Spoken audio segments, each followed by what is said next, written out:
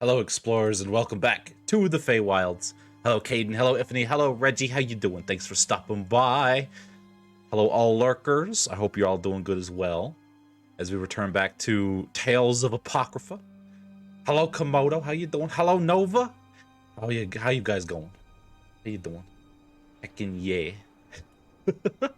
Hope everything's going good as we return to Tales of Apocrypha. We're in the midst of a heist. Hello, Shinwa. Hello. We let's see. Now there was like a little mini episode because I was out last weekend, so we're gonna catch up on what happened this weekend. Oh baby.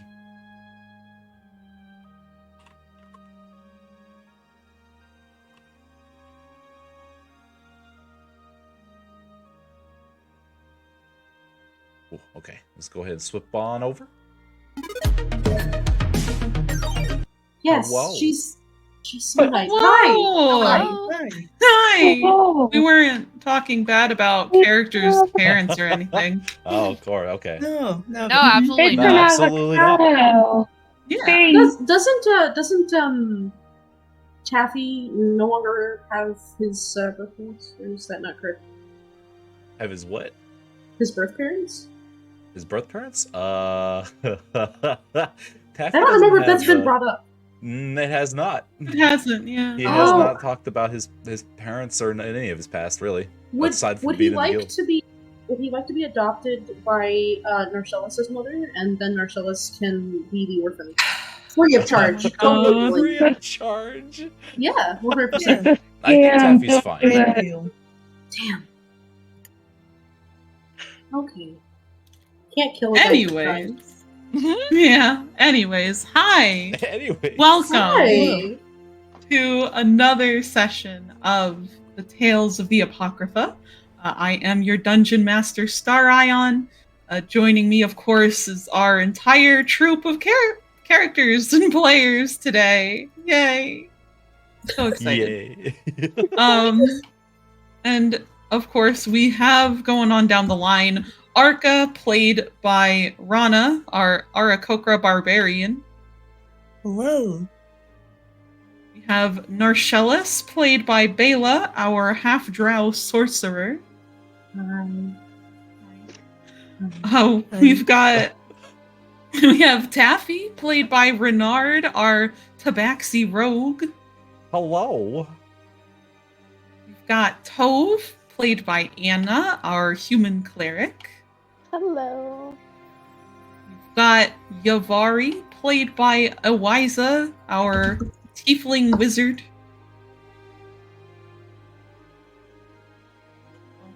I guess Awiza died. Hold on. Oh, can hi. y'all not hear me? Now we can now we hear can. you. Hello. Hi. Hello. And then What a do? Hi. And then of course we've got Yulia, played by Yai, our tiefling bard.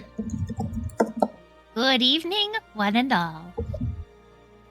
Yeah. All right, so we've got a lot to catch up on. Our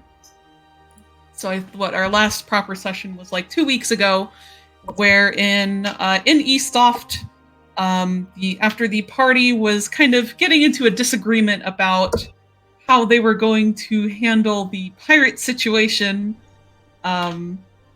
Narcellus and Taffy got into a bit of a heated argument before Narcellus stormed out of the tavern that they were staying in. And the rest of the party, worried for his safety, decided to try to chase after him to see where he had gone off to. Meanwhile, Narcellus headed to the guardhouse, where he went and spoke with General Faldvin, who thankfully did not stab him. And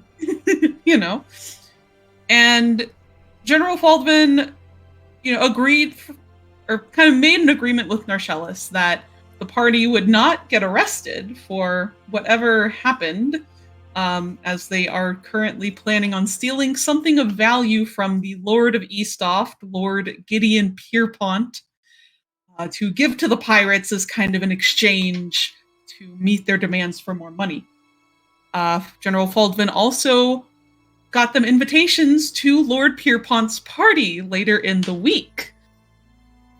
At that point, Narcellus left. The rest of the party caught up to him, Taffy said his apologies for things that were exchanged between the two of them, and they all headed back to the tavern to get some sleep. Since then, we've had like a couple of off-screen interactions, as well as a recorded session that will be going up on Renard's channel sometime in the future. Since we only had half the party here, so we just did a tiny little thing. Trying to think of like all the important things I need to run over. I can hold on. That's like I might need some Trying help to with make that. you a list. Hold on. It's fine. It's really a lot of, I think, character interaction more than it's been super major plot points. But yeah, I think the group kind of had a couple of days to go about town, do some business. Yavari had gone to the potion cellar to pick up the water-breathing potions and to also get sleeping potions as part of their heist plans. And the shopkeep said, oh, well, I need a certain ingredient. So she sent Yavari off to fetch some from the local gardener, Kai, who is the friendly little turtle that lives just outside of town, where she and Narcellis discovered Kai has some illegal plants in his house.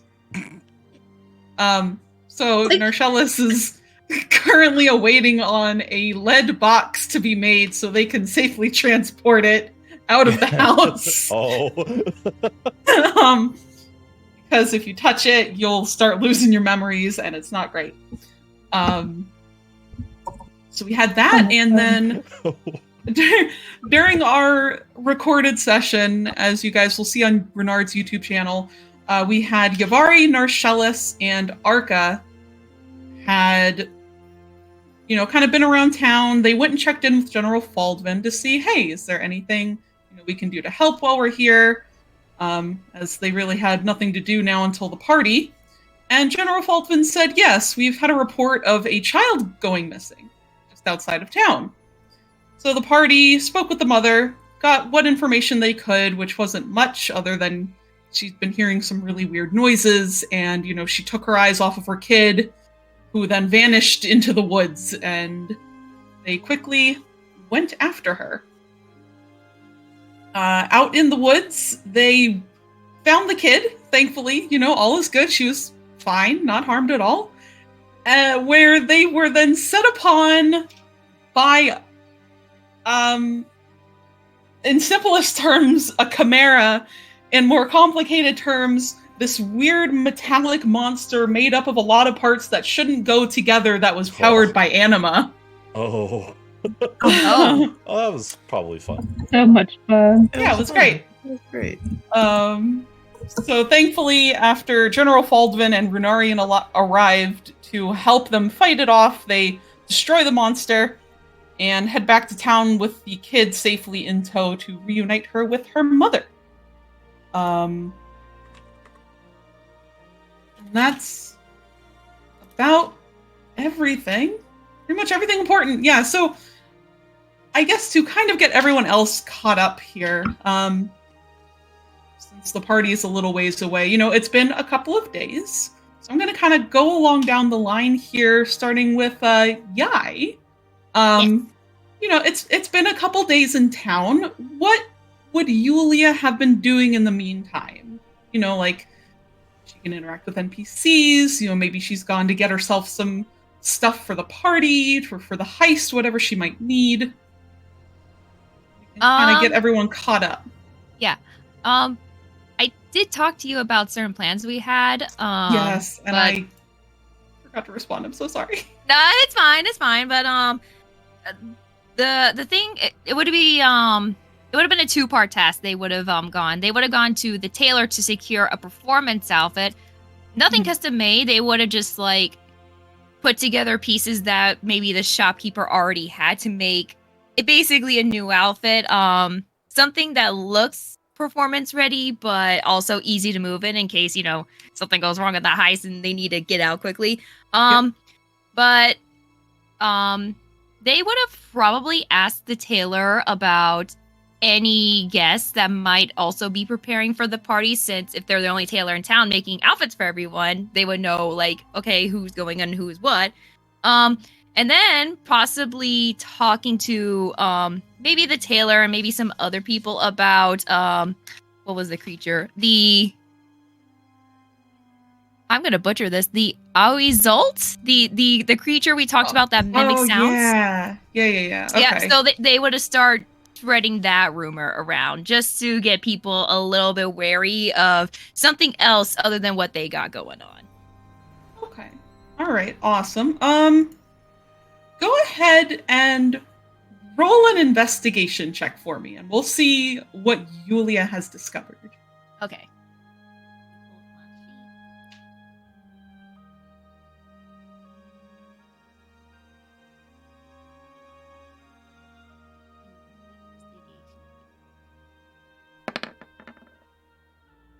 Damn. Yeah, baby. 23. All right. So yeah, at the tailor, as Yulia is picking out her outfit, finding pieces she can kind of piece together or have, maybe some slight modifications done if she needed anything. She finds out from the tailor and her assistant that, there are some, fairly notable people that will be here. One in particular that she mentions, as she also mentions being a little worried about it, are Drow from House Vondry. If you ask, she says she doesn't know a whole lot about them other than knowing that they seem to be very good friends with Lord Pierpont, as she has seen them in town before. And they've just always given her very unsettling feelings, as she swears she sees them half the time with jewelry or weapons like decorated in bone that looks like more than just animal bones. Oh. Lovely. So you find out about that. You find out there are going to be a couple of lesser nobles from Valgard.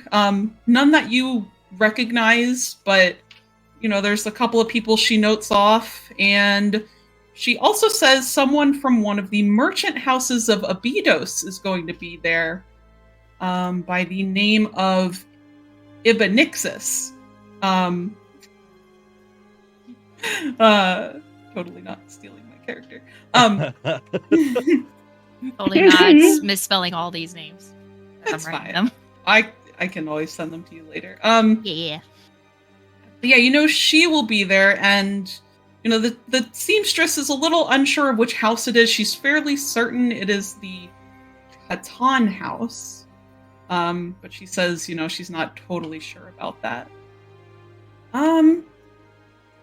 Yeah, so you kind of get that much out of her, and as you're kind of going around town, everyone seems to be really eating up the story of an Ahuizotl lurking around the lake. As even a couple of fishermen you go and speak to say, oh, yeah, we've heard there's been some really, weird things going out in the lake, and we thought we heard this voice the other day, so it must have been that creature. And like, they're absolutely like eating this story up.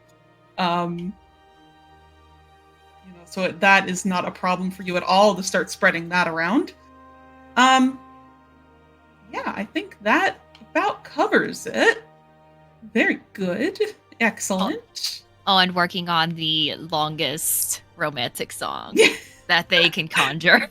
Yeah, yep, absolutely. The big work in progress. 10 out of 10.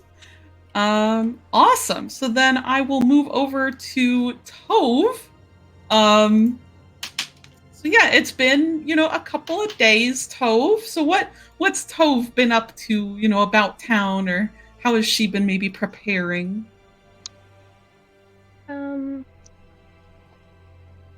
Tove's really just kind of been like, I think, helping out like where she can with things.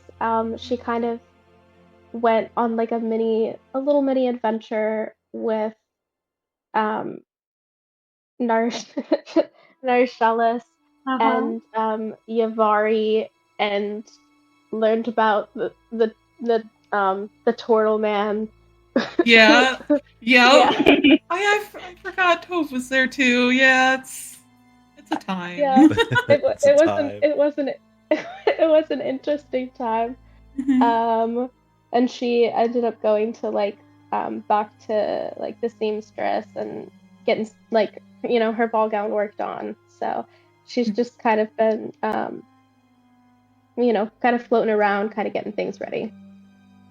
Nice. Excellent. Probably spending time with Runarian. Yes, yes. Oh boy. They've been having a great time. Absolutely. La la.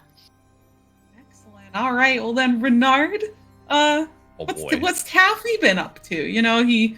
After he got back with Narcellus safely in tow to the tavern, it's been a couple days. Has he been up Okay. to anything of interest? Yes. So he will have. So first thing, with the time he's had, he basically is mapping out the town. Mhm. All the alleyways, looking for places that have maybe seen less maintenance, if they need to take an alternate route to escape town quickly, what shortcuts there are, like where, how to escape. Aside from the town, he's also been scoping out the manor the ball will be taking place in. Now, he hasn't gone inside unless there's some way he could get inside without causing a kerfluffle. But mostly, like, how many floors does it have? How many windows does it have? Where those windows are? And he's sketching this all out in his notebook. Okay. Excellent. Yeah, I think,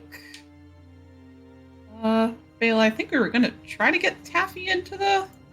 Yeah, no, Nersalis in our last session went with Arthur and Rivari, having yeah. pretended to be his servants and spoke with Pierpont. They that also was the found time. out what they need to steal, which he does still need to steal from Taft. Which will be but shared. He got permission that Taffy will be able to go with him and actually walk around the inside of the manor. Oh, even better. Hell yeah. Yeah.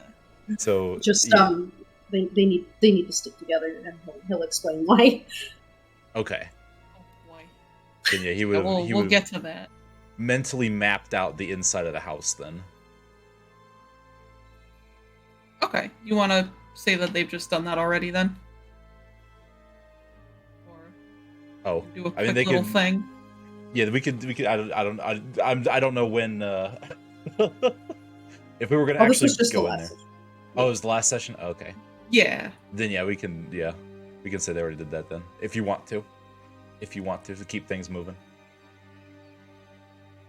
Okay. We'll do that. So Taffy will have taken note of the manor, and I figure it's been long enough. I can just tell you everything. So there's lots of windows. There's so many windows. There's all. There's like windows in every single room and every single corridor. What am I saying? He will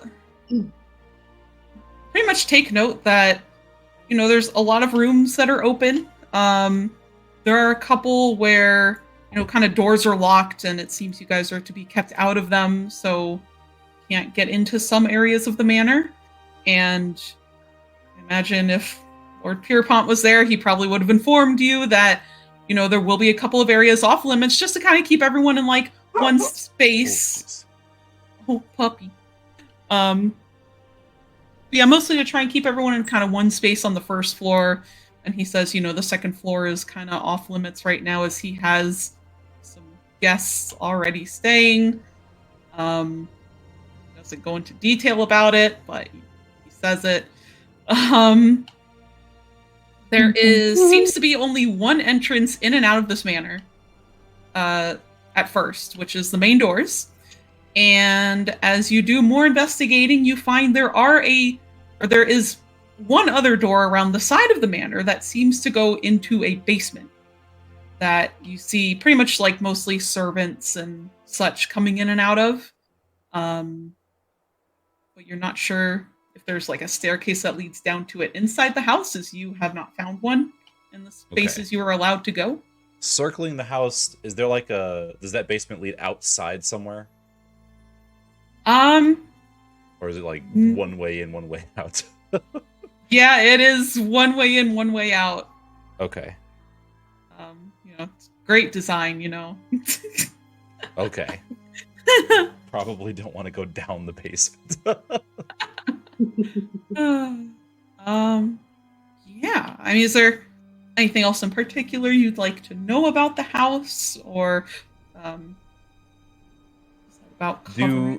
Do any of the fire hazards? What are those? The Yeah. Do any of the like hallways or rooms look like they haven't been touched in a long time? Like dust on the floor, dust on the walls, windows seem like they've been closed for a really long time. Like sheets over any of the furniture. Yeah, where you go, there's really nothing like that. Everything is very neat and nice and clean. I mean, one thing you do notice, being a member of the Padlock Guild and knowing to look out for these things, none of the windows appear to have locks on them. Oh, perfect. That's a little suspicious. Like, if you ask me. no obvious locking mechanisms, at least, appear to you as you look Oh at man! them. So I'm hoping there's none, because otherwise that means there's magical locks, and I don't know if I can deal with those. Yeah. Invisible electric fence every time you try to open the window. Just get shocked.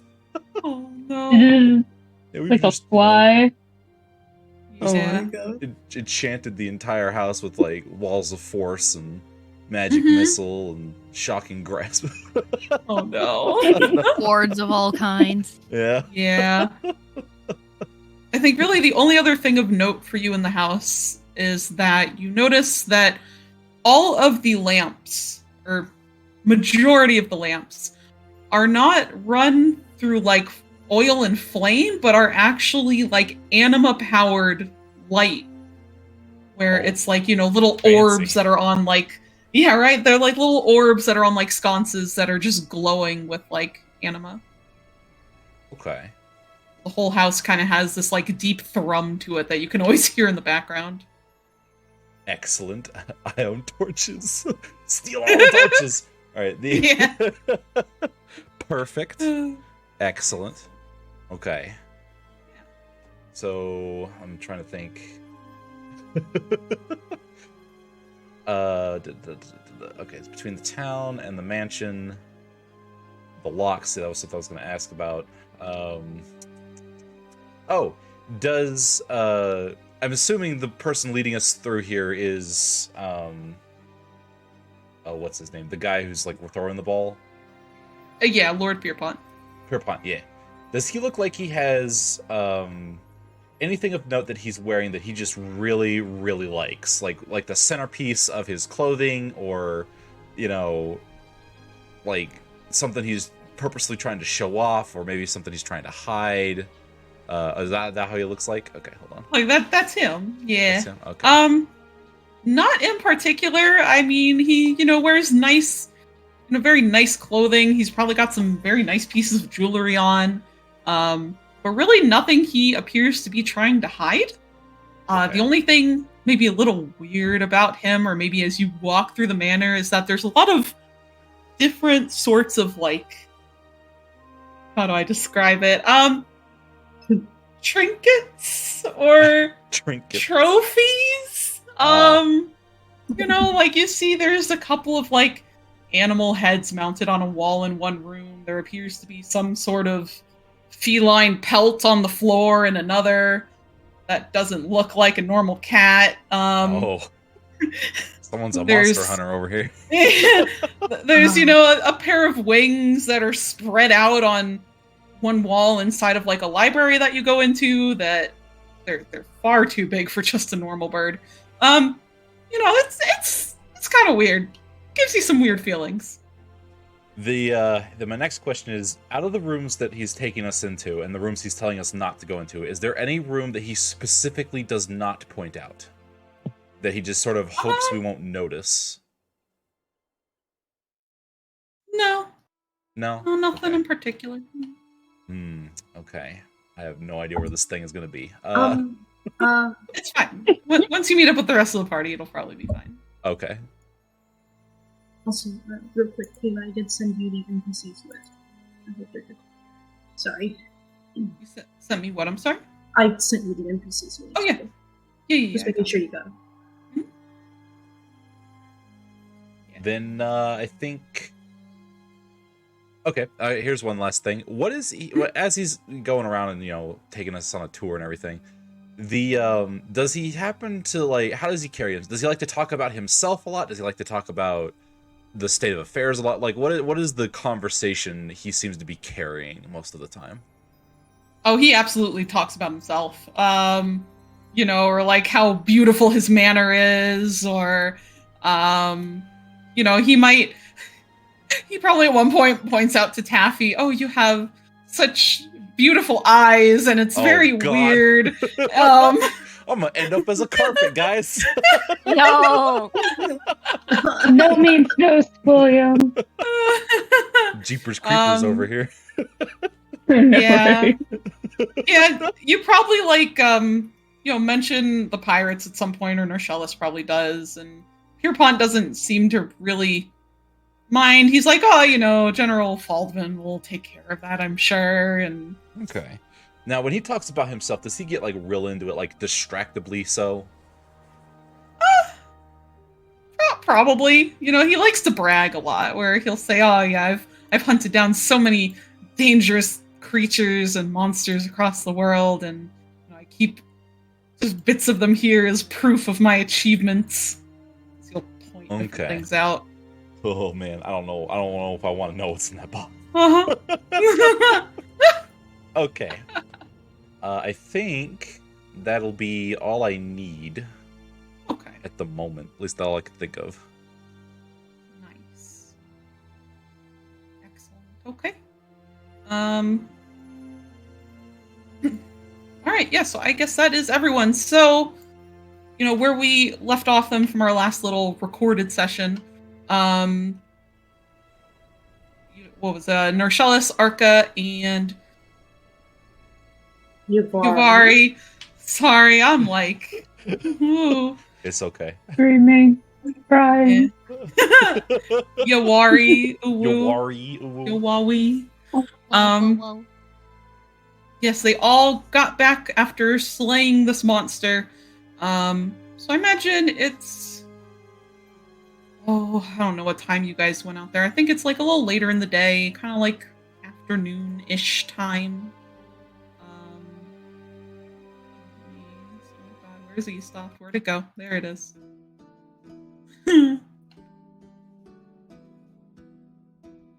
Oh, right, no, because then you guys went back to the guardhouse and Narcellus had a drink. Yep. Oh my God, he had alcohol. Holy. Did. Yeah. Someone Yeah, gave boy. alcohol to the child. Yeah, boy. Listen. We don't know what the drinking age is here. It's fine. Yeah. We're all from different countries. Yeah, It'll be fine. yeah, it'll be fine. So I imagine now it's the next morning after that. You all have gotten your night's sleep. So here I'm actually... Oh, that's not the right map.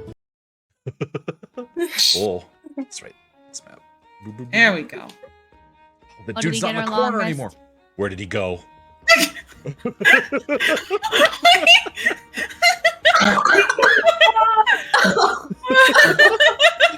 Oh no. I don't understand. Wait, actually, here. I think I took him out by mistake. There you go. Oh, We'll okay, put them back in the corner. Okay, world has been restored. I freaked out. I He's was like, in the oh no. They're coming for you. That would be terrifying. A little bit. Yes, it is morning. Everyone, you all maybe, come downstairs and begin to congregate somewhere. You're free to drop your tokens wherever on the map if you'd like. Yeet. Yeah, you can smell like the scent of breakfast is mostly very meaty stuff for the pirates that are already here bright and early in the morning.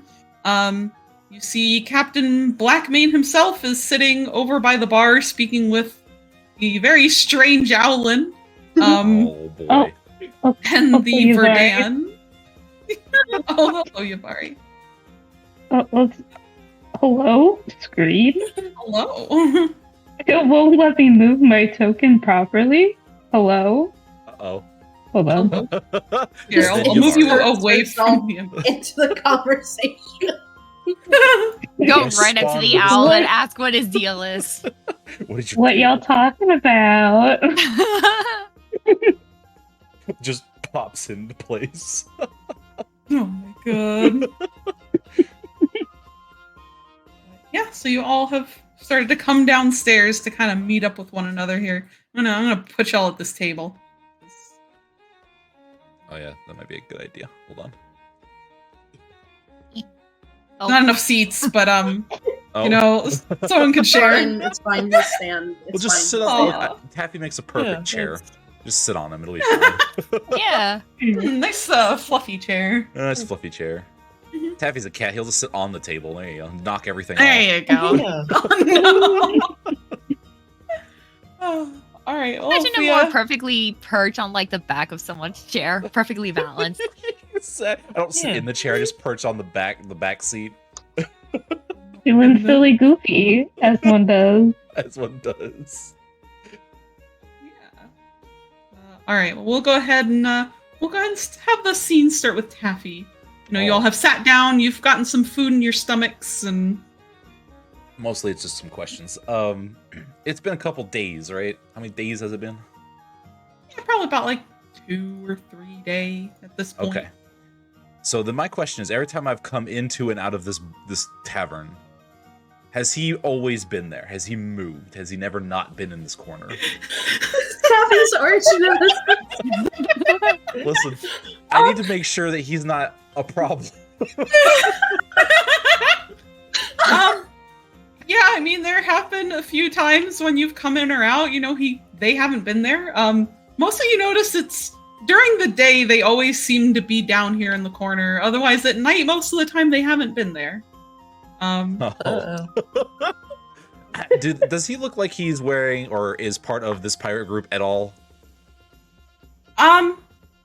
You're not sure. You know, as far as you've seen, when you've seen them here, they have not interacted with the pirates whatsoever, and the pirates seem to be content to just ignore them. Oh boy. Okay. All right. Well, then I'll wait for the rest of the party to continue on, and then I need to go and talk to some NPCs. Okay, Nershellis, if you'd like to go on ahead. Honestly, I think at this point he'd just be kind of filling the party in on what they discussed and what they'd found. In particular, letting the others who had not gone with them to Pierpot's Manor, you know, he'd be like, "Oh, you know, we went in. It's got a super fancy house. You can hear the anima thrum if you listen hard enough through the lights." Brings up, you know, after many, he's got some jars of different stuff all up on the shelf, you know, some pretty creepy things. And he will say at the end, he'll say, aside from them attempting to buy Arca off of me, and he'll kind of look pointedly at the Aarakocra, he'll say, the general did have some insight to a rather ornate statue of Neferu that he had in his office, and simply saw fit to say that it does look like a very expensive statue. Do you think that was the target? Yeah. He was hinting very heavily. Okay. And you think that's the it's in his office, you said? It is in the upstairs office. Keaton, sorry, Keaton. Taffy pulls out his little sketchbook, his little notebook, and he pops open to the page with his manor sketch, and he kind of like marks the room that he thinks that the office is, unless he doesn't know what the office room is. I mean, oh, sorry, go ahead. No. Let's say, I mean, Nershellus could very easily, like, point it out to Taffy. Okay. That's fair. He kind of slides his notebook over and is like, which room is it? He will take the pencil and very briskly map out a surprisingly perfect square of a room. And he'll even like put little archways where the windows are, and he'll say it's directly behind his desk. But something tells me his little gnome won't be letting us get much closer to it. When we were attempting to leave the manor, I swear I felt the hair on the back of my neck stand up, and when I looked toward the window, I saw her running away. The gnome? Yeah. No. Okay, so then real quick question. This gnome present when we were touring the house? I'm gonna say no. You Okay. did not see sight of a gnome anywhere. That's not good. So, this gnome, you say you saw her just staring at us through the window? And he will say, yeah, it was right after Pierpont was asking if he could buy Arca off me, which, between you and me, I'd really appreciate it if you and, well, Arca could be a little careful while you're going through the house. We've seen some things that look a little suspicious, and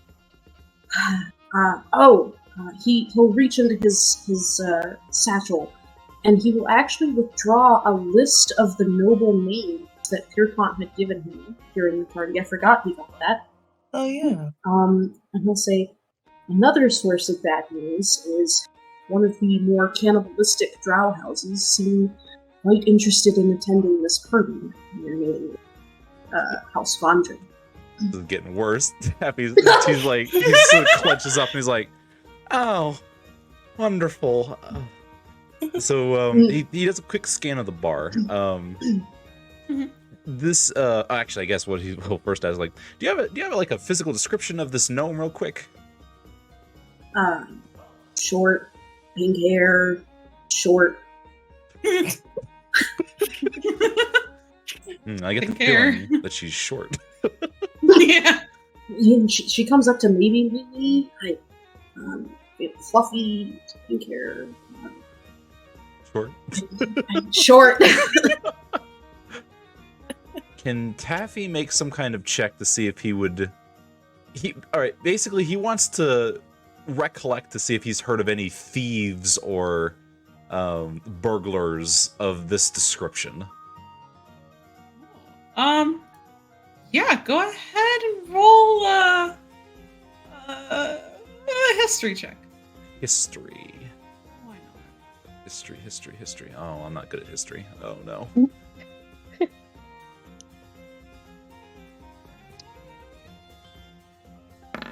Oh, well. Oh. Oh no! You know, there's a lot of gnomes out There's there. a lot of pink-haired gnomes out there. Probably a lot with pink hair, so nothing really comes to mind. So he sits there and he's like, well, we may have some competition. We'll need to be a little careful about that, which means we'll need to move even faster. Marcellus will just kind of tilt his head from side to side and say, she seemed like a perfectly normal servant to me. Yeah, but if she was a servant, huh? I mean, She was staring at us through windows, though. That's a little concerning. Yeah, it was creepy. yeah, and the guy has wings on his wall that look like they were ripped off of Arca's back. Well, okay. This isn't just- exactly a game of fun for us. I just assume nobles are all kinds of weird. That's fair. Hey, wait. I can maneuver around weird nobles. I have a hard time if I'm gonna have to compete with another thief running around for this statue. Just kind of nod a little bit. He'll kind of point a finger at Arca and say, he did manage to get a pretty good view of the outside of the office, I think. I sent him out partway through my conversation with Lord Pierpont, and I never did ask what you found. Yes. Arca will nod here and say, I did scope out the windows and such on the outside. It looks to be pretty accessible. You can probably get there with just a simple like rope and why do I keep forgetting the word for the hook at the end of a rope? That thing. That Grappling hook. Grappling. Yes, there we go. God. Thank you. Yeah, you can get there with a rope and a grappling hook. And there is a fence, which, where's my notes?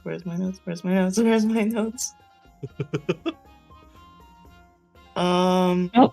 A fence which shouldn't be too much impedance, actually. You can climb over it really easily, so if you need to. But, yes. Though, also, we did find something strange. I did find something strange.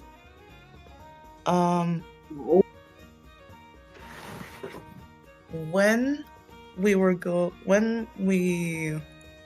got that assignment from the general, and we took down the Chimera. There were on its head there were a set of initials, and I don't know. I may be wrong about this, but they were the same initials as Pierpont. So I don't know what that means. I don't know just kind of looks at Arca and says, "And you didn't think to bring this up when we were fighting it?" I saw it afterwards. When I was looting it to see if it had anything of worth on it.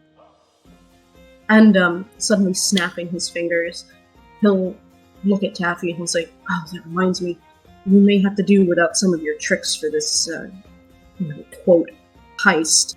Yavari seems to have had an accident involving some of your ball bearings."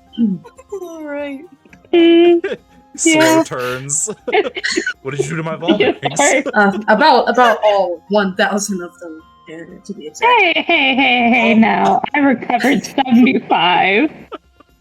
So I have 75 ball bearings now? Uh-oh. Yeah, you see, Yavari had this great idea that since it had, all 4 legs, to just dump them out onto the floor and watch it skate. He kind of he makes a dejected sigh. He's like, Oh god. he slowly digs into his bag and he pulls out his very lightweight bag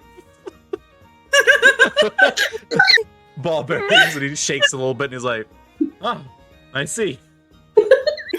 Well, I'll need to restock on these." It's not like, they're hard to find or anything. Oh god. Nercella's feeling a little bit bad that he outed Yavari. It's like, alright, look, it wasn't entirely her fault. I did cover the entire arena in fog, so then it was just we couldn't see, we couldn't walk. Anyway, what exactly are our plans for today? How many days do we have left till the go time? Then I believe it's tomorrow. I don't know. I'm let's see. You have 2 days. 2 days, oh baby. Okay. So Happy's thinking to himself, he's like, well,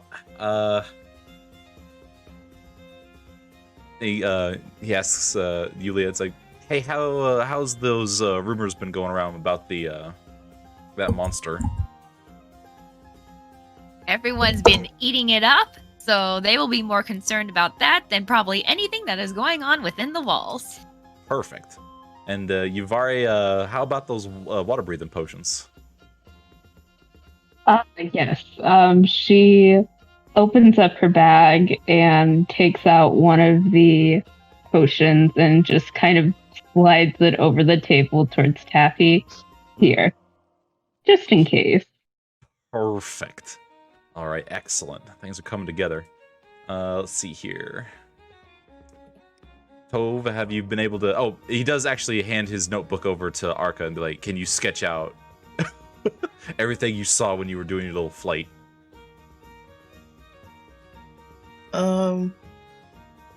Yes, I can. And, wait, you mean like when he was scouting out the outside of the manor? Yes, Right? basically mark where the fence was and where it was easy to grapple up and everything. Taffy is a very visual person. Like, if he panics, he needs to be able to see his plan. I mean, that's valid. Okay, so Arca will sketch, he'll probably like mark the windows where there are windows sills, and he will draw the fence, which is like towards the right side of the manor, like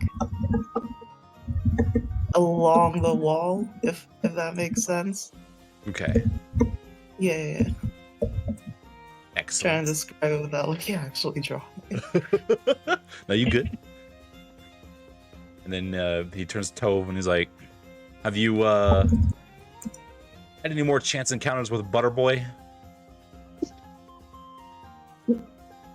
Butterboy? Yeah, your dance partner. Oh. Butterboy. You leave Renarian alone. Well, he's got like blonde hair and he's very buttery kind of guy. Oh, that's so true.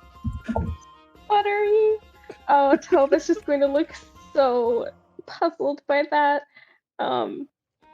No, and she'll be like, oh yeah, Runarian and I have been getting along. We've had some more encounters, so I think everything should be set for the party. Are you in love with him yet? Taffy smirks. She's going to look at Narcellus and kind of point at him and say, "We are not talking about my love life." We kind of are. So unfortunately, your love life is kind of the center of our plan, right?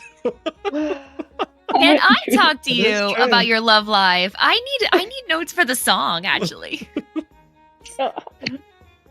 Okay, I'll talk to you later. You know, when everybody is not around, and it's going to obviously Yay! make fun of me. Aww. I will even do it. I will throw in some tea and treats for later. Oh, that sounds great. Lovely. So and then Taffy is like, all right, and then he basically makes 4 different hand signs, and he's like, do we all have these memorized yet? Do we know which one's which yet? Yeah. Every hand sign means something different, and use them in trouble or something. Well, it Signal could when be- something's safe. So confident. He's like, When in doubt, these- ball of bearing. When in doubt, ball, yeah. When in doubt, throw ball bearings. It's like I get it. It's kind of an bunch of extra work, but these could save your life. Marcellus just kind of waves him off. Yeah, we've got it memorized. It's fine. And if something goes wrong, it's fine. I'll just eat you in front of everyone, and that'll cause a huge scene. Kind of scrunches his nose and he's like, okay, well, I'm gonna take that as much of a yes as I'm gonna get.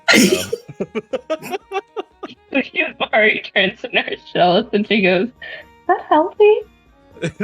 Marcellus is like, I mean, as much as drinking spider blood wine is, but never mind. Anyway. Well,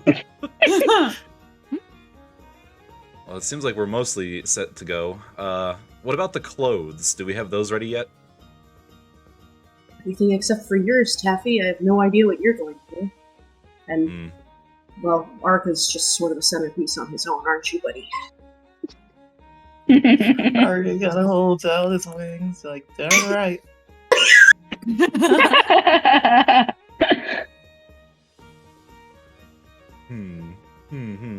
So Taffy, sorry, I have a question.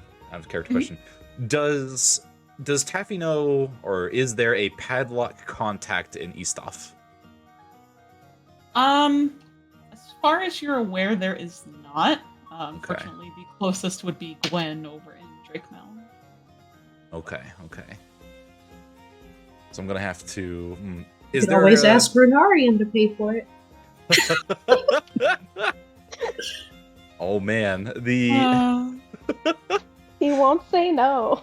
It's like, I need to talk to your friend there. Just tell him it's a favor for Taupe, and it'll be fine. It'll be fine. It'll be great. It'll be like, my love, my wife. I'm just gonna sit there and listen to him drone on for 30 minutes. This is the cost of entry. It's fine. Yeah. This is the price I must pay. So Taffy does ask, all right, where's the clothier?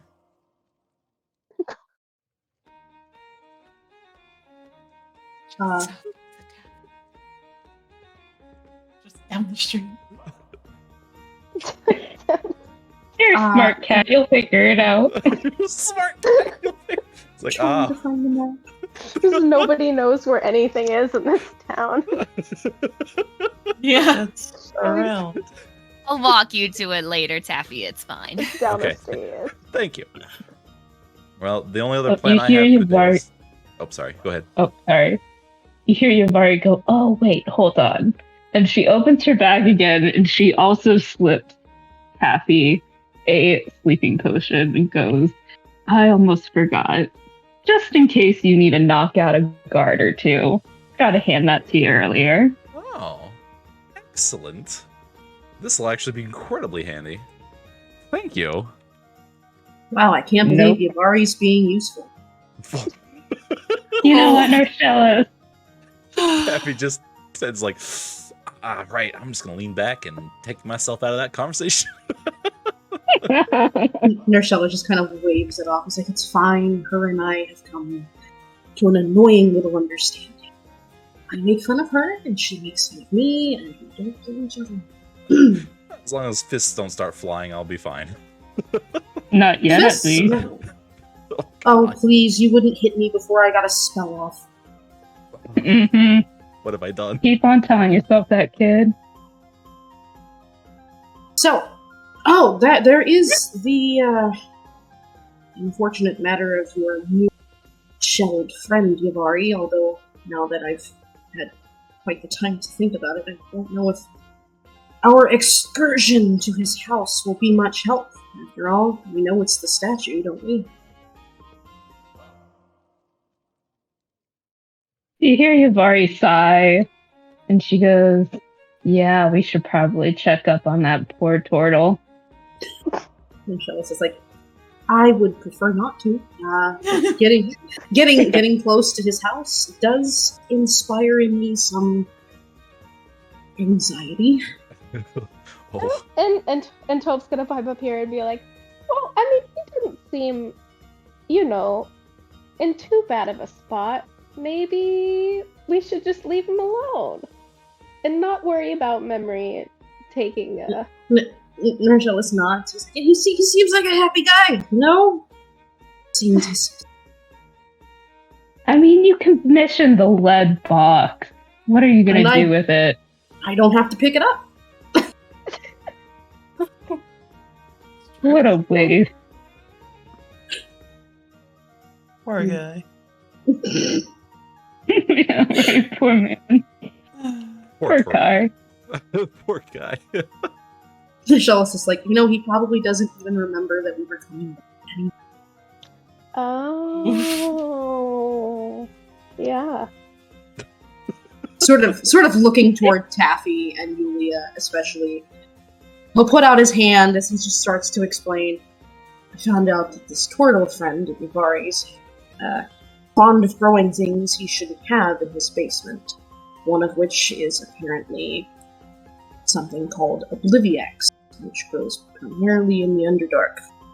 It seems that the dampness of his basement, paired with no light, has been just enough to allow it to grow here. Unfortunately, he is not keeping it where it needs to be, and coming in contact with it. Well, I'm certain that there are pieces of his memory that he wishes were still here. Oh, interesting plant. Yeah, Why? Why does he have this? I didn't ask. Oh dear. You probably wouldn't remember why. Yeah.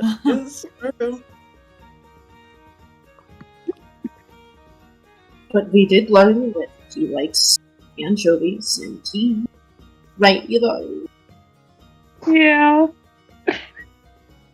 He does. He does. Mari's she's a little sad about her turtle friend. Oh. Which is like, poor guy. He's probably, let him die in bliss, I guess. But like, we should still check up on him. And, well, if that's everything, then I don't know, what else do we have left to really prepare for? And sort of... Oh, go ahead. Oh, sorry. I'm gonna let Yulia probably talk first. I did have one thing I don't think we ever figured out. What is exactly our escape route? Because I imagine most of us will be in the ballroom proper. Taffy, you're probably going to search for this item. What is our way out when I guess the plan is up? Well, my dear, and reaching into his satchel, he will produce something that he semi-stole in Drake Mountain in front of the entire party, being the ever-smoking bottle. And he will say, I told you all it was a good thing that you let me harass that moon elf back in Drake Mountain. Well, ideally, if everything goes to plan, they won't even know it's missing, and we'll just walk out of there when the ball ends. Very true. But yes, the infinite smoke would be good if we do need to make a hasty escape, and I've marked out some quick paths towards the docks and out of town if we need to use it. He kind of flips open his book and kind of puts it at the middle of the table. I would appreciate if we didn't have to use the docks. Alright, fair enough. Personal preference. Oh, that's right. Yeah, alright. Here's, and then he like traces with his finger.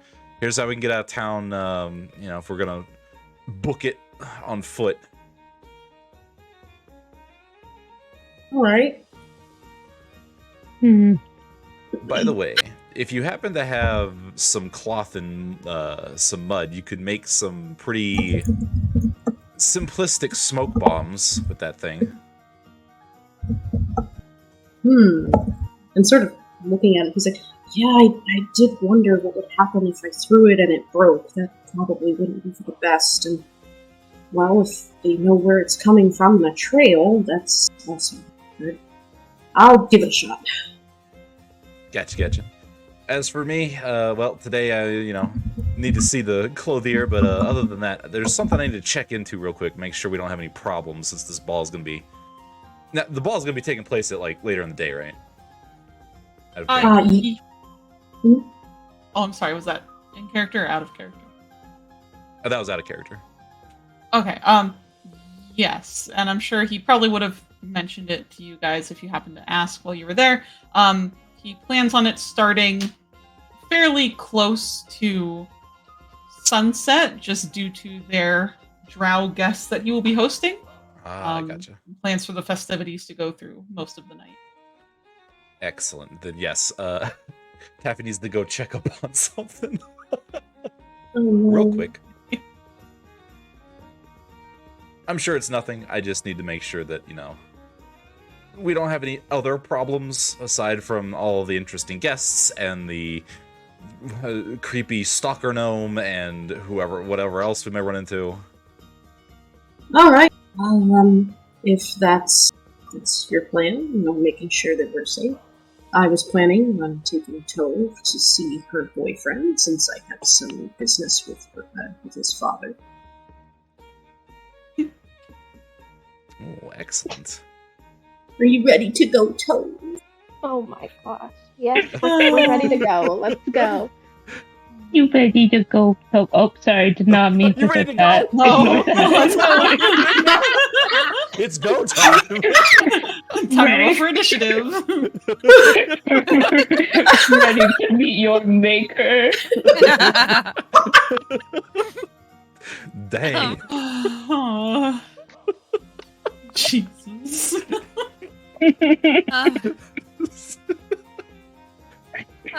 Yulia will look up to Taffy and say, I don't mind going with you if you think the company would be fine, and then afterwards we can make a stop to the tailor. Absolutely. In fact, if you could help me with my little investigation before we head off that way, that would be fantastic. I would be glad to. Perfect. Ivari, Arca, what are you guys up to? I feel like Yuvari has already prepared for her side. Would it be of possible? the Oh, sorry. Oh no, that was the end of the sentence. Oh, would it be possible if you're quite the alchemical whiz? Would it be possible if you could get something rudimentary put together to hold or make the smoke bombs out of? Maybe increase their potency. Oh, have you dealt with the alcohol yet? Do you have a plan for that?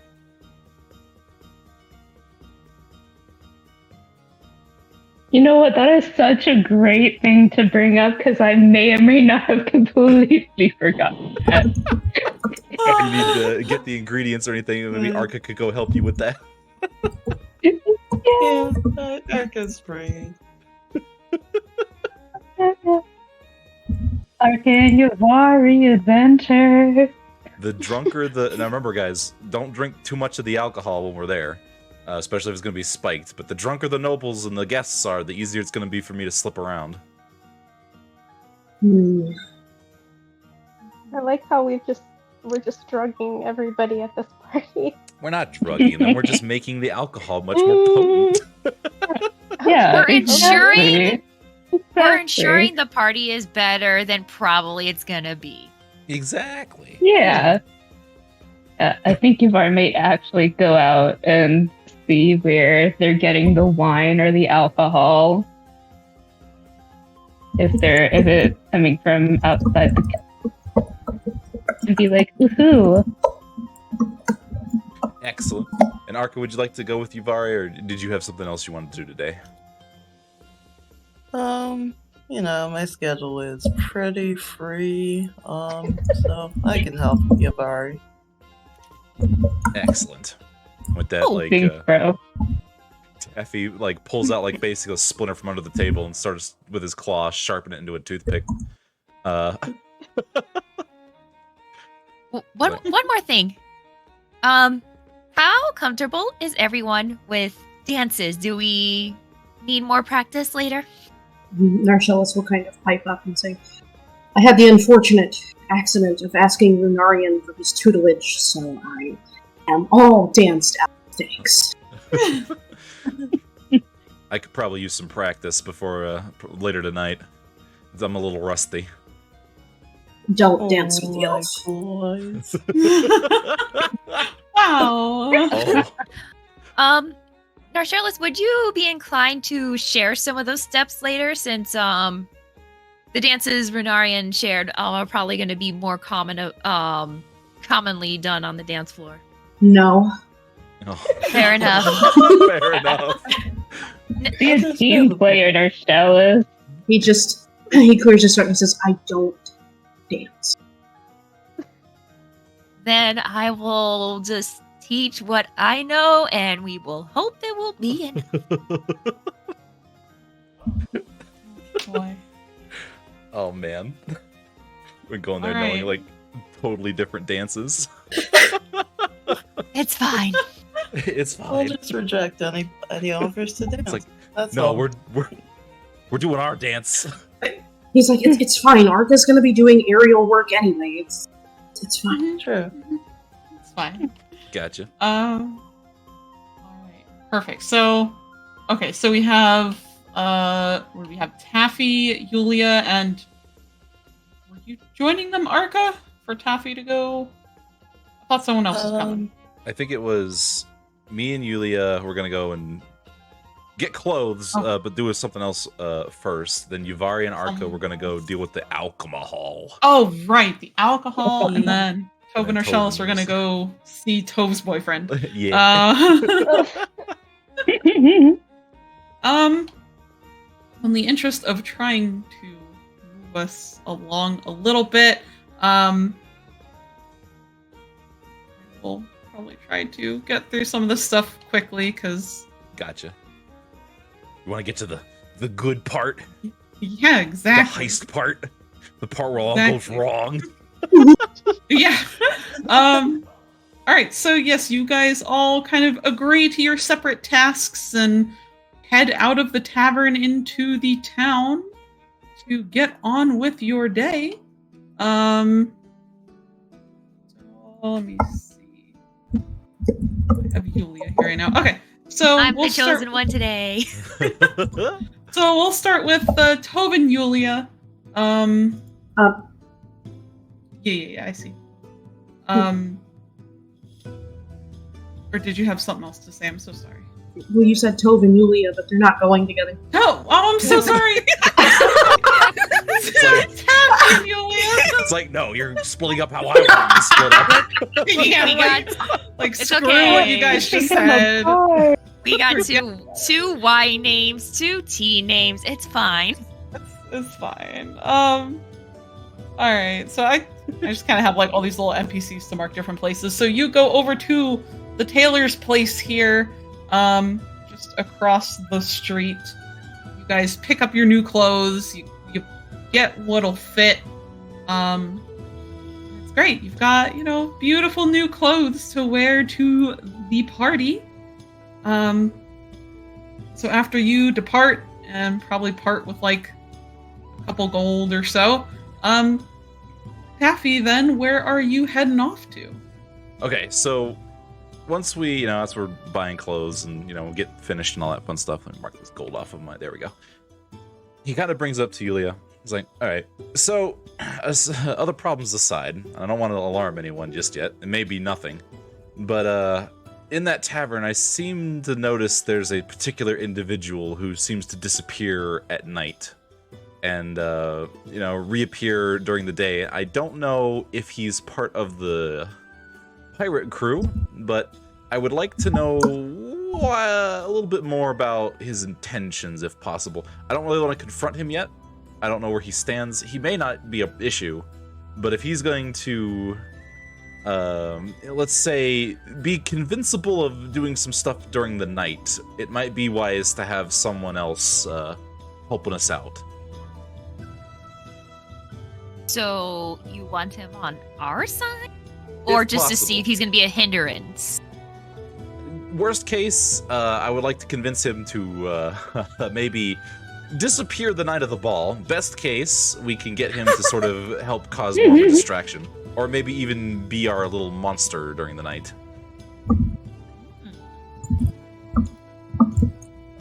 So, have we seen him leave the tavern yet at all?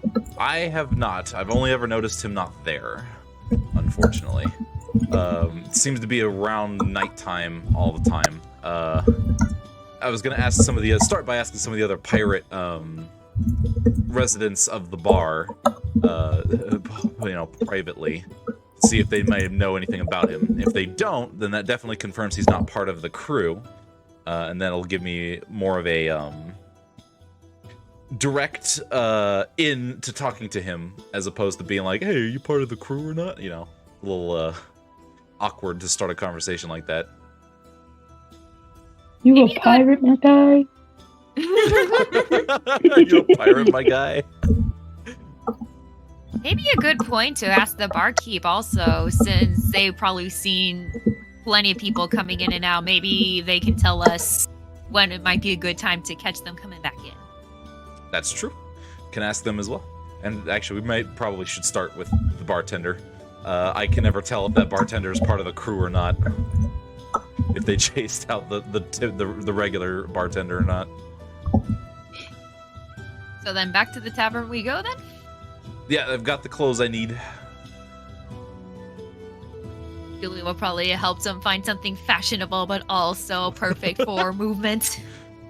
Yeah, it's fortunately I don't have a padlock contact. They'll usually if I need to get in somewhere, they'll set me up with some clothes, or typically those clothes happen to have, you know, some extra hidden qualities to them, but it's not like I can go and ask a regular clothier to integrate that into my cloak and that sort of thing. Time to get creative. Yeah, I'll need to see if I can do some work to this without, you know, destroying the entire outfit. With that, I guess we'll just make our way back and see what we can find out.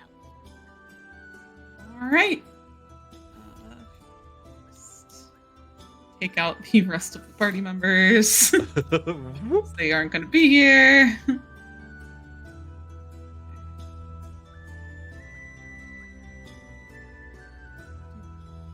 All right, so yeah, you guys, after getting your clothes and all that, you head on back into the tavern.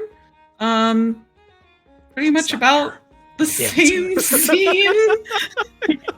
Probably about the same scene as you left it. Just about. Yeah, just about. Just about. Happy's like, well, he's not there. All right, well, let's go see who that guy is. And then he would like point to that corner. Now that he's not there, he's gonna point out the corner. It's like, have you noticed that guy? He's just there, sitting in the corner all the time, not talking to anybody. It's weird. Sounds like an alcoholic. Like, this is just his favorite tavern? Like, there's another tavern in town, isn't there?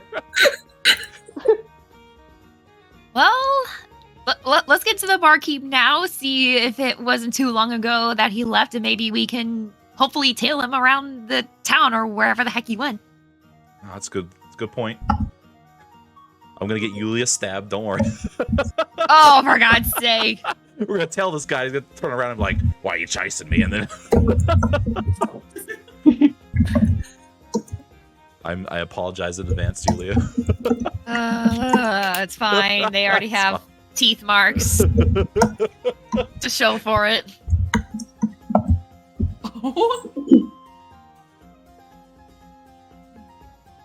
So would Taffy like to speak to the barkeep, or would you want Yulia to do the talking?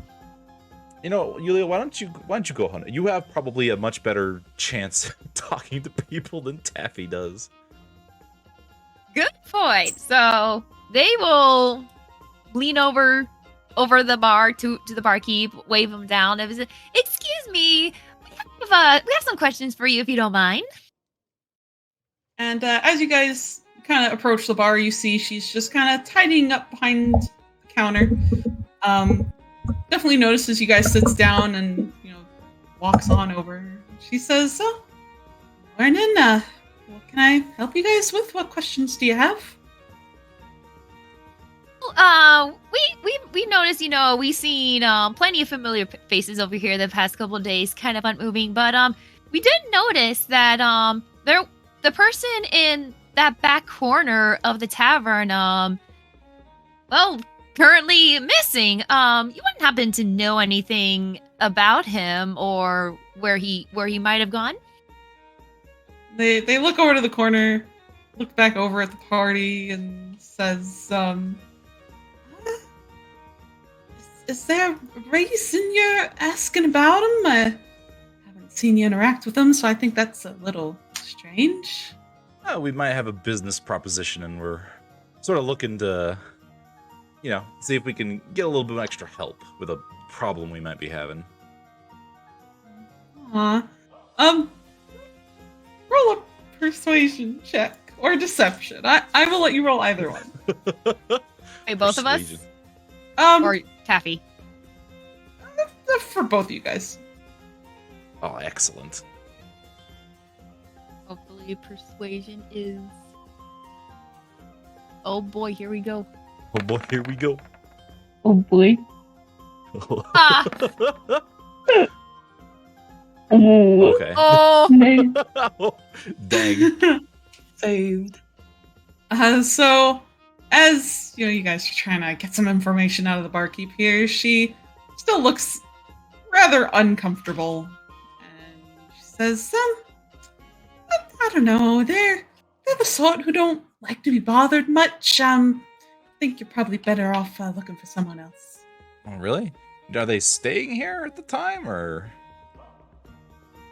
Well, pirates are kind of keeping everyone in, as she glances hesitantly over to the captain sitting right there. She says, no, they can't really leave. The most I know is they hail from Roseton, across the way. Roseton, huh? I think they're a little stuck here in town until things clear up. Gotcha. Are they Yulia staying kind at of- this inn, or? Oh, sorry. I was saying Yulia kind of flinches when they hear from Roaston. Oh. Side glances that just keeps carrying on. It's like, uh-oh. From Roseton, huh? Is that near here? No, that's across the Dread Tide over in Arquette on the western side. Oh, I see.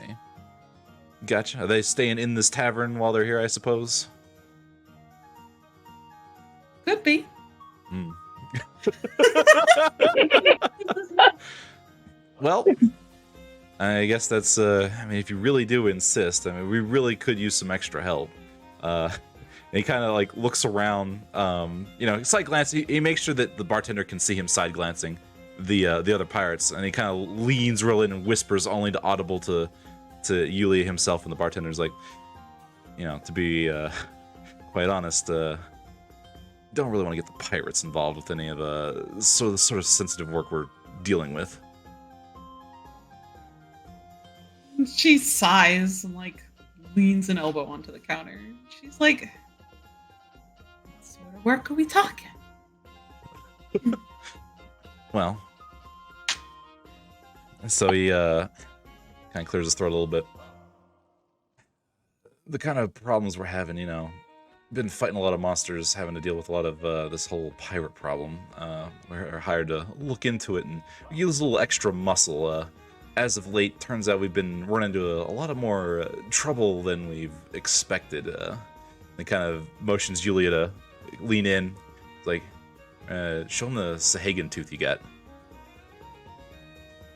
They'll pull it out from their pocket, kind of slide it between all of them, and if you need further proof, I have a few rows of their marks on my shoulder.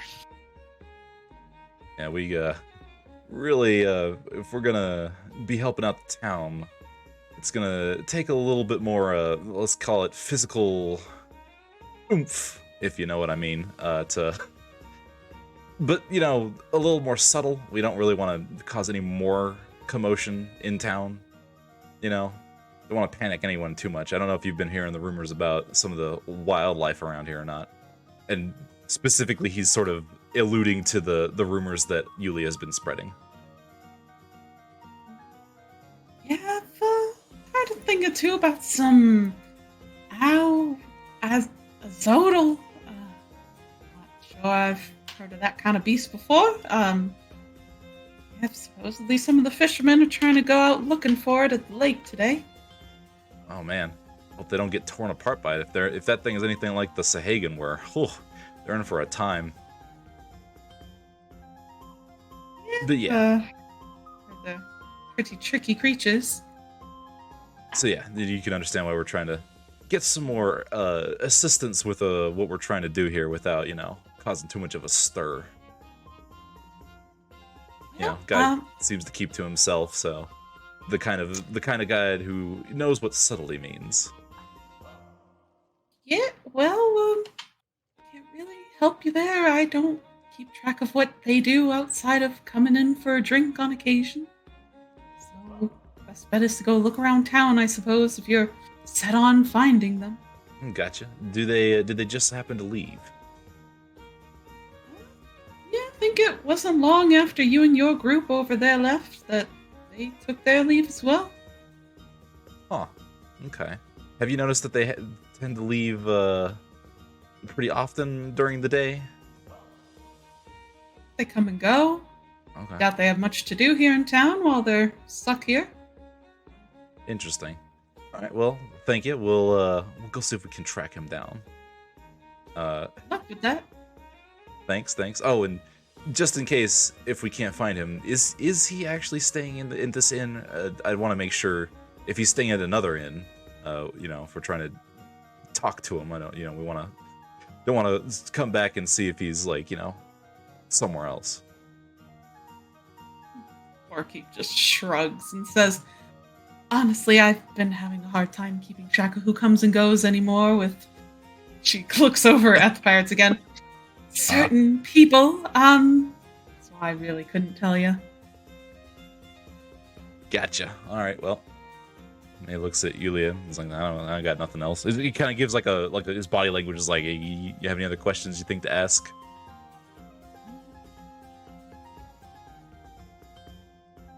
Nothing that I can think of. Julia will just kind of look to the barkeep as like, we do thank you very much for your time and your hospitality, and hopefully things will be more peaceful soon. So do I. Side glance at the pirates again. Okay. Side-eye. Everybody loves it. Side-eye. Side-eye. Just constantly side-eyeing the pirates, every other word. So with that, I guess we're going to go see if we can't track him down. Let's go. Well, let's go. Alright, you guys head on out back into town. Let's see.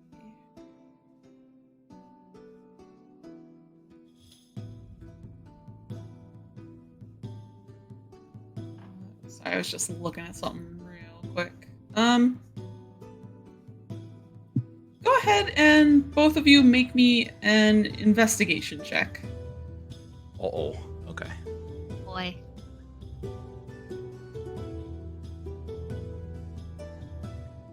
Investigation. Okay.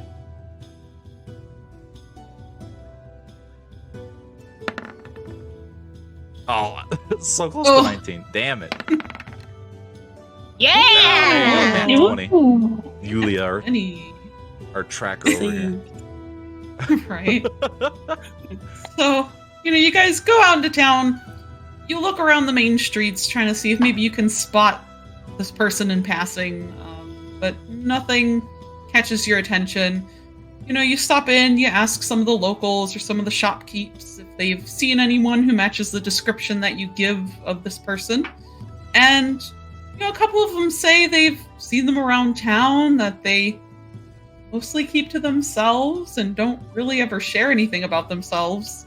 No one's able to give you a name other than a couple of people saying they think they're from Roaston based on the way they dress, as what they are wearing is very much akin to what you'll find in Roaston.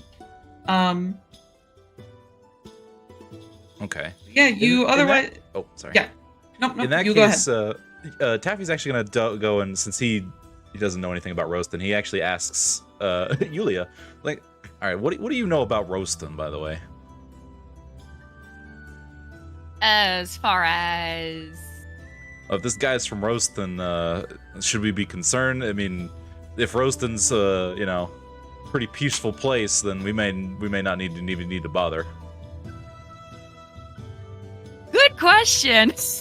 I had a character question. What would... Well, it's been a while since Yulia's been in Roaston, so I guess my question is, before, would things have been pretty peaceful-ish? About how long ago did she leave? How long has it been, roughly? How long has it been since the group first met?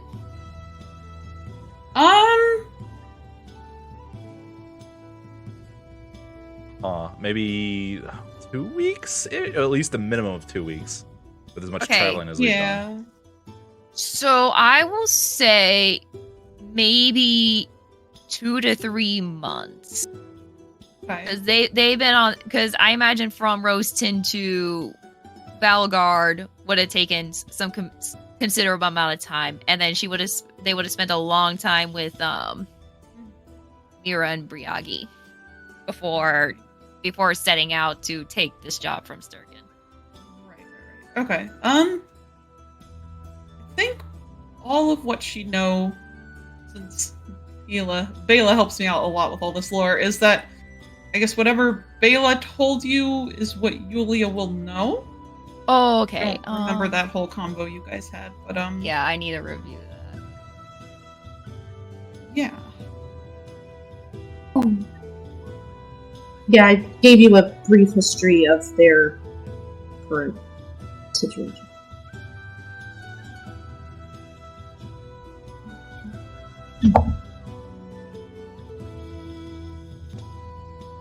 It's all good. If you want, we can jump to a different group while, and we can get back to that question later. Yeah. Okay. Very well, then we'll go on over to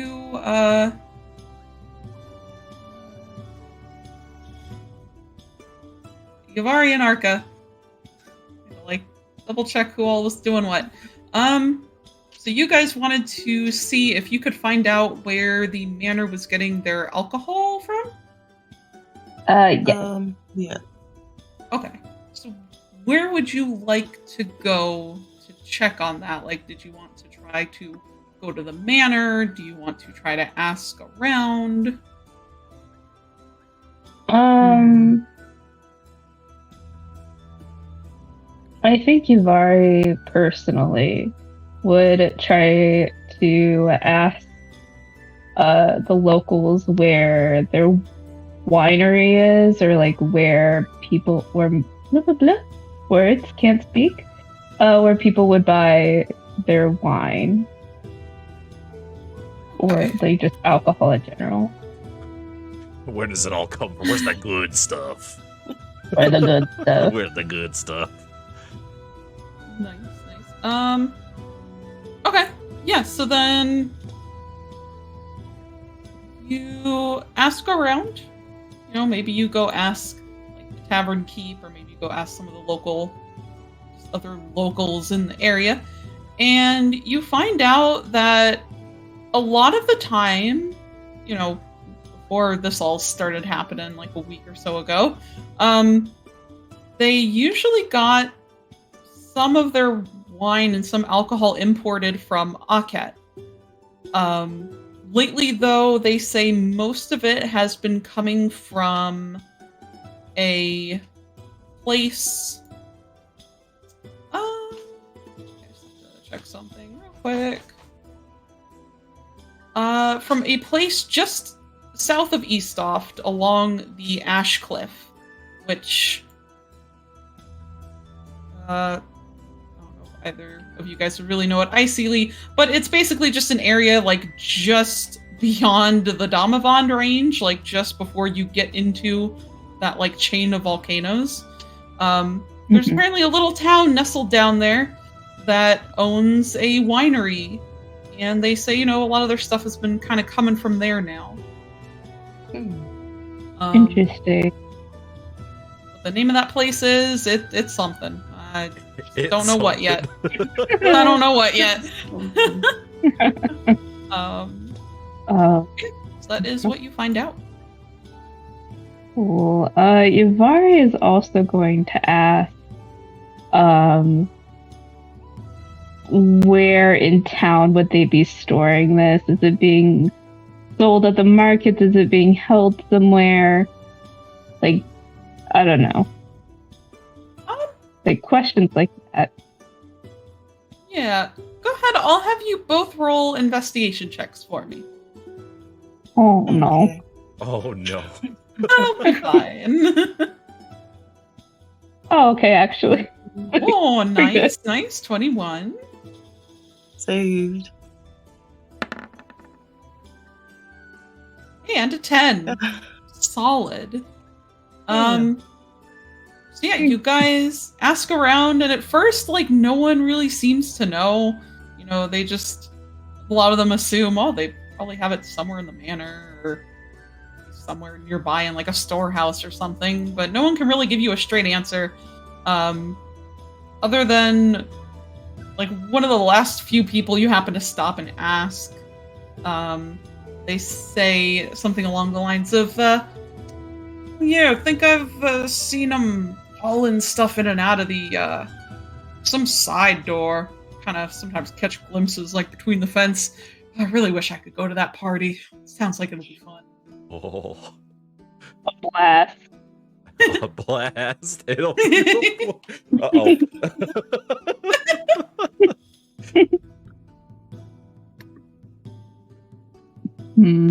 So, from what I'm understanding from this conversation is like almost all of the alcohol is being stored in the manor, and nobody really knows where else it could be stored. Like, as far as for the manor party, yes.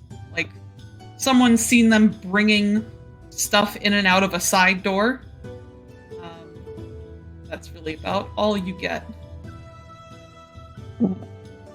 I don't want to break into the manor. That doesn't seem very...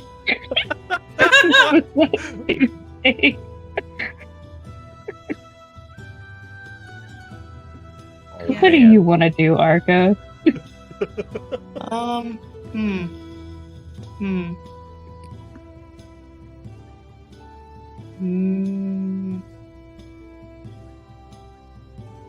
Maybe once we're there, we'll have an opportunity for, like, intercepting the alcohol, like, if we get there early.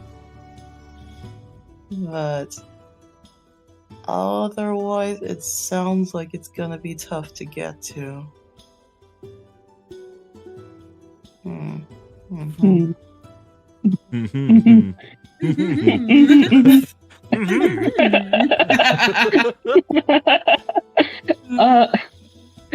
Ivari just sighs very loudly. And she goes, you know, let's not break into the manor. But I suspect if they are going through a side door, it is going to be through the kitchen, or at least to the kitchen.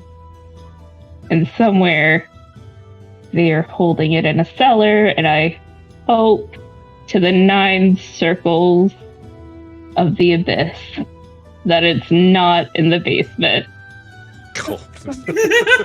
Yeah. Understandable. Yeah, I feel like it's inaccessible to us for now. So let's just get to the party a bit early, and then maybe we have a chance to like slip around and like spike the drinks. We could, well, technically we're already acting as Narchelle's security detail, and we could always say that we are just ensuring the safety of our drow noble lord. Yeah. That would work, I think. And maybe we could like have a pretense that we're like taste testing it, so like, you know, if we keel over and die, at least it's not him. That is a very good plan. Awful.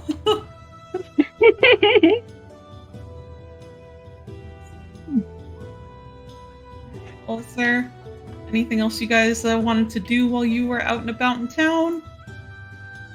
I know you. I think Arca would need an outfit, and then I know Yubari's already set, so you can always say you went and did that if you needed anything. You want to go buy an outfit, Arca? Yeah. Yeah, he spruce probably up the shouldn't burb. show off in like adventuring gear. So yeah. We can pass by the tailor and grab some party clothes. Beautiful. Sounds good. Yeah. Okay. Yeah, I think that's all for Yeah. the tiefling and bird Superb. adventure.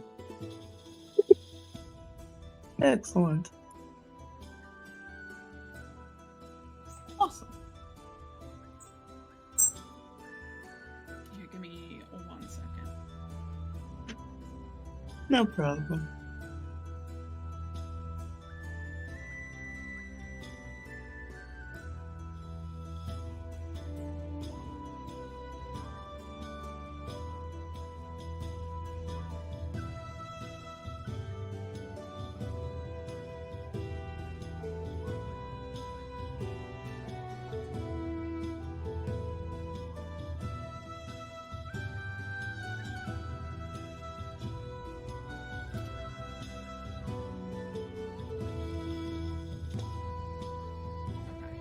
Sorry. Okay.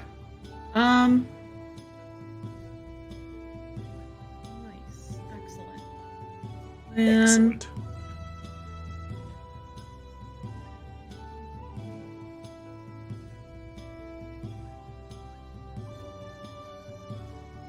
well, I know we started a little late, but it's been a little bit already, even though it feels like hardly any time at all. I know, right? Yeah. So yeah, you guys want to go ahead? We'll take like a quick little break here before we get on back to it. Yeah, Yeah, we sure. can break.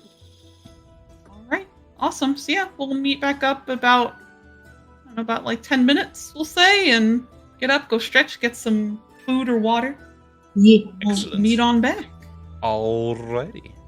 Talk to you guys Yeah. soon. All right, sounds good. Excellent. Shabam. BRB. Okay. So with that out of the way, you know what I could do? Actually, hold on. Because I just got these done. Hold on. Hold on. I'm going to distract everybody. For those of you guys who are lurking around. Because these are adorable.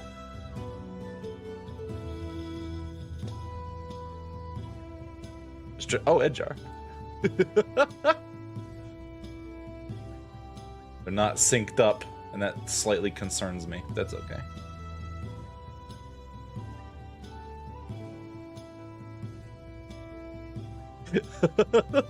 The data dance. The data dance. How many of these do you have? Enough. I have enough. Look at how out of sync all of us are. I'm gonna move me over here just a smidge. Just remember, kids, you see one of these, you're about to get your ass kicked in the next room. Oh, really? So I don't know the backstory about any of this. I just saw the cute little dancing, and I was like, yes, I'll take 4 of these. The artist was like, okay, here you go. These were done by the way, let me make sure I have...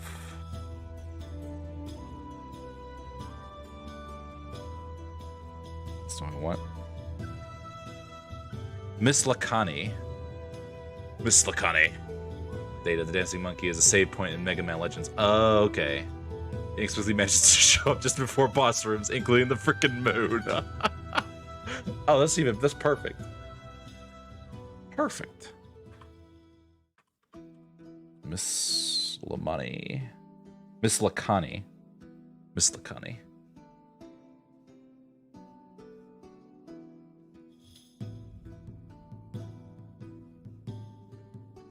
Yeah, they were doing a bunch of little data dances. Apparently he's connected to Mega Man, but doesn't explain it to the end of the game either. Who needs an explanation? Who needs that?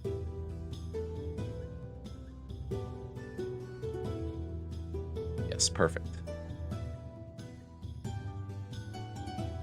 Says you can go check them out here. I haven't been able to set this up yet, so I haven't added them as a credit officially yet. I'll need to do that. Where did I go? Oh. I died. I just straight up disappeared. Alright, hold on.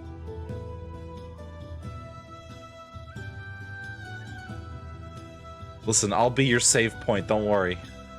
It's adorable, because I look like I'm a little Eevee, and I love it. Turns out I'm really just an Espeon.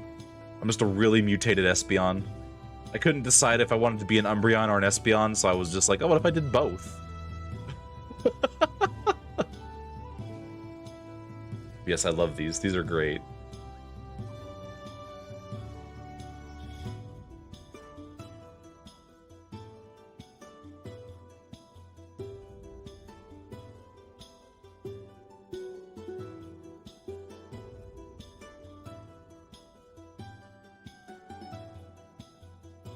People are doing stuff. Okay. I need to turn that off. All right. I will be right back. I'm gonna get some water.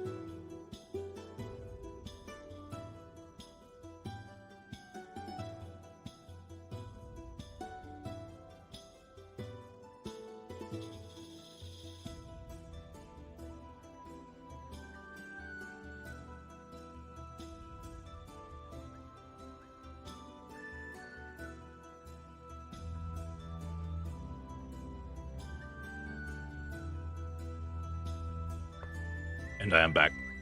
Oh, thank you. Thank you, Trace. How you doing, by the way? Thanks for stopping by. Yeah, this was done by Miss Lunke. Miss Lunke. Thank you.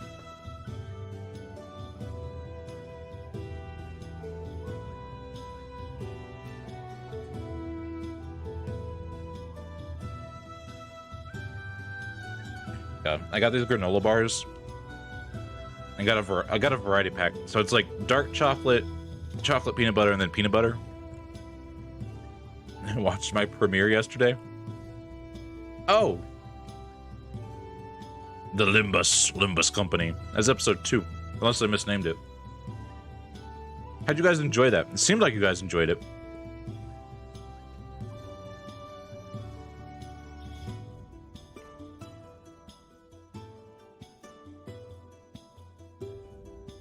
It was good.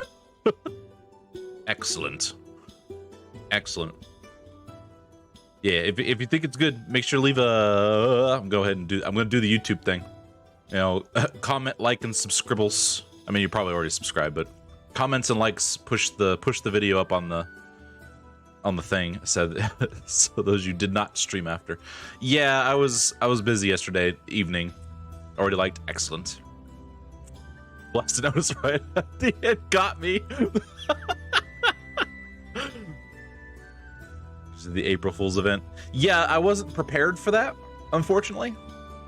I didn't know they were gonna do that, so because I booted it up this morning, and it was like boom, and I was like, oh no, and I didn't have anything ready to go to like record it. I was like, oh dang. Not that I got any of the references, because the only gacha game I've ever played is Limbus. It's my first. So I'm like, man, I bet these would be way funnier if I knew what was going on. It was literally all the gotchas. I see.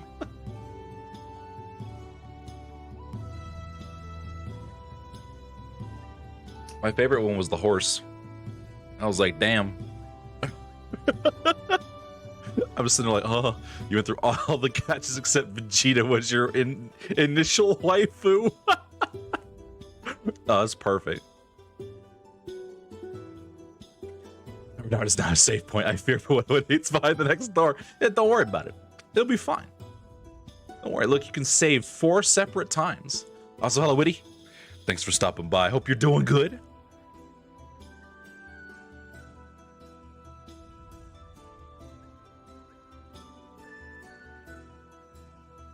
Uh-oh.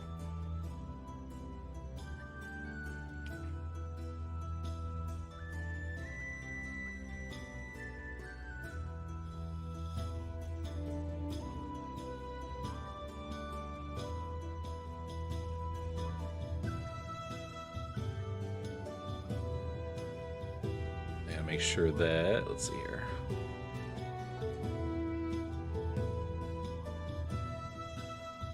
When was, what is this? Oh, that's the, got it.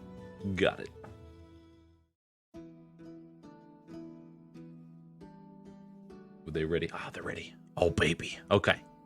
We have saved. We have done the save point dance. It is now time to return. And see what's yucking around here. Oh boy. Oh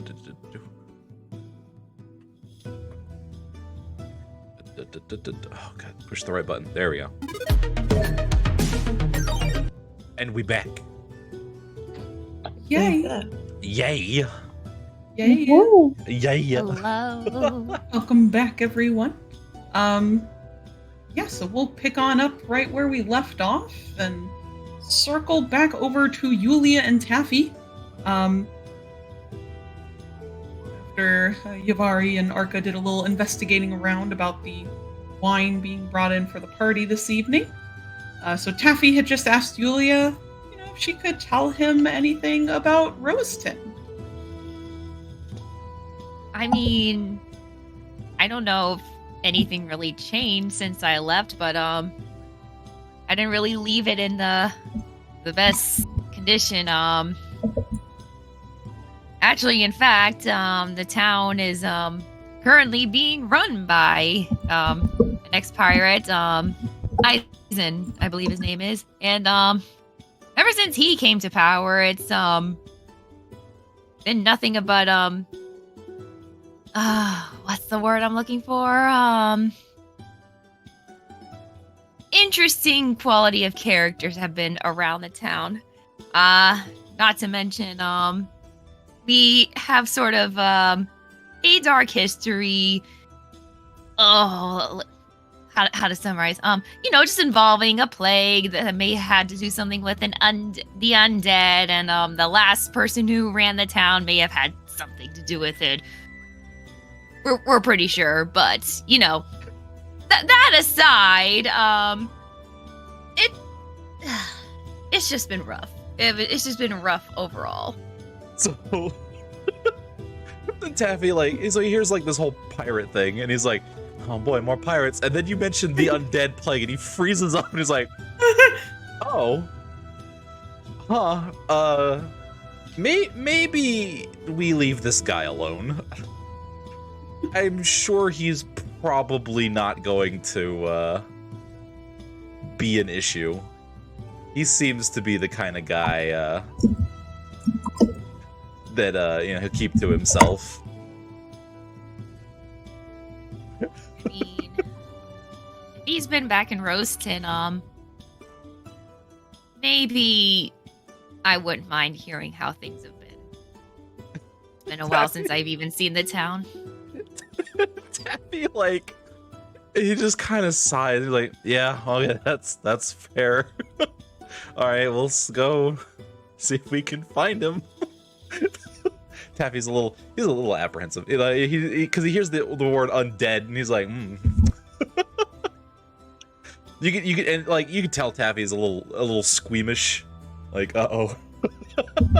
but he does continue on to try and track this guy down. If anything, oh, sorry.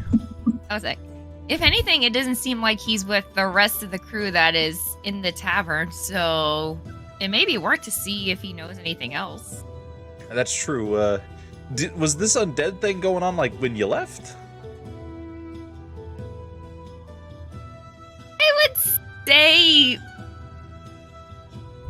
I would say maybe a couple of cases, minor at most. I don't know, it's been a while, so I probably couldn't even really tell you how bad it was, but I mean,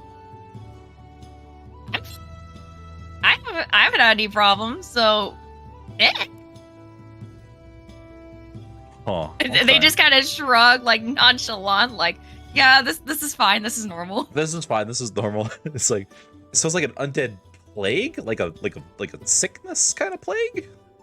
It was called the Blight at one point. So yes. So not a necromancer, just walk outside and you just kind of kill over and turn into a zombie. Like that kind of plague? Yes. How contagious is that plague?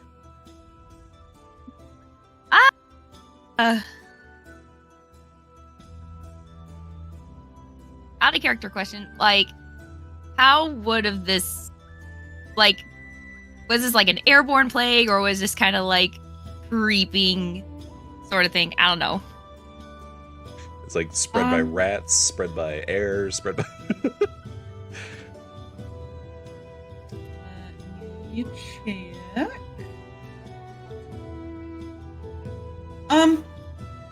So Yulia is not sure how it spread.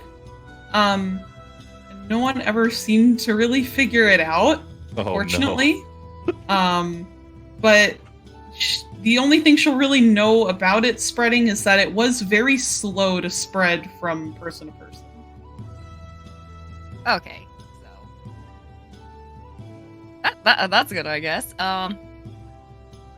So I guess Julia will just relay that information to Taffy. Taffy's like, I see. And then he kind of grabs the mask part of his hooded cloak, and he slowly raises it up over his mouth and his nose. And he's like, let's see if we can find this guy. Back to where we go. Alright, give me one more round of investigation checks. Oh boy. Oh boy. I'm gonna fail again. It's okay. I'll carry or you carry. Oh no. Or between the two of us, we'll barely hold each other up.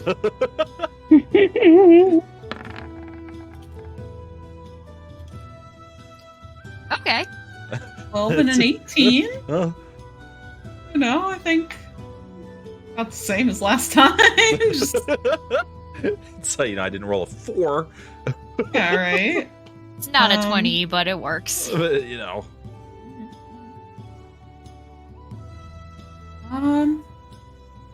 All right, so yeah, you guys continue on through the town, trying to find sight or hide or hair of this person, but Man. unfortunately there is nothing to be found.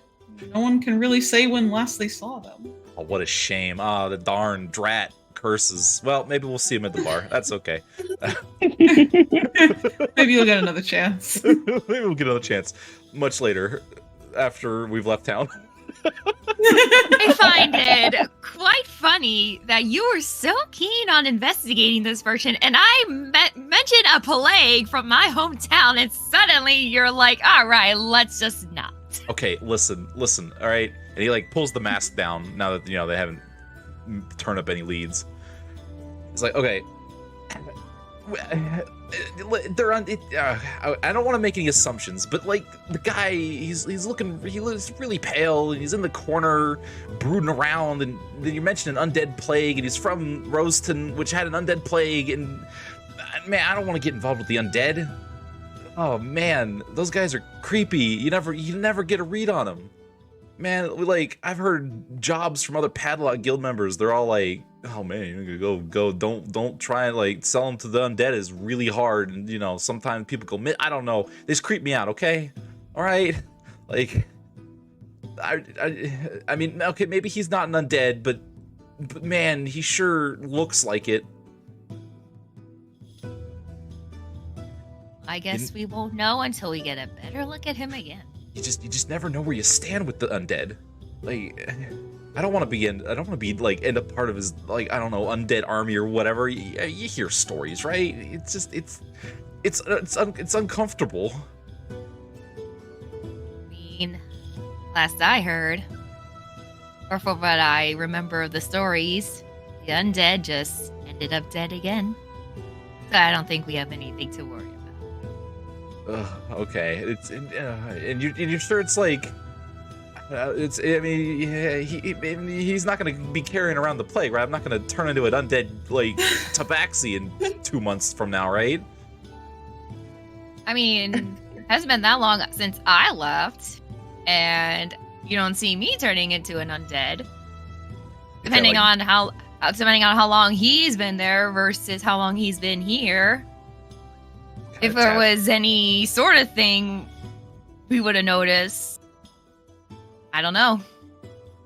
You're the only one who seemed to notice this person anyway, so... Yeah, I mean, I don't know. You go into a tavern and you see somebody a tavern taken over by pirates, and he's just sitting there not interacting with anybody, and it's I thought he might be a spy, or maybe he would be cutting in trying to get it on the prize or something like that. I just want to know where he stood, and I don't know, he might be undead. It's I guess there's nothing wrong with undead, but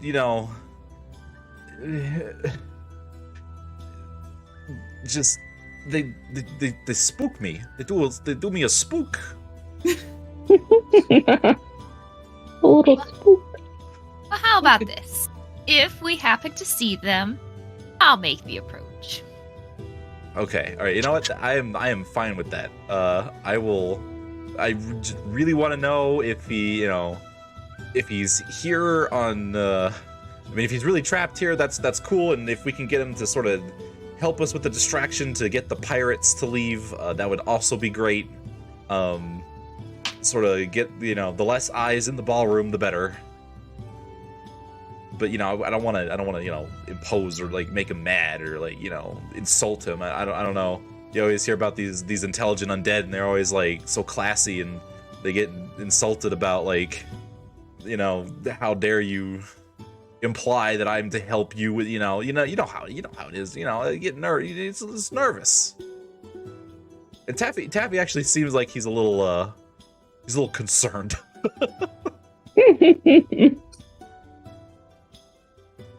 We shall see.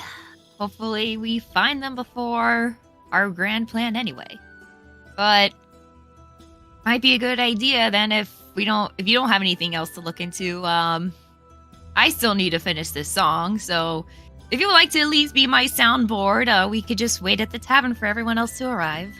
Yep. Let's. That sounds like a plan to me. I need to collect myself anyway.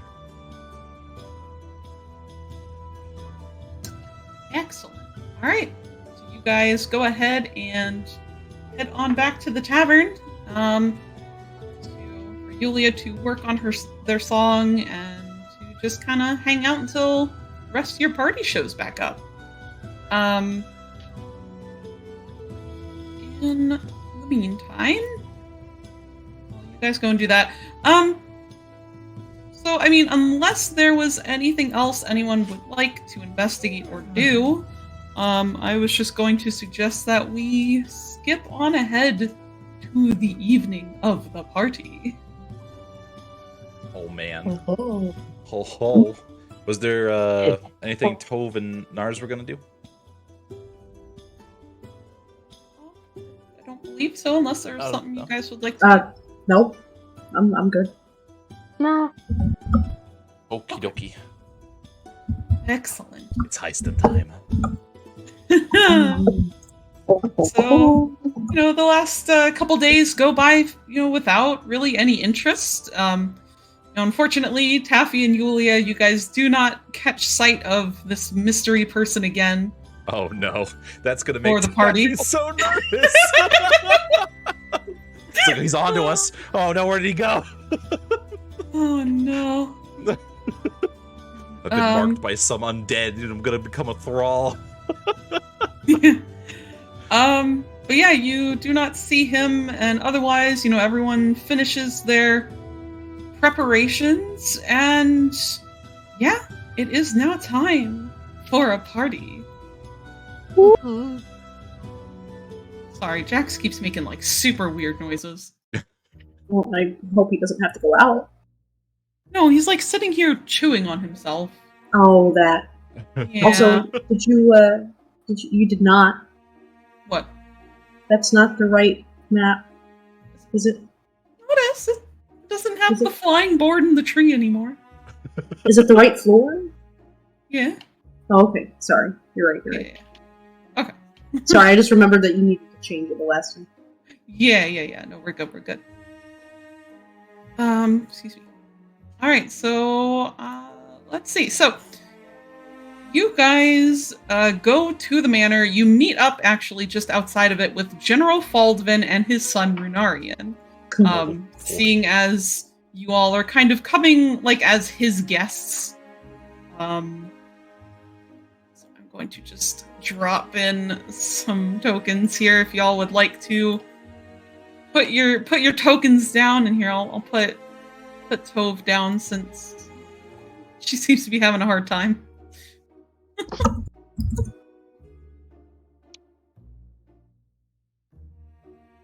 And of course, as soon as you guys catch up to them, Runarian goes right up to Tove and offers her his arm. You see he is dressed in this very lovely green tunic, like embroidered with golden leaves and that all over it. He looks very nice. Very nice. Jax, what are you doing? God, you're What a weird. romantic. You're weird. He's like shoving his head under my arm. He just wants some pets. He does. He do. So right as you guys are kind of approaching the front door, Faldvin will stop you all and turn to you to say, You don't see these lines. You don't see these. You don't see these lines. Uh-oh. What? Oh no. There you go. Okay. He will turn to the party and mostly look towards Narcellus as he says, it would be best if we go separately. I do not want to bring any unwanted attention to either of us. Any of us. He looks like he hadn't considered it. He feels a little bit like he just got shot, but it's okay. Oh no! And he kind of like shifts back on his heels and he's like, right, you've already, as we discussed, you will refer to me as Master, and we will never speak about this night for the rest of our lives. Yeah, that's fine by me. And he just kind of Time. hangs back by the pond and looks like a really awkward teenager that just got shot. Oh no. Oh boy, and Fulvin kind of picks up on him looking very odd, and he furrows his brow as he says, just don't want the other drow to think anything's going on. Oh no, it's fine. I told you. Just the sooner we get this over, the better. He nods and he'll walk on inside, confident in his steps. And Renarian will look over to Tove with like this big stupid smile on his face. He's just having the time of his life right now. He's like, all right, Tove, are you ready? I'm so excited. And Tove, who's, just taken, is sort of like beaming, is like, oh, of course, I'm ready. Let's go. Excellent. And he will, hopefully with her on his arm, I don't know if she took it or not. Oh, yeah, she did. Well, so yeah, he will go ahead and lead her inside. I'm just gonna go somewhere. Oh, here, we'll just go hop on in. We'll say, Lion's the matter. yeah. There you go. We'll say you guys just go ahead down to the ballroom in here. That's what we'll do. I'm just gonna put you guys in there. All right. So what's everyone else doing? Julian just Julia teleports over. Hey, Starring? Can you check the DMs real quick? Uh-huh.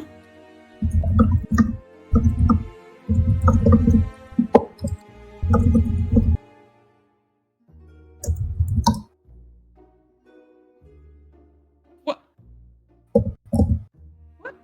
What? No, I didn't. What?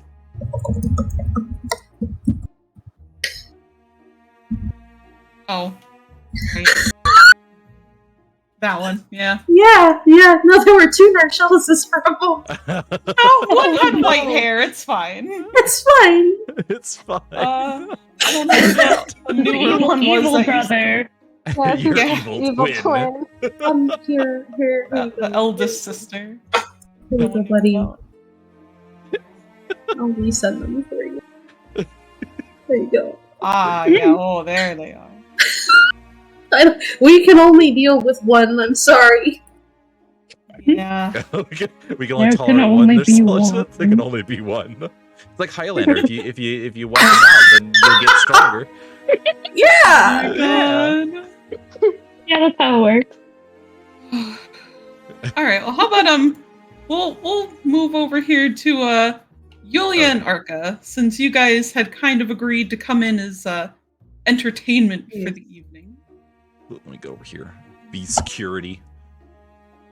What are you guys gonna?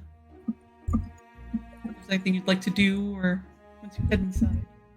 I mean, I don't think we need to be as flashy as going in arm in arm, but I think between the two of us, we would be a captivating sight just walking in, a tiefling and a Arakarka. Yeah. So we just walk in together, say? Yes. Make our way to the stage. Yeah. We shall do that. He Ted. so Yeah, Sorry. you walking in. yeah. Taffy's Instead of gonna teleporting. zip. Zippity doo dah, zippity yeah. Taffy leans in, is like, to like a little bit behind Yavari and sort of whispers like, "You got the alcohol taken care of, right?" It's prepped and ready. Excellent, cool.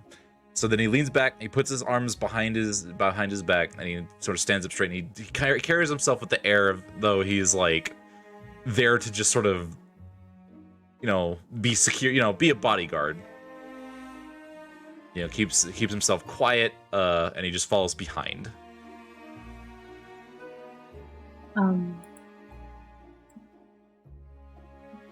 Shells kind of looks like he'd rather be doing anything else than this at the moment, but kind of taking that deep breath, sort of counting in his head probably to 5 minutes, which should be perfectly acceptable to wait to follow after the others. He looks at Yavari and he says,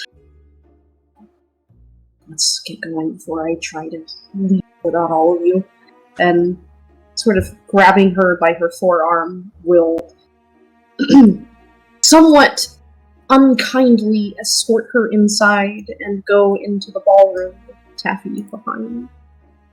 Oh boy. Here we go. Oh, I'm in the wrong room. It's fine. You're getting there. It's fine. You walk it. Yeah.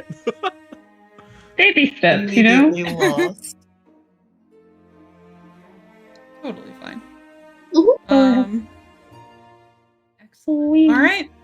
So you all kind of make your way in here, and here I'm just gonna shift some NPCs around just to make room for y'all. Thanks. I'm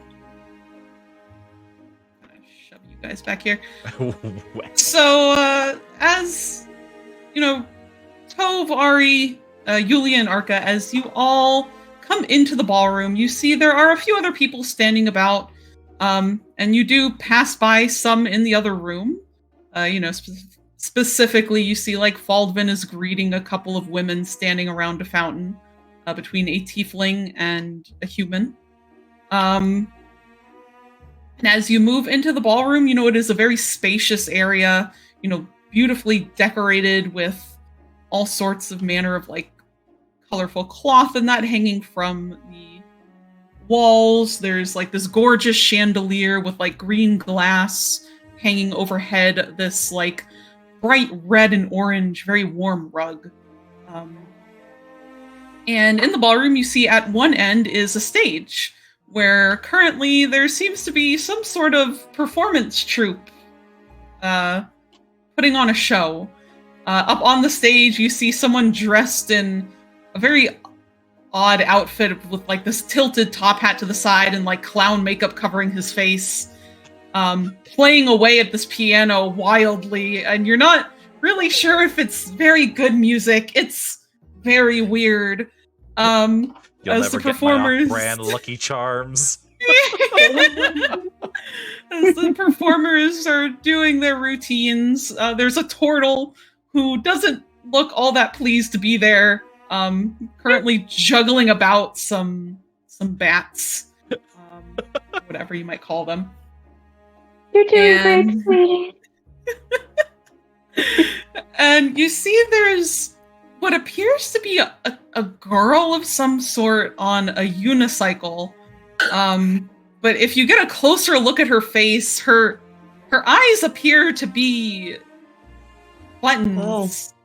And her movements are very mechanical. You can only assume it's not a real living thing. It's not a real boy. Yeah. Not a real girl. Not a real Pinocchio? girl. But she's carrying like this metal rod that on one end a female tabaxi is currently like posing and balancing upon as she's like riding around on this unicycle. And some of the other patrons are kind of getting a little laugh out of it, thinking it's absolutely ridiculous. And in the back corner of the room, probably Yulia and Arca, you guys would definitely notice them. There's a troupe of bards who appear to be kind of like tuning their instruments and ensuring everything was in working order and ready to go. Yeah, we'll start off. I'll start off with Tove, since you got in here first with Ari. And as you guys walk into the room and take note of everything going on, Ari takes in a deep breath and lets it out, and he says, I haven't been to one of these in years. And Tove will be kind of looking around, and I think on one hand she's very excited to be there because she hasn't ever been to something like this before, but at the same time it's kind of like a bit overwhelming, and the performers are doing a lot of things, and she's just sort of like sort of holds on to Runarian's arm a little tighter, just because I think she's a little nervous. And she's like, well, this is definitely a party. When you told me this was going to be a spectacular evening, I didn't realize this is what you meant. And he definitely is more than fine with keeping her close and just keeps his arm on hers. He says, every party is a little different. It's been quite a while since I've seen circus performances these. Little strange. I think the last time I saw something like this I was quite young, probably closer to Narcellus's age. It's weird, but it's fun. It's different. Yes, it's very different. No.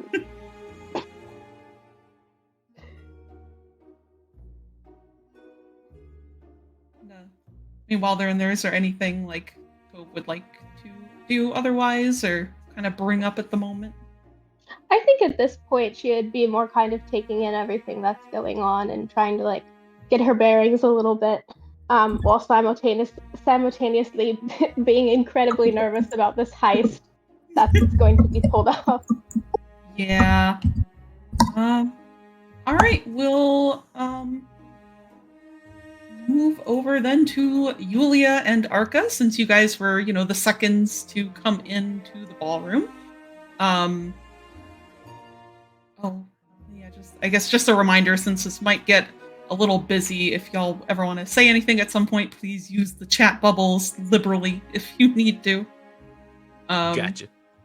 Yeah. So Yulia and Arca, what are you guys doing as you come into this ballroom, greeted by all these different sights and people? I just now noticed the group of bards. Are two of them the same bards that Yulia played with back in Drakemond?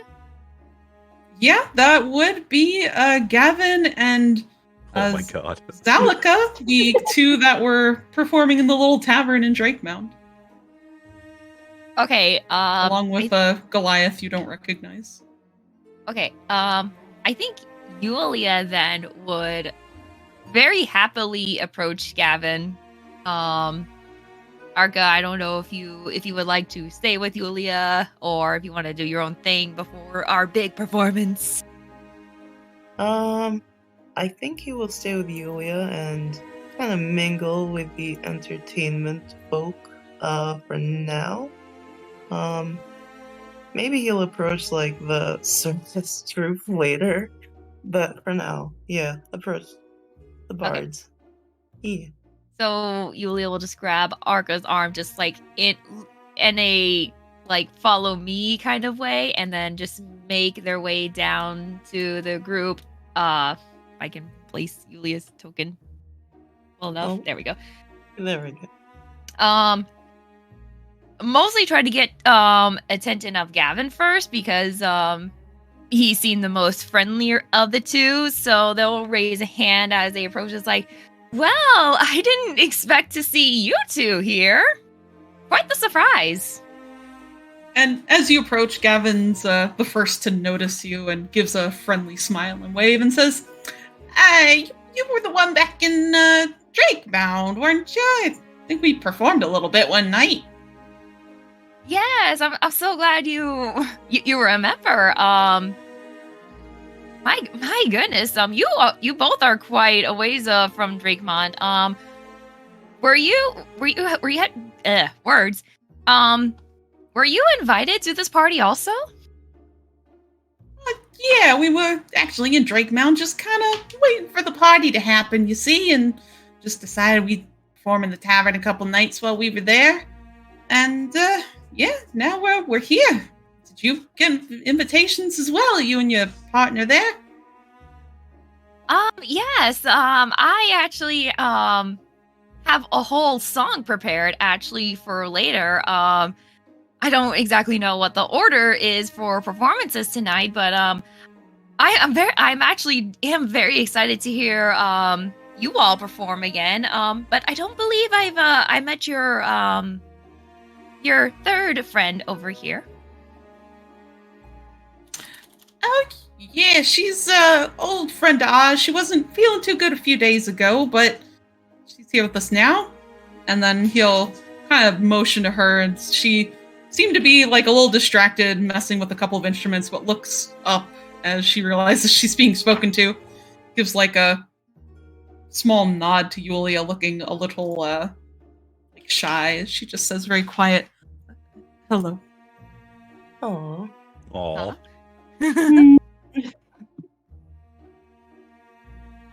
Yes, Arca gives her a wave of greeting. Aw. And Yulia will gesture to Arca. This is my very good friend Arca. He will be assisting me in my performances. Oh, well, good to meet you guys. That's Zova and, Zalika and I from Drake Mound. I think we're up next after this circus group over here. And he'll kind of glance across the ballroom, working an eyebrow. Says they're a little weird. I tried to talk to them earlier, but they weren't really all that interested in speaking to us. But, yeah, I guess after us will be you guys. Pretty interested to see what you've got in store. Oh, believe me, I must say I'm a little nervous, but I'm so excited. I never performed in, a ballroom setting before. So this is definitely quite a treat, I must say. Gavin nods in agreement. He says, yeah, this is a big gig for us too. We've been really looking forward to it. And I know the girls don't say much, but I know they're pretty excited too. And like both of them just seem a little embarrassed by it, especially the Goliath, as she says quietly, I've never been around this many people before. This is very, very nerve-wracking. And Gavin will quickly say, oh, don't worry about it. You're going to do great. And Yulia will kindly give her a smile, just be like, just focus on the music and nothing else will matter. The Goliath just gives her like a small smile and a nod. Arkin nods in agreement, and he's just he walks up to give Goliath a little. He has to like reach way up, I'm guessing, but to like pat her on the shoulder. Oh, she probably has to like lean over a little for you to reach. She says, thanks. I'm sure you'll do fine. And then he steps back towards Yulia.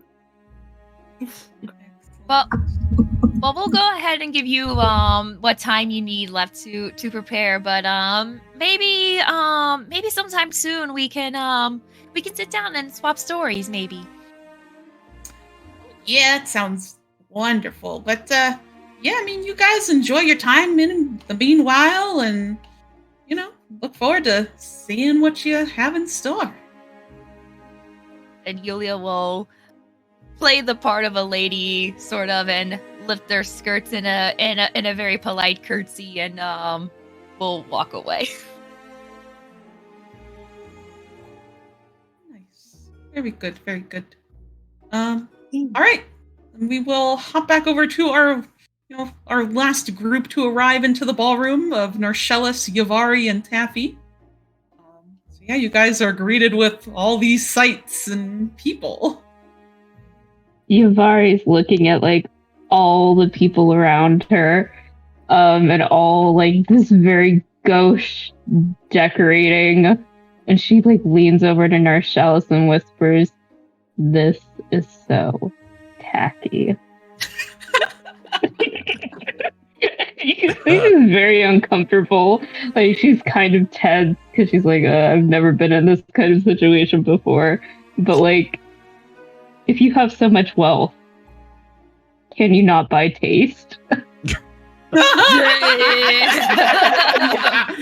Damn. Oh, Narcellus, you hear him snort.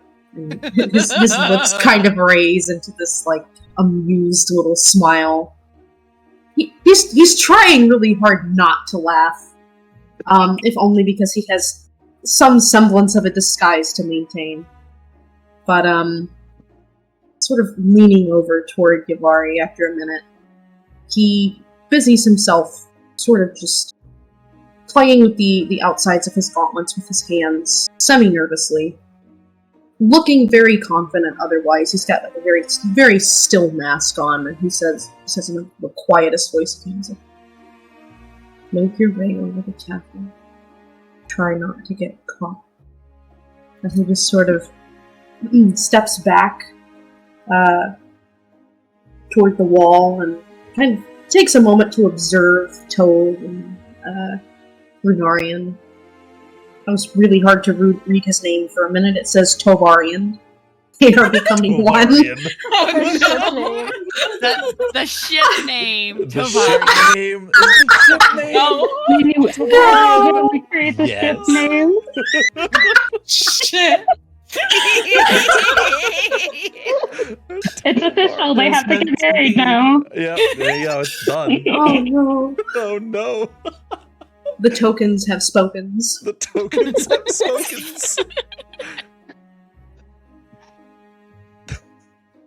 Yes. Yeah, he'll finally let go of Yavari and kind of push her down toward where he saw Taffy go. Yeah, Taffy immediately just sort of makes his way to the corner.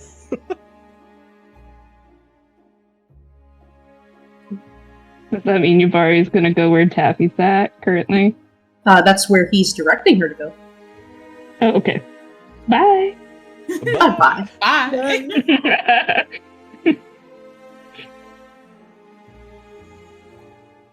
There you go.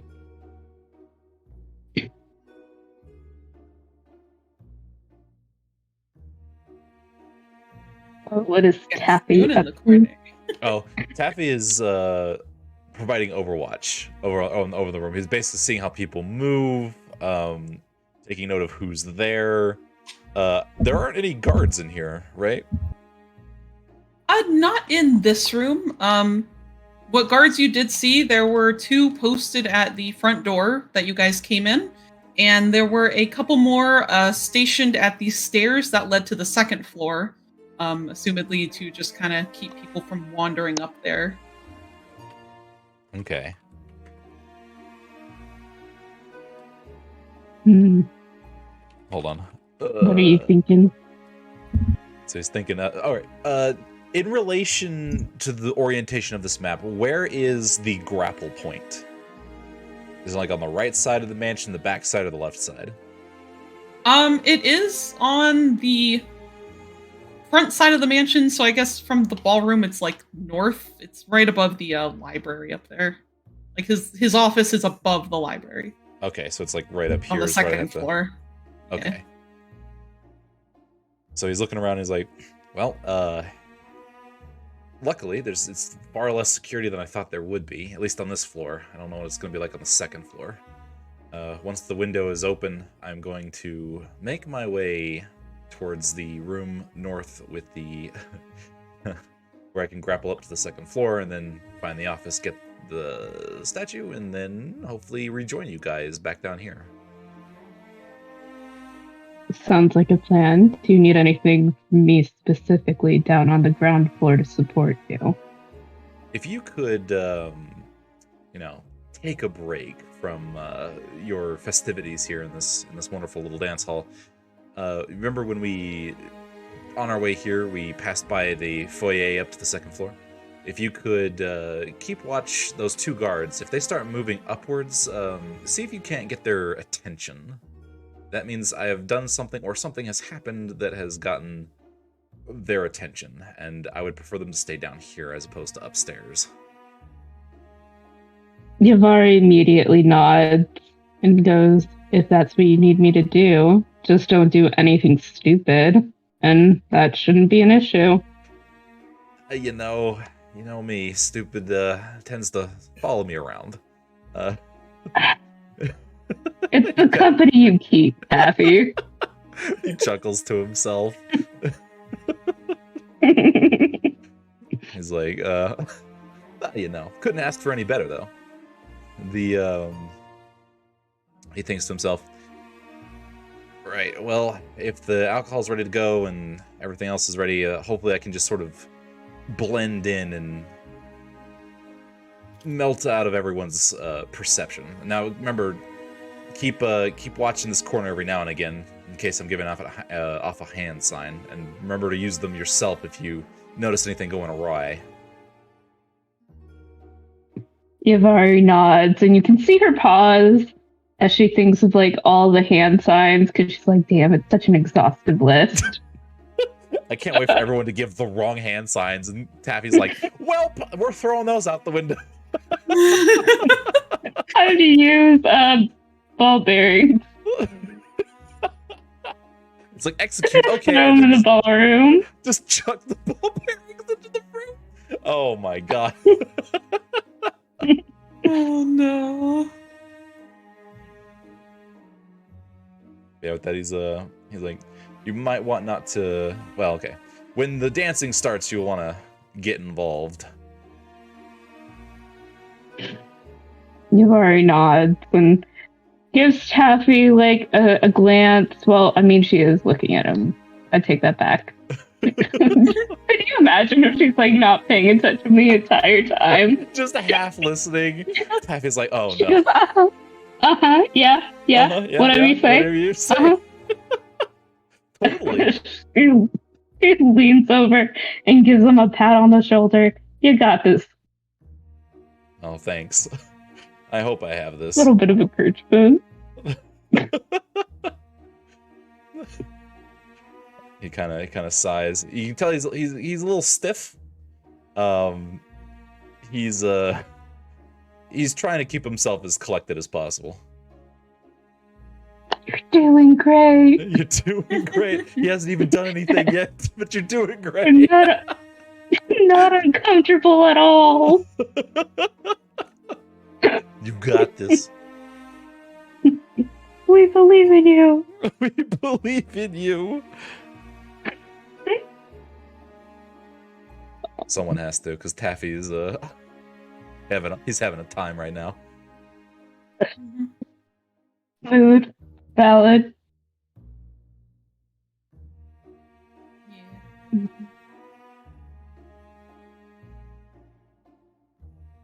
Then so I guess is Taffy gonna try to sneak away there? Not yet. He's gonna wait until the dancing starts, and everyone's attention is locked in on the dancing. Okay. Was this library up here up north? Is this one of the forbidden rooms?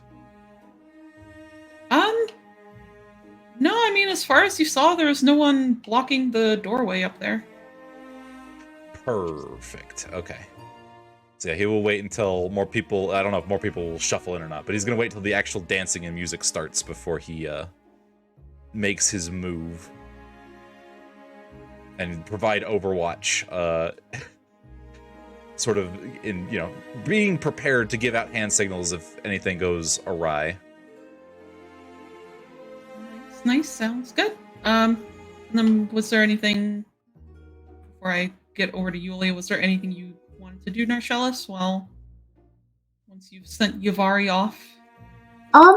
He will kind of scan like all the people in the room, and he's going to be the one that notes that Pierpont is seemingly not at his own party.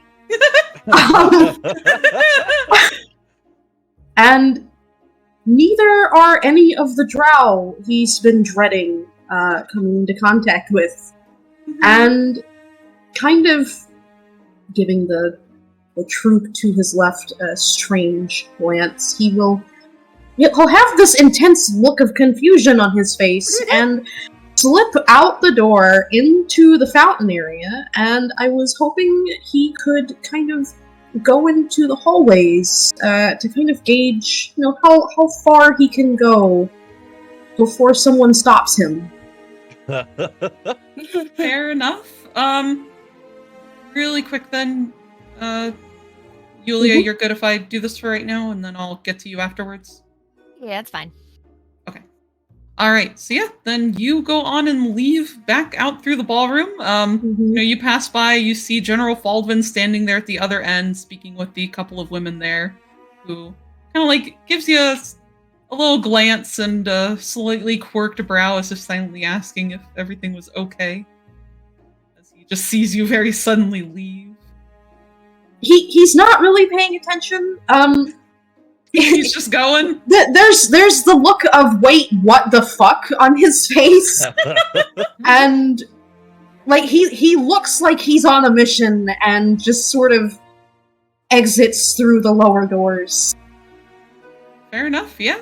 When you go on by, you see the two guards standing there at the staircase who just kind of nod respectfully to you, but it's not like they're gonna get in your way unless you try to go upstairs. No, he'll kind of go by. I do want him to peek into this room here, if that's all right. Yeah. I imagine like most of the doors are open for the most part, or at least cracked open. And yeah, you can look inside. You see there's a human man sitting at the couch. Looks like having a cup of tea of some sort. And there is a female dragonborn and what looks to be is this a kobold or a lizard folk? I don't remember. Green guy. That is a kobold. Kobold. Yeah, so you see a dragonborn and a kobold playing, or in the middle of playing a game of pool. Billiards, whatever you'd like to call it. Yeah, Right. none of them really look over. Can I see like the entirety of the room from the doorway? Yeah, everything is very well lit thanks to the anima lamps. Okay. And you notice this is a room that has quite a few animal heads mounted on the wall to the right. Yep. There's also some skins on the floor, I see. Yeah, there do be. There's the concerned expression deepens. No drow, though. Okay. Can he continue down the hall? Yeah, there are no guards over here. There's not, you pass by maybe like a couple of servants bringing a few food things into the room you had just passed. Now, is there anything stopping him from the small room at the end here? No, I mean, if he pushed it open, it would open without a problem. Then there's no one around. Like in this room? Right, all the way down here? Yeah.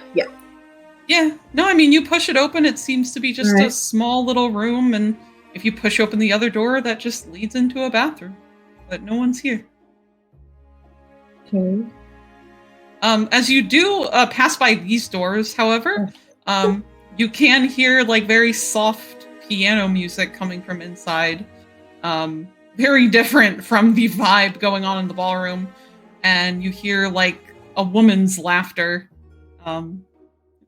Reminds you of your mother in some ways. That's actually horrifying. Thank you. A little bit, yeah, Uh-oh. Is the door closed? Yes. Like, if you try to open it, it's not locked, but it is shut. Okay. Can he press his ear to the door and listen? Yeah, go ahead and roll a stealth check for me. Oh, Oh, why are you gonna do this to me? He's gonna shit himself. Come on, okay, come on. Oh He You falls do through the have your door. anima shard. I don't. Oh, Ashes is that against the door. Can I sacrifice my animal shard? I kind of want to save it in case we need to get out. True. Okay. True. Okay. Oh All right. no. So you lean against the door, and you're trying to be as quiet as possible. And you hear the woman's laughter, and you hear a familiar voice speak up, belonging to Pierpont. So you can hear his very nasally voice, saying, "Yes, and I had this my project downstairs. I have no idea where it's gone. I don't suppose you might have caught wind of it on your way here, my lady." And there's a slight pause before you hear a woman speak up and say, "No, I don't keep track of all your projects, dear Gideon.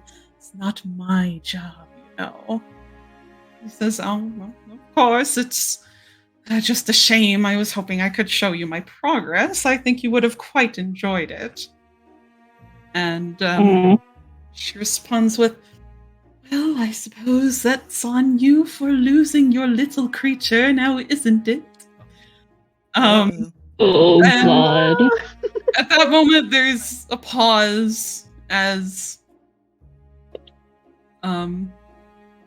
they fall silent before you hear her voice speak up a little louder this time and say, "I do believe there are a little too many ears around here."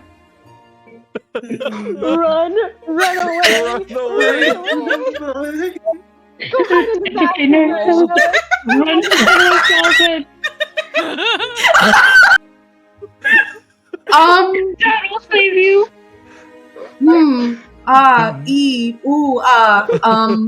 Ting tang, walla walla, bang bang. So as he's listening, his eyes are just getting a little bit bigger every time, and he'll hear the long pause, and at that moment, he's having his oh shit Scooby-Doo moment. Like maybe they just got bored of each other. Maybe they just stopped talking. Maybe they all died. And then she speaks up and says, there's too many ears, and I would like him to run. I would like him to run very fast. Where's he running? This way. Down the long highway. Oh boy. I gotta get Dad to save me again.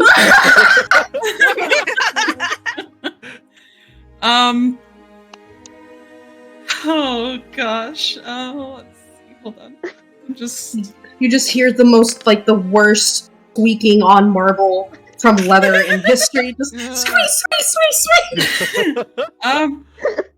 Yeah, so as she speaks that, Narcellis just books it down the hallway. Yup.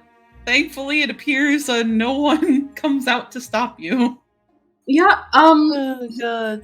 am I allowed to have him go back into the fountain room? Yeah, we'll say, Narcellis makes his way back there, probably on the verge of a panic attack at this point. Yeah, he's sweaty. He's a sweaty little boy, and he's like 2 seconds from a literal heart attack. He's running fast, man. Boy. And the guards give you a weird look as you go running by them. Really bad But burrito. don't- Listen. Yeah, right? But, they don't stop you at all as you come back into the fountain room. And at that moment, we're going to swap over to Yulia. Oh boy. You've had your chat bubble up, so what's Yulia up to over here? Almost forgot what I was gonna have Yulia do, and then suddenly I remembered. Okay, I'm so sorry. No, it's fine. I was just enamored by Norshell's almost eating shit. So I think after talking with Gavin and his group, they would approach Taffy, trying to just look like they just casually just standing next to Taffy and just going, okay, see that group in the other corner? After the performance on stage, I don't even really know what to call it, to be perfectly honest. After them, it's this group over here.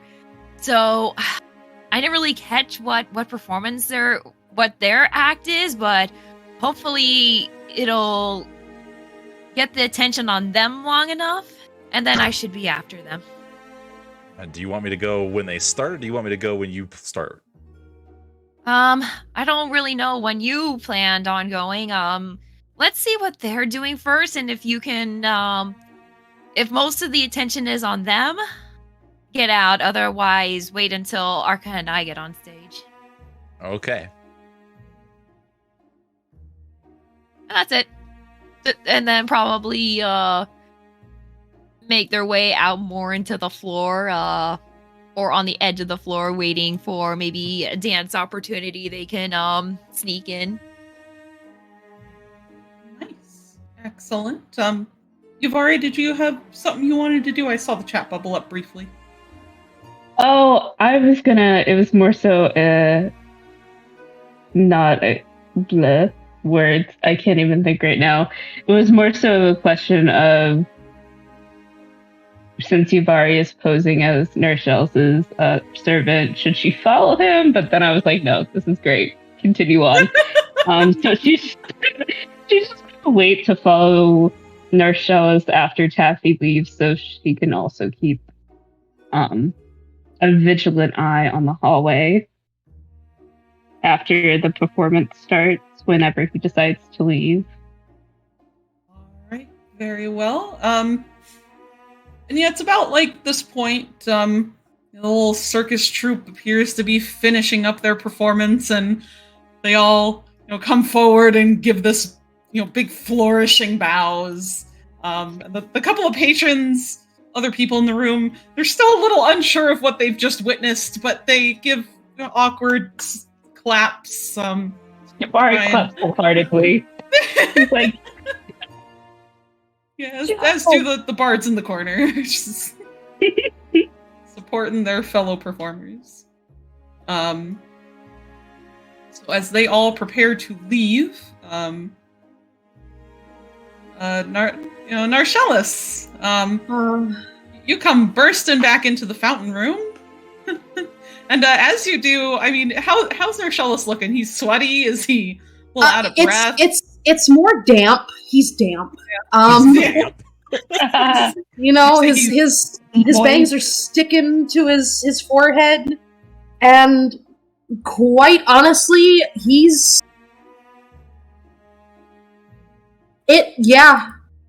looks like a cartoon. It's like a cartoon. And to be honest, I think he would just keep running. I think he'd go in. He'd just keep going. Oh, all right. So he comes. Drake mounds. He comes bursting through, and he just keeps running. He just goes into the fucking hallway. All right. You know what? Just in case. Only because I don't trust you. And yeah, he just imagine a 5'7" teenager literally sprinting down the squeaky hallway, coming to a halt in this room, pausing, and then sprinting around the fountain. And he's gonna vibe in the library and not have a heart attack. As you come in, Baldwin looks back over at you, looking concerned now. Mm-hmm. But before he can even get a word out, you just take off around them, and the two women kind of make these like gasps or like ugh kind of noises as you sprint by. And you probably don't hear it, but Faldwin will turn to them and say, I apologize. I'm going to go see what that was about. Oh no. They just kind of nod as he goes walking down the hallway. This little circus group is leaving. As the bards are gonna come take the stage. Gotta like straighten them all out again. What if they don't want to be straight? You know, that's You know. fair. Very fair. Very fair. Very valid. Yeah, you know. Oh, Can I fit you all on this little stage? You can do it. You can do it. I'm Totally. sorry. I Totally. didn't There we realize go. how small it was. Oh, it's okay. It's okay. Gavin's tiny. They can fit. So they take on up to the stage as they're prepping their instruments, and you know, about this time now, the two that were in here kind of file into the ballroom.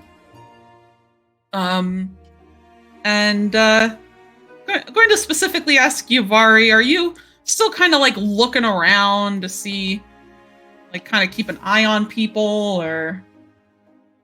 yeah, Yavari is paying very close attention to everyone in the room and making like glances at Tove and Renarian and being like, look at them, they're so cute. Anyways. But she does notice that Arshels has slipped out of the room, and that slightly concerns her. But she doesn't want to leave until Taffy leaves, because that's part of the plan. Fair enough. Good woman. All right.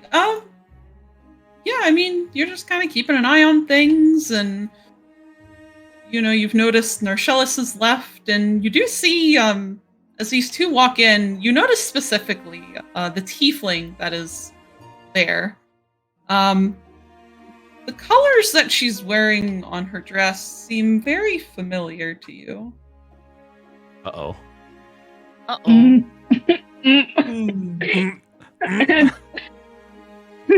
Yavari takes a step closer. 2 steps, because we're feeling generous. And kind of peers to the side to look at the clothing. And her eyes kind of go wide once she recognizes the colors. And you can see that her body has just completely stiffened. Man, what's a party Like- without a couple panic attacks? Yeah, you know, as you do. And she looks completely frozen in place as she is practically staring this tiefling down, looking her up and down, and sort of to herself goes, fuck.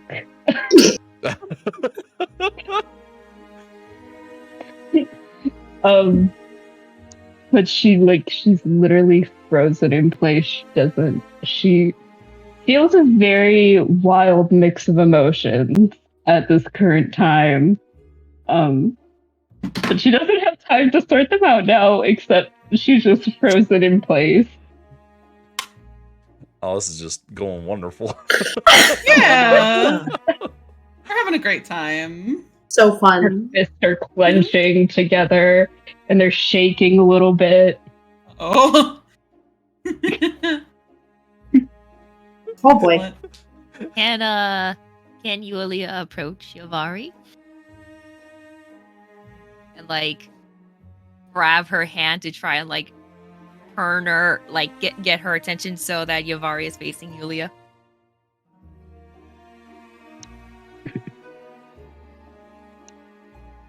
I'm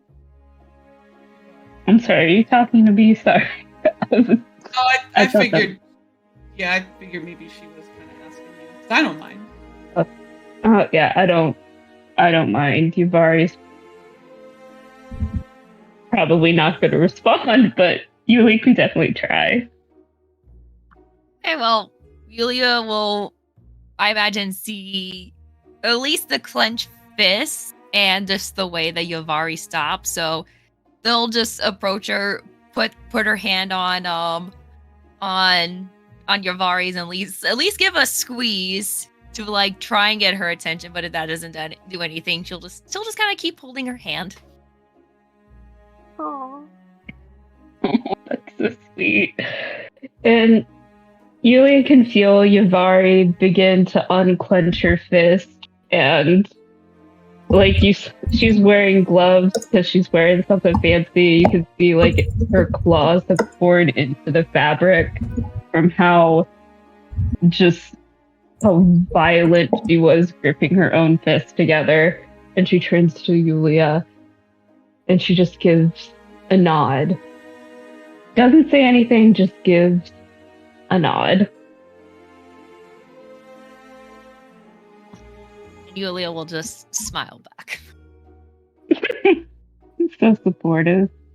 Yuvari holding onto Yulia's hand instead of causing herself to bleed. Support tieflings. Support tieflings. Honestly. Excellent. All right. Love Yes.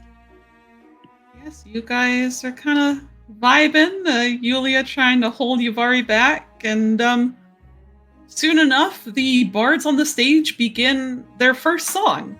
You see Gavin has his lute in hand, and it seems his human companion has favored a violin instead of her own lute that Yulia, you saw her playing the one time. And the Goliath has, what does she have? God, I would say give me an instrument, but I know you guys are going to give me something cursed. A ye old bass guitar? Ye old bass guitar. It's fine. It's fine. Just, It looks big. just give her a cello. It's fine. Yeah. A cello. Hey, that sounds cool. Cool. That sounds great. Glockenspiel. Give her a glockenspiel theremin. Oh my god, a theremin. Please give her a theremin. What the heck is a theremin? You don't even know. what a theremin is? I'll show you a theremin later. Sorry. I know what Googling those this. are. Oh, I don't no. know if that's time appropriate. It can Sure, be it's probably if powered you by, like- make it. It's Oh, powered by okay. anima. Anima. It's Just fine. powered by anima. Power of anima. The power of anima can make anything cursed. Yeah. It works.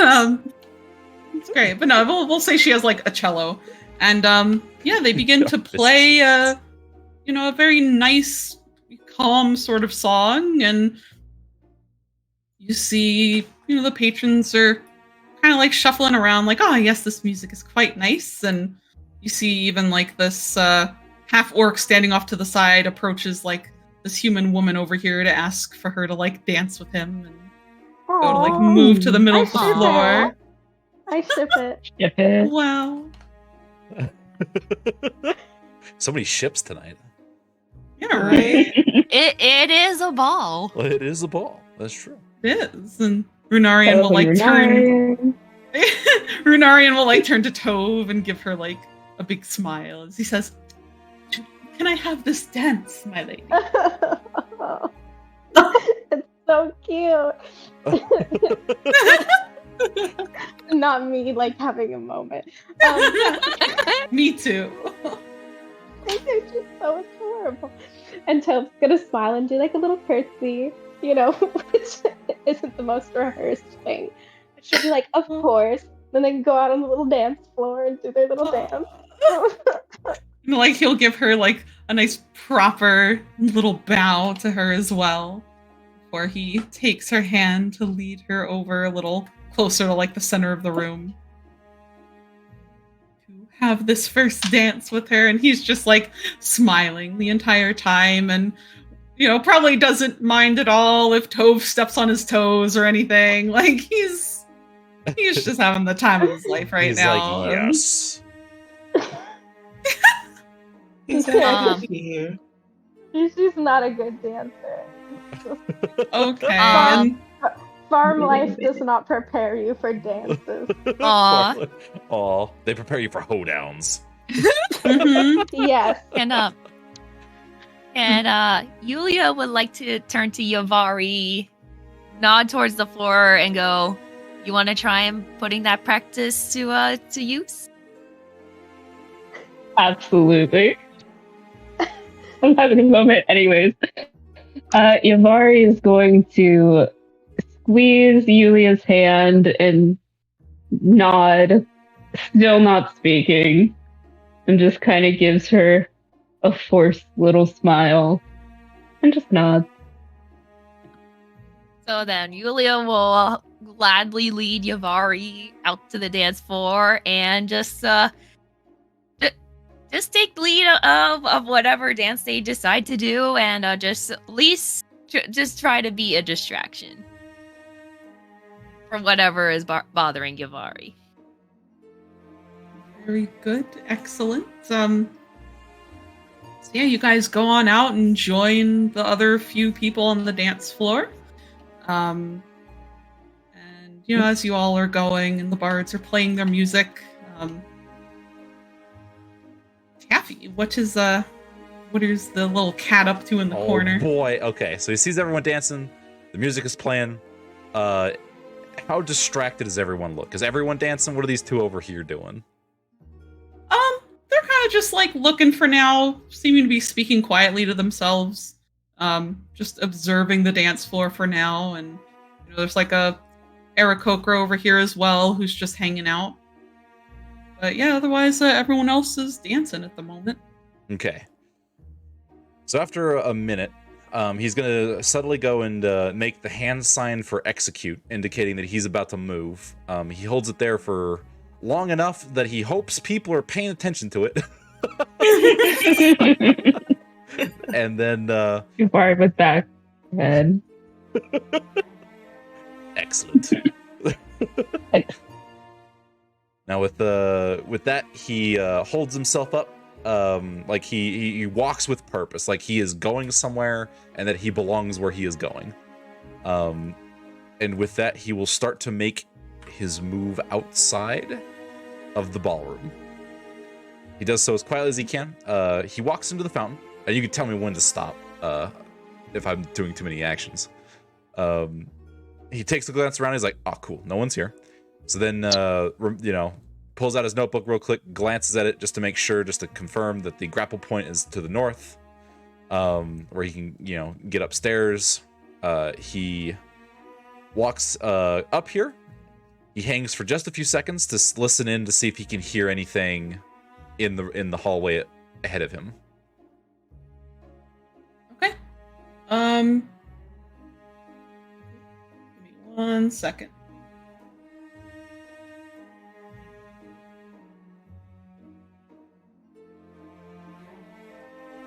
Whoop. Okay. So yes, you sneak out of the ballroom. You press an ear against the door, listening for anything. And you hear footsteps and a door like opening and closing at the other end of the hall. That would be about it. Okay. Since he heard footsteps first, he's like, well, okay. I mean, someone just left the room, so he's going to go ahead and enter the room. And while he's entered this room, he doesn't know who it was, but he's like, well, someone's probably in here, and there are windows right here, right? On the side. Yeah, all these like kind of blue things there are all like windows at the moment. Okay. So he is going to get near to this window and pull out his... He's going to basically get his equipment ready. Pull out his cloak, wrap it around himself, pull up his mask, put the hood up, get his grappling gear ready, glancing at the two doors every now and again, being as quiet as he can. While he's doing that, then like you can have a different scene go on. Okay. Excellent. All right. So Taffy is getting prepared I'm gonna go switch back over here to the ballroom real quick. What's Arca doing? Arca is okay. So he's kind of got his chance to himself. Everyone's dancing and paired off. So he is going to go up and talk to this Aarakocra here, who. Yet another ship. Ooh. Excellent. We're gonna have a fleet by the end of it. Put your riz on, Arca. Oh gosh, I really do. I really do. So yes, he's just going to go say hi. Excellent. And as you, is that all? Like, does he just actually say hi as he walks up? He gives a little bow and says, hello. Pleasure to see another of the bird folk here. What is your name? And she, sees Arca approach and is certainly like intrigued. And as he comes up and speaks to her, she will give him a proper little curtsy of, in her dress. Let's see, what is her name? Wait, she has a alright. She gives you a curtsy and she says, "So, pleasure to meet another bird folk as well. My name is Achaia. What might your name be, sir?" My name is Arca. I would say of the karst, but I think that's obvious, isn't it? She'll like chuckle along with him. Yes, I think so for both of us. Nice.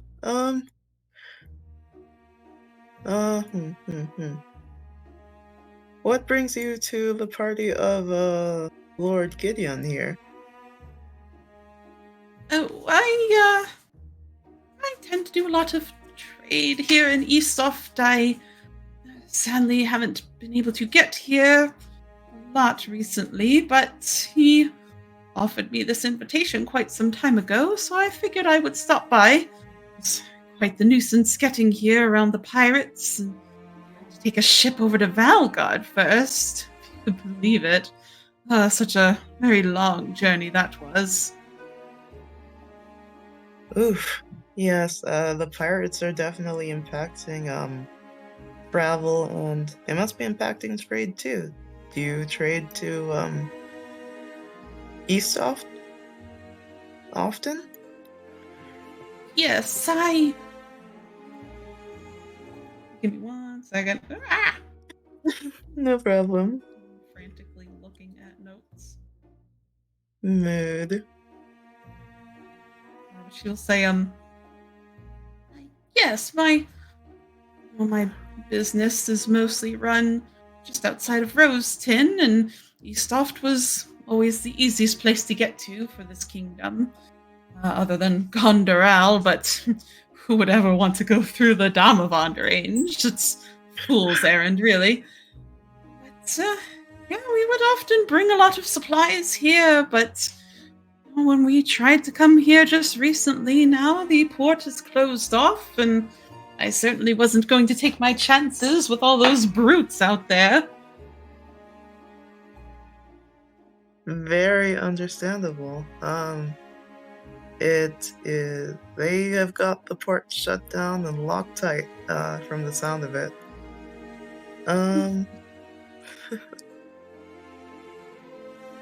Well, what do you usually trade in, then? Is it, yeah, what do you trade in? Usually, mostly exports from the jungle just outside the karst. Mostly a lot of the fruit and such that grows there. It's quite popular outside of its normal region.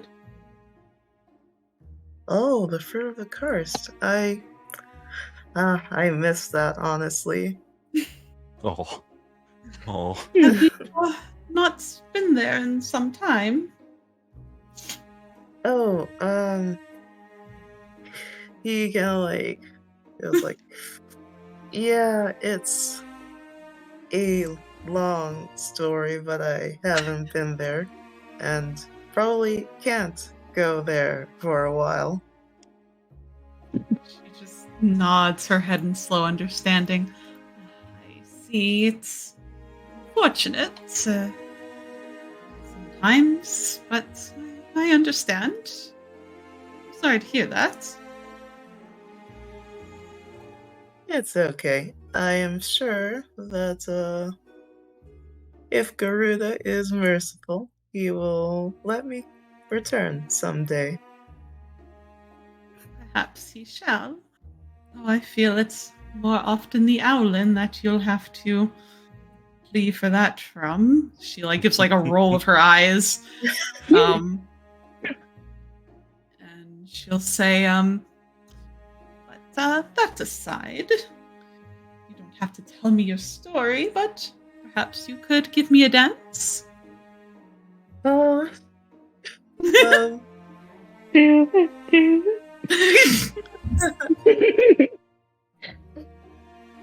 Arca holds out a hand, but he kind of nervously adds, I'm not too practiced in dancing, but I will do my best, madam. And she'll just smile to him and say, oh, don't worry about that. I'm really no good myself either. They start doing the chicken dance. Oh my god. The ways of our people. Yes. Yeah. People. Goodness. Oh my god. Beautiful. She will just walk with you out to the dance floor as you guys probably kind of do more the little shuffle around, stepping back and forth kind of dance. But it's okay. You're having a great time, Yeah. That's all that matters. Throw you guys over here. Promise Oh, Arca's yeah. not on the chandelier. Yet. Are you sure? Yet. Yes. Use the chandelier song. I'm gonna swing from the chandelier. Oh no. New dance move just dropped.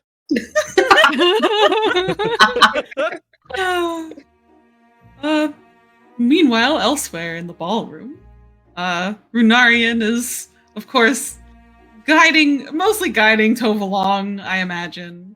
I'd like to think he probably helped the group out as much as he could leading up to this party to teach people some of the more basic traditional dances.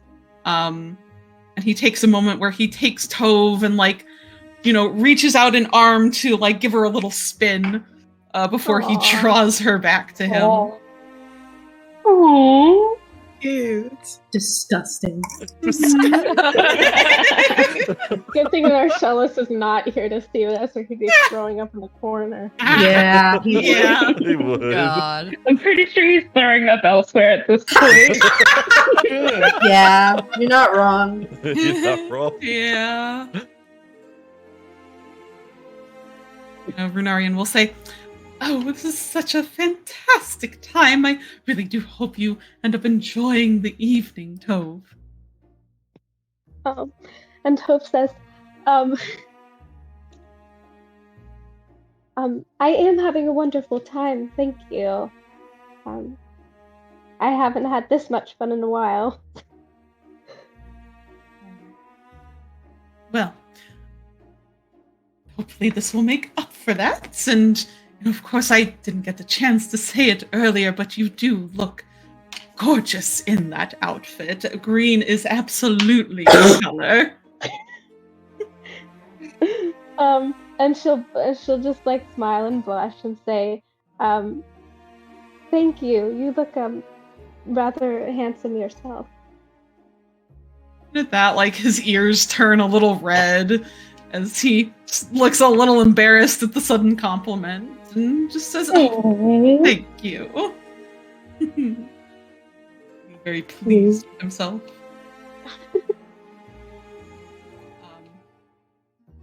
he'll say, oh gosh, what will he say? He'll just say, I hope all your friends are also enjoying their time together, as I noticed, I think Norshellis stepped out earlier. I do hope he's alright. He's fine. Fine. Yeah. He's so good. And Tove will sort of nod and say, well, I'm sure they're all having a wonderful time, and, sometimes Norshellis just needs to go get some fresh air. I'm sure he's doing okay. Quite right. I can definitely understand the feeling. And, probably at some point, if Tove is okay with it, he might just, put her up on his feet and just dance around. Aw, yeah, that's adorable. Isn't it? I love them. Ari's just having, the time of his life. Wooing a pretty lady. Yeah. Right. Alright, then we are going to move up to the library. Oh, here we go. Here we go. Yeah. So, earlier Norshellis darting through the fountain room up into the library, Faldvin not shortly behind, and Taffy following along after. As Faldvin will not see him in the hallway, he will just go on to the library at the end. And what does he come into as he opens the door? Okay, so here's the scene. You enter the room and see Norshellis is bent over a small table. His satchel is on one of the little green chairs here. This one specifically. And the contents of it have been completely spilled out over the seat. Oh. There are numerous quills. There's a drawing book that's fallen half open. The smoking bottle, whatever. But he has specifically pulled out several rolled up pieces of fabric, and one of them is currently being used to dry off his forehead, the underside of his bangs. Kind of just running it along his neck. His back is very straight. Everything's happening. But he hears the door creak open. And you just hear, I didn't hear anything! Wait, what does he say? He says, I didn't hear anything. Oh. as he exclaims that, as soon as Faldvin opens the door, the wood elf just blinks and looks at him funny. Says, what did you not hear? Seeing that it is only seeing that it Faldvin, and not the woman who sounds suspiciously like his mother, coming through the door frame with an axe to, kill him and wear his skin and his bones. He just sort of, you hear this sound, and he goes, "Oh, okay. Oh, I thought you were someone else." And he wipes at his face again, and then he's grabbing his little satchel, and he's throwing everything back in, not even caring where it goes. You hear it clattering, clacking around. He goes, "It's fine." And all of a sudden he's just like, "Lord Gideon made the Chimera." Faldvin, just still very confused, kind of straightens up as he speaks about Lord Gideon's. He just sighs as he says, "Why am I not surprised?" Sort of whirling around on both of his heels. He's talking to a woman? And he's getting closer as he does this. His hands are moving. You see his fingers going in circles, he's trying to convey the level of his distress, and it's not quite happening. And he doesn't even realize how close he's getting at this point. He's talking to a woman. And do you know who she sounds like? She sounds like my mother. She sounds so much like my mother, but she can't be my mother. But she sounds like her. She does. And they're talking about something about a creature, and how he wanted to show it off, and how it went missing, and he made it, and she sounds like my mother, and Oh my gosh. Baldwin's eyebrows just keep raising higher and higher as Narshella Go off his. fly off of his forehead. Just whoosh. But he'll say, if it was your mother, there would be many more drow at this party, and I've yet to see one. Michelle's just like, I'd really like to see them. You know, if that would be possible, it would really help me right now if I could see them. There are a couple. There's a couple. They're all holed up in that little room. They were playing something. I remember this song. I don't remember the name of it. And he pauses for a minute, and he kind of calms down enough to start thinking rationally. The adrenaline is going down. He's not being shot at the moment, you know. He's like, I noticed that Pierpont wasn't in the ballroom. He's not even at his own party. They're holed up in this back room at the end of the hall, and he just sort of, he's like, I'm sorry. I am just yelling at you. And he looks very embarrassed. Baldwin just kind of raises a hand to kind of dismiss it as he says, it's all right. I understand. If need be, I can go and investigate to see what they're doing over there. Just shocked that he's not at his own party. And Marcellus will just sort of nod his head. He's like, hey, you know, I speak Drowic. I speak deep Drow, you know, if you need someone to back you up to make sure you're not going to get stabbed, you know, I will be 100% behind you, and I mean that literally. I don't want them to see me. And just sort of calms himself, and he's like, no, I need to do. I need to be a man. It's fine. I should at least introduce myself. I'm sure he's brought me up, despite my asking him not to. It's very likely, yes. I'm sure he's more than proud to boast he has a member of House Nokovir attending his party. Yeah, I'm really sure. Too bad it wasn't the other one. He was just like, alright, well, if you're game to be seen walking around with me at the party, I can show you which room they were hatching their dastardly villain plans in. Baldwin gives a small nod and says, very well, we'll head over there. Okay.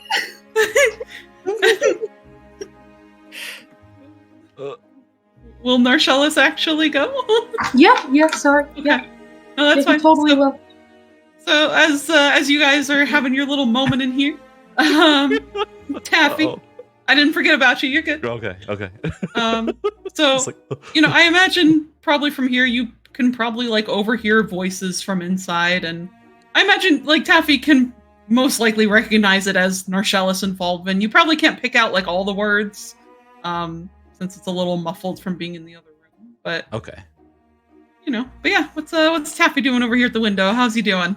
So he's sitting there. He's like, "What the heck?" He just shakes his head. I can't focus on that right now. I gotta stay in the game. And so he gets himself ready to go. Gets all his gear ready out, equipped. Opens the window, and he hears them sort of shuffling towards the door. He's like, "Oh shit!" So he the window's not locked, right? The windows weren't locked. So you go to open the window, and it doesn't move. Oh no! So much for no physical locks. Oh, it's magically locked. Okay.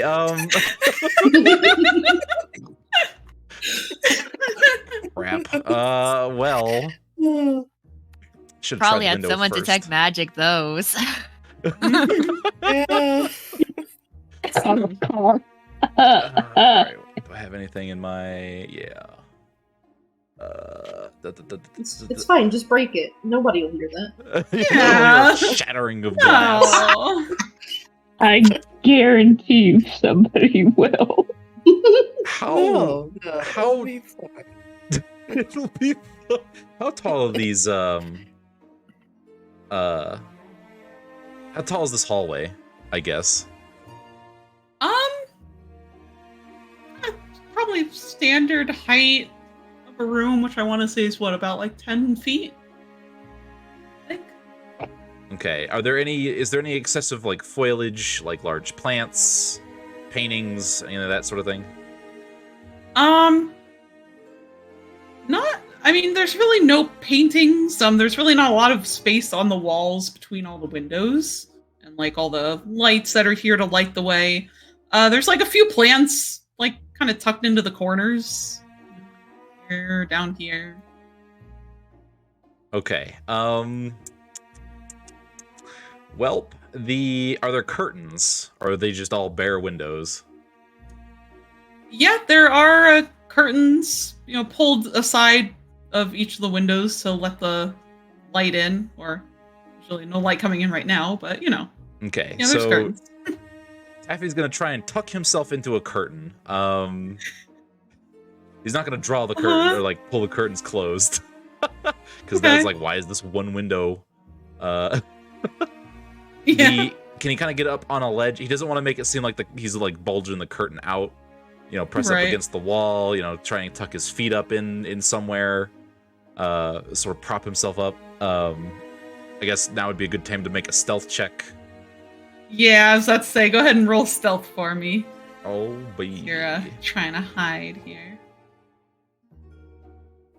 Please. Oh my god. Oh. Oh, Oh no. Still a 10. Oh. Yeah, it's a 10. Narcellus, what's your passive perception? Where do I look for that? It should be on like the left side of your sheet underneath your skills. It should say like passive wisdom perception. Hold on. 12. Okay. Okay, well. So Taffy, you go, you get up on the ledge, you get as far against the window as you can between the curtain, and you hear the door open as Falvin and Narcellus step back into the hallway. And Narcellus, you're not really looking around. You guys are kind of focused on going to where you're going. But you notice, like, looking to the side, this one curtain in particular kind of doesn't seem like it's sitting quite right against the window. Maybe it's a little too bulgy. A little too bulgy. Just seems kind of weird. Uh-huh.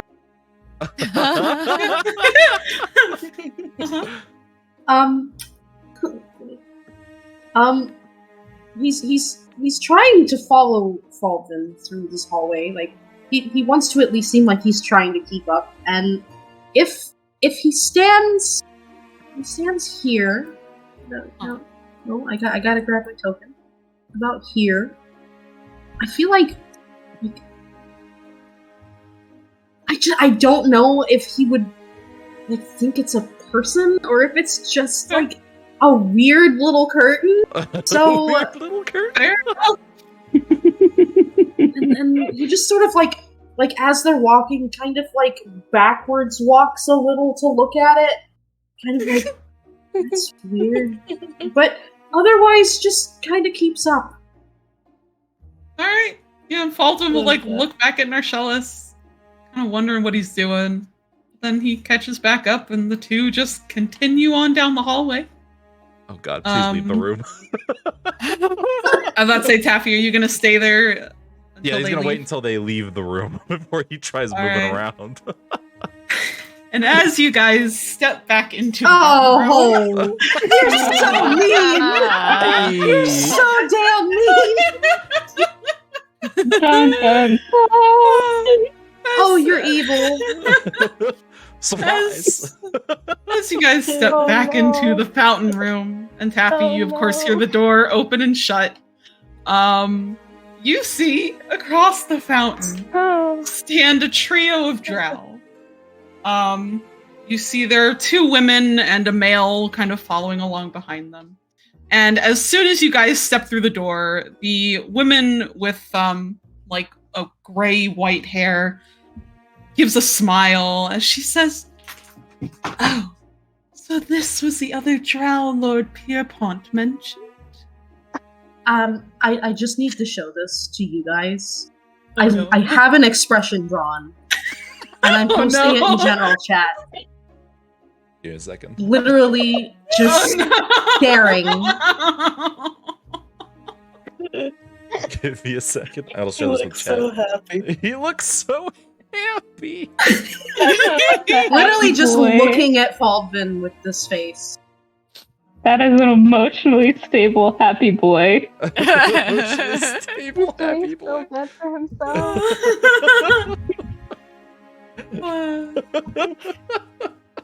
He's so happy. Yes. Yeah, Just this so 1,000 happy. yard It's just murder like, stare. really? Really? Yeah. And General Faldvin immediately like tenses up and straightens himself out as much as he can, kind of like he's trying to appear like taller than he already is. As he gives a respectful nod to them and says, "Pleasure to meet you, Lady Vondry." And she'll just like kind of give him a sneer as she moves around the fountain. Oh. Oh no. No. I can't do this today. And she'll kind of look Narcellis up and down. And as she's standing there, you can see she's got a couple of spider friends that are hanging out with her. It's That's really fun. weird. It's yeah, really great. weird. It's great. Can I just Normal. say, he's going to avoid making eye contact. Mhm. Like I'm guessing she's stepping up to him. Yeah, I mean, she's still like a few feet away, but He is looking at the floor. He is like, holy fuck, this was the worst timing that could have ever happened to me in my life. And like he's just like racing for something to say for a minute before he's like, I feel like you have me at disadvantage. I cannot say that we have ever met. And sort of Narcellis looking up a little bit to kind of try to see what all of them look like, kind of like peering from one woman to the next. And he's like, I can't even think of what he would say. I don't think he can. Like, he wishes he was dead. Oh. this poor man, this poor boy. Right. Like Why are you he's under my just like, you know what? It's fine. I'll just respond to them, and I'll come up with something witty. And Yeah. I'm doing great. Yeah. But yeah, as you speak up at first, she will just smile and say, "No, I don't believe we have ever met." And she will say, "You may address me as Lady Vondry. I am Alisaria." And then she will Oh. gesture behind her. Oh, It's fine. is it fine? It's fine. Hold on. I have to send you something because Oh, I okay. did not understand. Oh, I'm sorry. That's all. Ah, yeah. Oh no. And then she will gesture behind her. To where the couple of other drow are. And as you look, you see she's, very typical image of a drow. She's got, the bright red eyes, the nearly white hair, dressed in a very clearly drow-inspired outfit. And behind her is a drow with like bright orange hair and dark skin, and a lot of her facial features seem very similar to Alisaria. She will say, "This is my daughter, Shintun Vandri." And then she'll kind of like look back to the male standing at the very back and just give like a little wave. She says, "Don't mind him, really. He's of no importance." Oh, Jesus. Oh boy. And then she'll look over to General. Oh, go ahead. Sorry. I'm just saying he's like, his fingers are in his collar. He's pulling at it. He's. Ooh. Going feral. Is it hot in this room or what? And she'll look over at General Faldman and say, General, Oh, Jax, you're on my chair. Hello. God. Sorry, this dog demands attention. Give me 1 second. You can put him out here. Like, he literally just tried to jump into my lap. Boy. You just really want. Yeah, he's being a baby. I'm just The a baby. Just a baby. Just a baby. But then she'll look over to General Faldman and say, "I know you, General Faldman. I'm surprised to see you keep such company given your reputation." Oh. And General Faldman is just doing his best to keep his mouth shut. But, Narcellis, you can probably definitely tell he is very tense next to you. Mm-hmm. As he looks her like straight in the eye, like he's not about to show any fear to this woman. Mm. As he says, "We are at a peaceful party, Lady Vandri.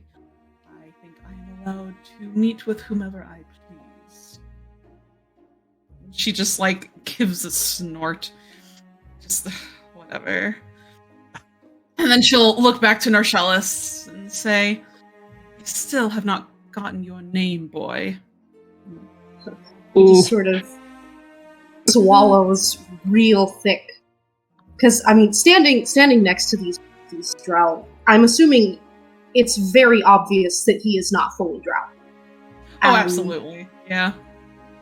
Like, raising his eyes a little bit, he says, "Of course, Lady Vandri. I am Narcellis of House Nokavir." Instantly, her eyebrows will raise.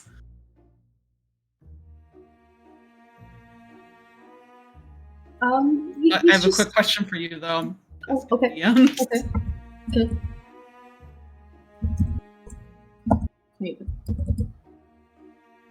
And her eyebrows raise up as she says, "Oh, so you're Narcellis.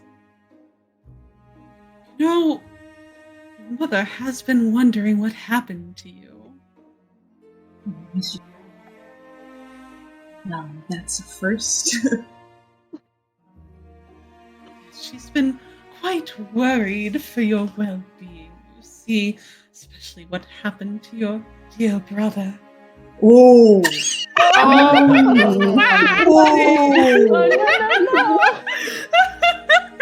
Oh no no! Oh no no! And this is where you hear you are in charge of the room and just backhand her. Oh, I don't think she's gonna have to. God. He will immediately snap his head up. And I mean, like, making, like, perfect fucking eye contact. Mm-hmm. And he will say, "Do not speak ill of my dead." Damn. Oh, Lord. Oh, spicy. Spicy. You know, Very with spicy. with Narcellus being the half drow he is, you know, he's absolutely taller than she is, unfortunately. Unfortunately. Unfortunately for her. Fortunately for Narcellus. And Faldman is like just standing there. Standing man emoji. Yeah, he's Poor very Baldwin. concerned at this moment, as you know, he doesn't have any weapons on him, and he's very much just looking between the two of you as if he's expecting a fight. And Alisaria will just say like a little sound as she turns away from him, back towards the doors of the ballroom, and over her shoulder she'll say, "Very well, I guess I can see now why you haven't returned home with that attitude of yours." Oh, She's going to God. walk off into the ballroom with her daughter and their male drow close in tow. Ooh. Baldwin Ooh. watches, and Oh, he is Yeah. he is shaking. He is fucking Third. just angry shaking, like it's taking every ounce of energy not to pounce on this woman and strangle her when she turns and walks away. Baldwin like kind of takes a step closer to Narcellus as she leaves, just to make sure he's not about to do something stupid. And once they're fully gone through the doors, he'll, in a quiet voice, say, "Sorry about that." I'll just say, he'll immediately like put his head up a little higher and say, "It's fine. It doesn't involve you." And he'll just like he's so incensed right now. He will honestly stalk after them and Yeah. re-enter the ballroom. Like he's not done. Oh boy. Hey, my distraction. Neat. Take out the popcorn. He's not done. Like let me know when I can do an action again. All right. Sounds good. Distraction unlocked. Right. Excellent. Well, actually, I am just gonna check here at the moment with everyone since it is 3. You know, this is usually the time we wrap up. I mean, are you guys needing to head out? We want to kind of continue for a little longer? I'm ready to go. Yeah, I'm good. Yeah. I'm good for a little longer. Yeah, I'm good. I can stick around for a little bit longer. Me Yeah. too. Julia, Tove, you guys okay? Doing all Yeah. right? Yeah. It's Give me getting 1 second spicy. though. I'm kicking Jax out. Oh, no. Oh no, I'm getting The the dog baby. has been banished. Jail. I'm killing the baby. But you're too much right now. My baby. He doesn't want to be. Sent to jail. Baby jail. Yes. Man. These windows better all be magically sealed. God. Uh-oh. I'm so sorry, Ted. Taffy out here just doing his Alright. best. Who designed this place? Who designed this place? This is padlock. really. What is Oh, this? Preston. Oh, am I getting jacked? Oh yeah, I just put him in the hallway unless I No. like It's, let him it's into okay. Yeah, he probably just wants to get on the sofa. probably. That's all he Because- wants at this time. Because otherwise, he's gonna start whining and crying. Okay. Give me 1 second. Oh man, I can't wait to cause a scene. Just bust into the room. Just like, hey, bitch. Just shoots like glass. Oh yeah. Oh, you brought me your toy. Firebolt Hi, Jack. initiated. Oh, I have a big dog and a toy. Oh, Yeah. hi. How you doing? Hi, buddy. Okay. He's All right. content. Nice. Good. So you guys head back into the ballroom. Before we get into that scene, Yeah. Taffy. Oh. Hey, so you've been left alone in the hallway again. Sweet. Okay, so as soon as they leave the room, he's like, all right, he's gonna just basically get into the library as fast as he can.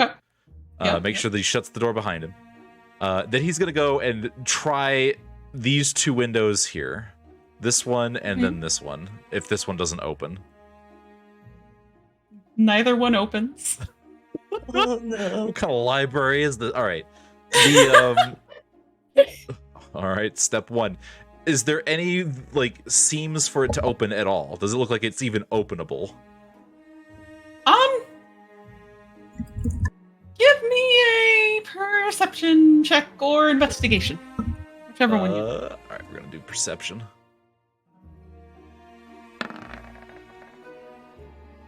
Oh, dirty 20. Dirty 20. Nice. Nice.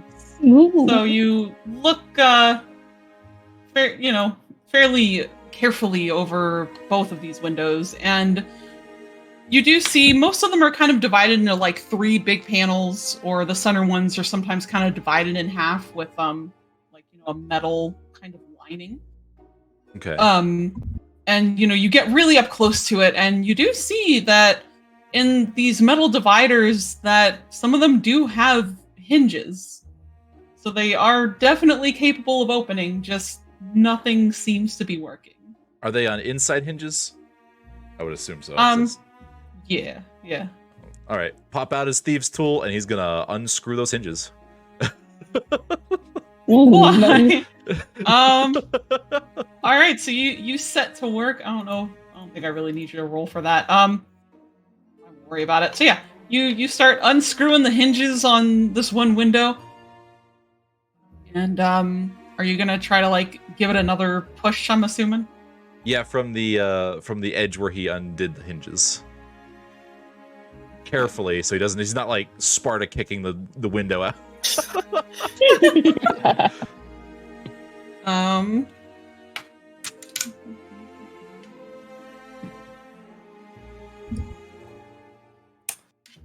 So as you take the hinges off and you give the panel that you've unhinged now a good push, it still doesn't budge. Oh my god, they're not pull windows, are they? No. Okay. No, you even try to pull it, this thing is like glued shut or something. Kind of magic bullshit. All right, so time to pull out the crowbar and the hammer. All right. Oh no. He's gonna try and wedge it in where he undid the hinges on the hinge side, and see if he can't get some leverage and force the window to like pop out of its frame. Alright, give me a strength check. Oh boy, a strength check. Mhm. Oh, just a raw strength check. Yeah. Yeah. Oh, Yeah. Here we go. Oh boy. Oh. Shit. Oh boy. Damn, 18. So yeah, as you wedge your crowbar in there and you give it all you got, and you try, and sure enough, eventually it bends enough that you see like this kind of weird shimmer over the entire window just for a brief moment, and then the next thing you know, this panel goes flying off the window from how hard you were pulling it and shatters on the floor. Oh. Oh shit. He's gonna quickly store the crowbar and hammer and then dive out the window and then wait a second to see if anyone like heard that. Yeah, you stay, you wait a minute. Yeah, no one seems to hear it. No one comes running. Thank God for Drow. All right, so with none of that, he is gonna get his grappling hook and his 50-foot of rope and scale the wall. He also gets his climbing kit ready to go. All right, awesome. Yeah, so as you get outside and you look up the wall before you, you see there are windows to the office pretty much directly above the ones in the library.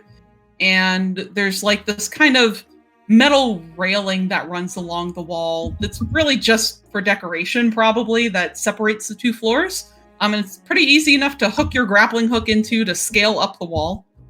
Yeah,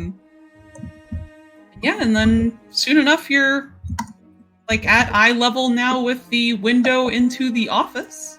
All right, here we go. So he pulls up the rope. He doesn't disengage the grappling hook, but he does pull up the rope and kind of make it so it's easy to just toss down if he needs to. But he pulls it up in case someone's roaming the perimeter. They don't see a rope just dangling there, especially if they look out the window. Then he looks through the window on the second floor to see if there's anyone in the room he's about to try and bust into. Yeah, you look into the window, and kind of at the angle you have, you can kind of see just like the half of the office. You can see like part of Lord Pierpont's desk to the side, kind of centered in the middle of the room. Oh, hell yeah. There's like some yeah, there's like some like bookshelves off to the left, like a couple other random things here and there. I don't suppose I can see the statue anywhere. At this angle, you can't. You can see like the corner of a table that's pushed up against the wall that you're currently against. That's behind the desk. So you can only assume that might be where it is. Okay. That it was behind the desk. Excellent. He listens. Does he hear any commotion or movement or any of that stuff? Roll a perception check for me. Oh boy. I don't think I can pull another high number. Oh my god, perception.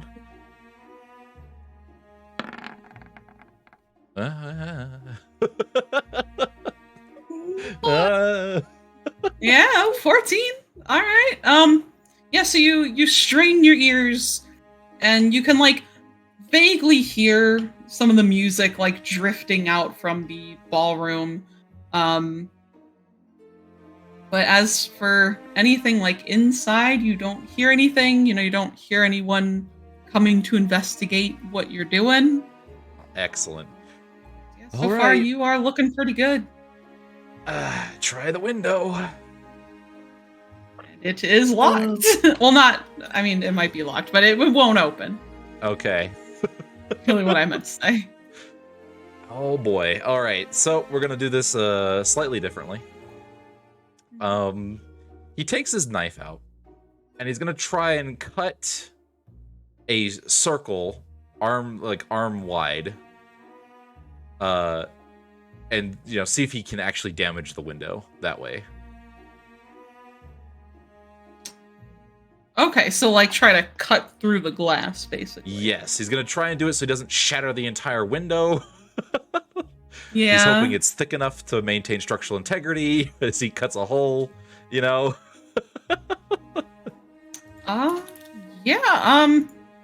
you'll put your knife to it and an attempt to like start scratching cut at it. into it. But it doesn't seem to be doing anything.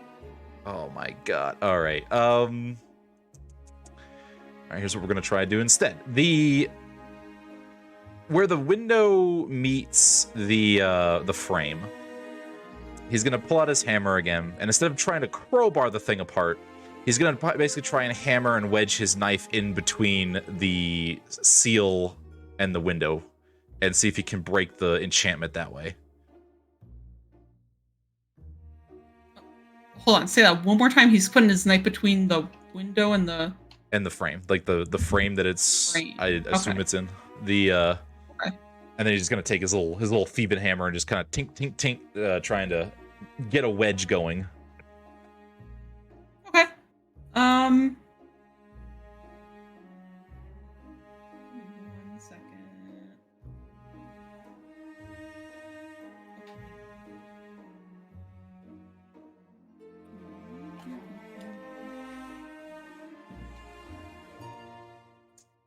So as you're trying to hammer away, get your little thieves tool in there, you manage to get it in just slightly, but then it seems that it will not go in any further once you get to a certain point.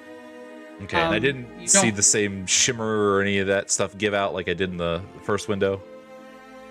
Yeah, you do not see that yet on this window. Okay. When I was casing the joint, did I notice any fireplaces that seemed to go up to the second floor? Ooh, that's a good question. Are there?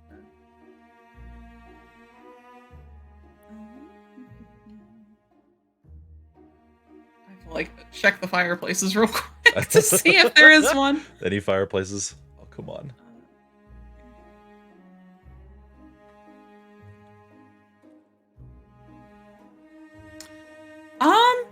Yeah, you believe you recall there was one on the other side of the manor.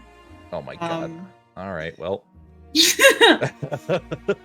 Just in kind of the other big room at the other end of like the U. Just, like that's clicking on it over here. Sneaking through hallways. Okay. I'll either break the glass or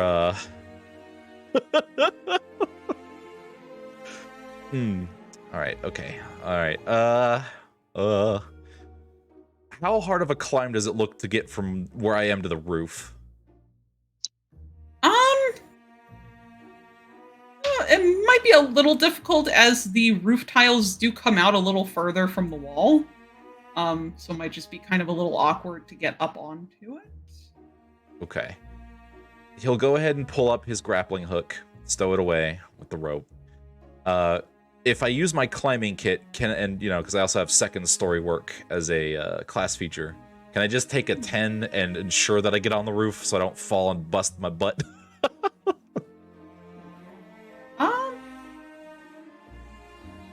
Yes, I think so. I don't know how the climbing kit stuff works. It basically just, it helps me... Right, let me go look at it. Look it up. Climbing kit. Actually, chat might be able to help me out. Does it give advantage? I don't remember. I know it helps you not fall and die. Yeah. The climbing kit. Climber's kit. Yeah, you just anchor yourself. When you do, you can't. Oh, it just makes sure you don't fall more than 25 feet from the point where you anchored yourself. Okay, so there's not really a reason to use the climber's kit. Unless this mansion is 25 feet tall.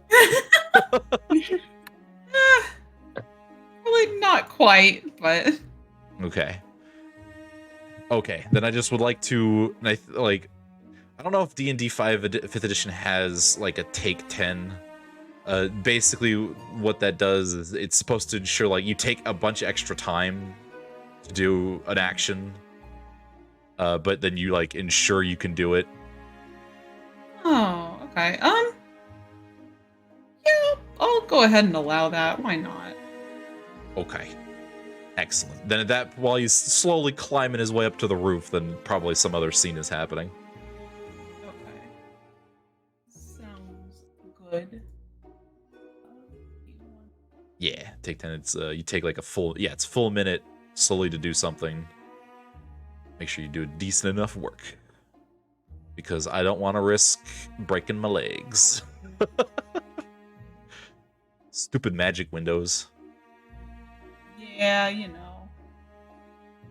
Do be, I can't. Well, that's gonna bother the heck out of me. Okay, that's fine. I'm just gonna pretend it's not there. Okay, yeah, so as Taffy is making his way up onto the roof now, back inside, we'll move back into the ballroom. And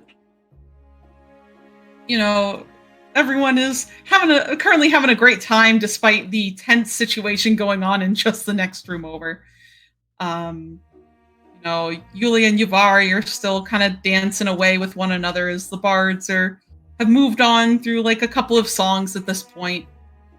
You know, trying to keep the beat like light and happy and keep people like moving and grooving just to keep them entertained. And you know, off to the side, Runarian will kind of stop Tove for a moment as he takes her hands and he says, "You know, Tove, this has been one of the most loveliest nights in quite a while." Well, thank you. I've been having such a wonderful time as well. Oh, good. I'm glad to hear it. As he looks quite pleased. Oh, He's just so excited right now, you guys. He is Right. so happy. Yeah, nice. Then Arca, are you still kind of dancing along with your bird buddy, Achaia? Yeah, I'd say they're still dancing. Nice. You guys have been hanging out. She's perhaps shared a few stories, from like Aket, or maybe like a couple of silly interactions she's had with like some people in Roseton. Just kind of making like idle chit chat with Arca as the night goes on. Aw. Yulia, Yavari, how have you two been doing down here? Yavari has definitely calmed down, but she's still very shaken. But she's pulled herself together enough to just kind of relax and enjoy what's happening. And then she's like, "Oh wait, I was supposed to watch the hallway." Well, risking his life anyway. But she's very grateful that Yulia stepped up and was like, "Hey, how you doing, bud?" I don't know if Yulia would say anything because they would be really hesitant to ask Yavari like what happened, but probably didn't want to push it.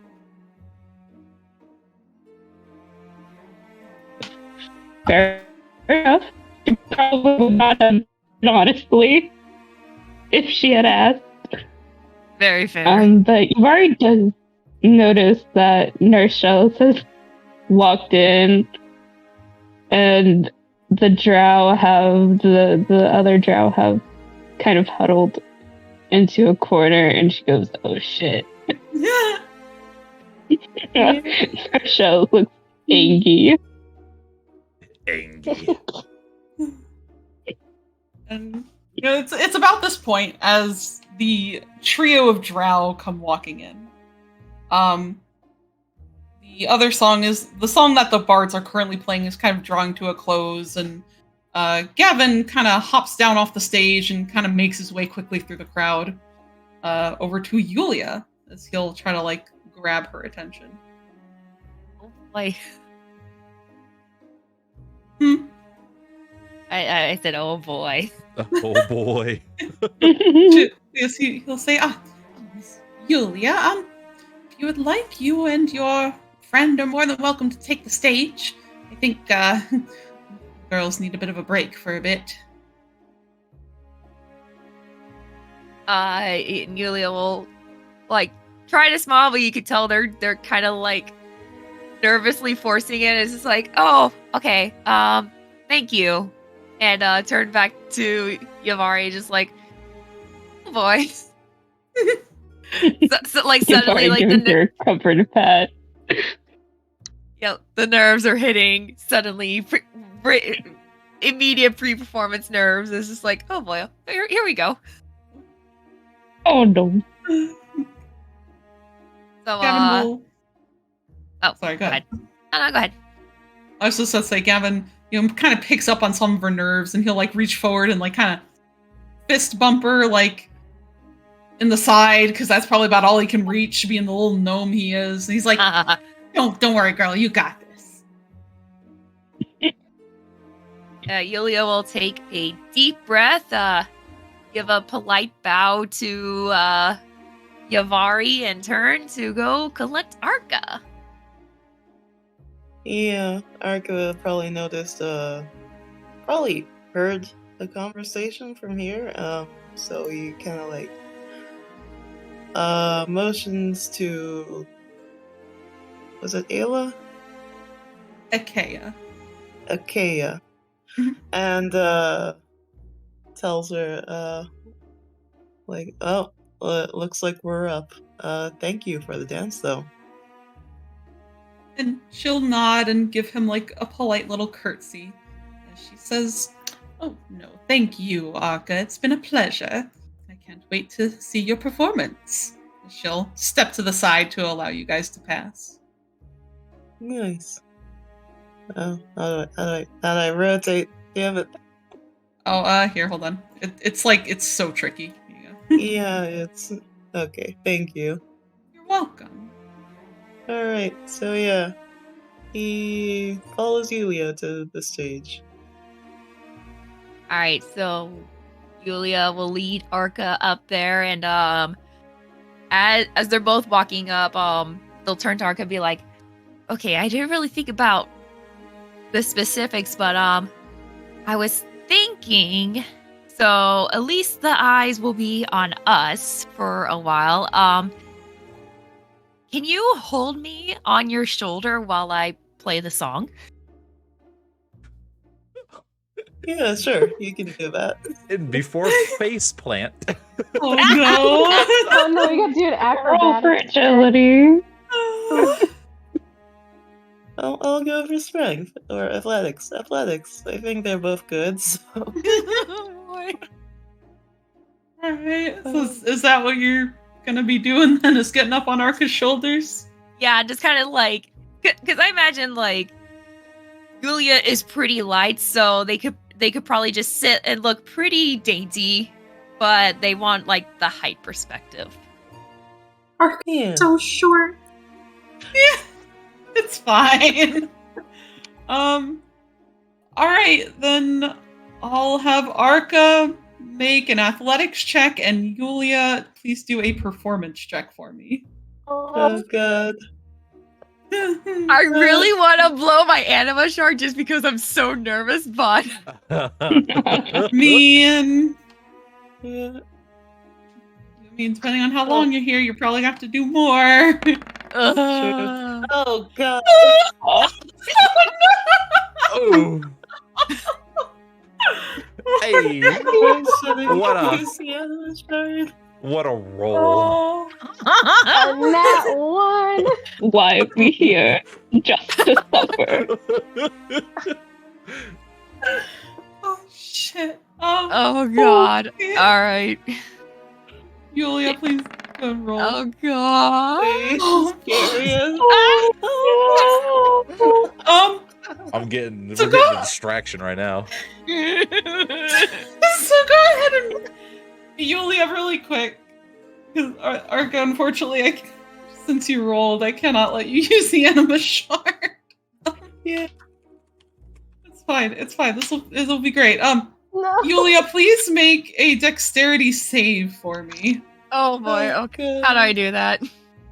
It should be like right above your skills on the left. It'll be it's your saving throws, like right underneath where it says proficiency bonus. Just click on dexterity. Please, for the love of God. Okay, so Yulia and Arca, you guys are taking to the stage as the other bards have moved off to give you your space.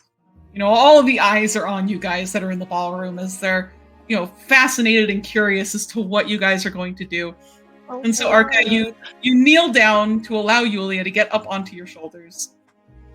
And, Yulia, you take out your lyre, I'm guessing you're playing. Yeah. So you take out your lyre, as you get settled onto Arca's shoulders, prepared to begin your song. And as soon as Arca straightens up to stand at his full height, you're not sure if you catch your feet on the stone or maybe the rug. There's like a bump in the rug. But next thing you know, as soon as Arca stands up immediately both of you are falling down. As Arca just loses his balance and falls onto the floor. Yulia, you seeing him fall and feeling yourself beginning to fall, you do your best to catch yourself as you jump off of his shoulders and you stumble, but manage to just barely land on your feet directly in front of Arca, who now most of the ballroom, aside from like your friends, are like sitting there now laughing at you guys, thinking this is maybe some sort of circus performance like earlier. Okay. This is great. I hate it here. Let's say, Yuli, after that, if you want to, I don't know if she would start to just try to play or. Okay, so. Salvage it. So standing up, trying to like be a figure of like some sort of elegance after that, kind of quickly turns to Arca. It's like, okay, just stay low and use your wings to make a breeze behind me. We'll go from there. Okay. So he then if he like snuffles or growls. He's behind her and he beats his wings. he gets a breeze going. Okay, so then Yulia will start the opening notes for the song, and I could go a little bit on like the lyrics. This is supposed to be a long song for the distraction. The song that Yulia wrote is based off actually not Anna, Tove and Runarian. And it's a song that they wrote called Season of Suns, because in the brief time that Yulia met Runarian, the metaphor that they put to him is very much like a very warm like spring summer season, because he is just so vibrant and so lively, and he has this just open warmth to him that kind of took them by surprise, but they found very, very nice. And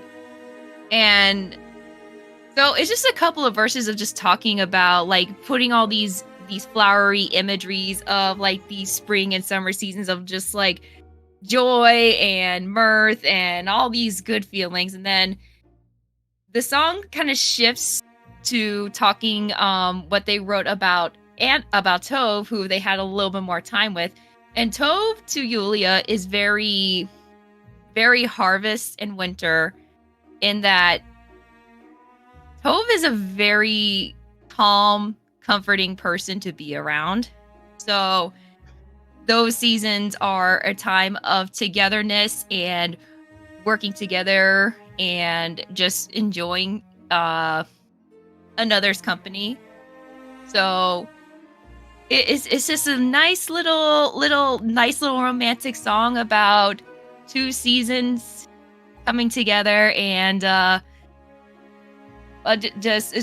this circle of loveliness. Cute. Beautiful. Oh, hopefully adorable. It's enough to captivate the audience. Adorable. Excellent. So yeah, you get through, you manage to recover somehow, and you begin your performance, which might be a little shaky at first as you try to, calm down after the stumbling start. And, meanwhile, Narcellis, you enter into the ballroom, probably fairly shortly after Yulia begins. You see, there's still a couple of people out and about and whatnot, and the drow have, kind of gone off into the corner by themselves. So, what's Narcellis doing? Yulia, I'm so sorry. Oh no. Narcellus, I feel like I have to say this. I feel like Faldvin at this point is going to know that something's going to happen, and Yeah. solely from the way that he enters the room, like you can feel the rage radiating off of his skinny little form. Uh-oh. And he looks immediately at Yulia, and then towards the drow, and he hears her start playing the song, and the super soft, sweet lyrics, and a minute later, he attempts to get her attention with one of the hand signals. And if she sees it, he will lock eyes with her. I need to know if she can see it. I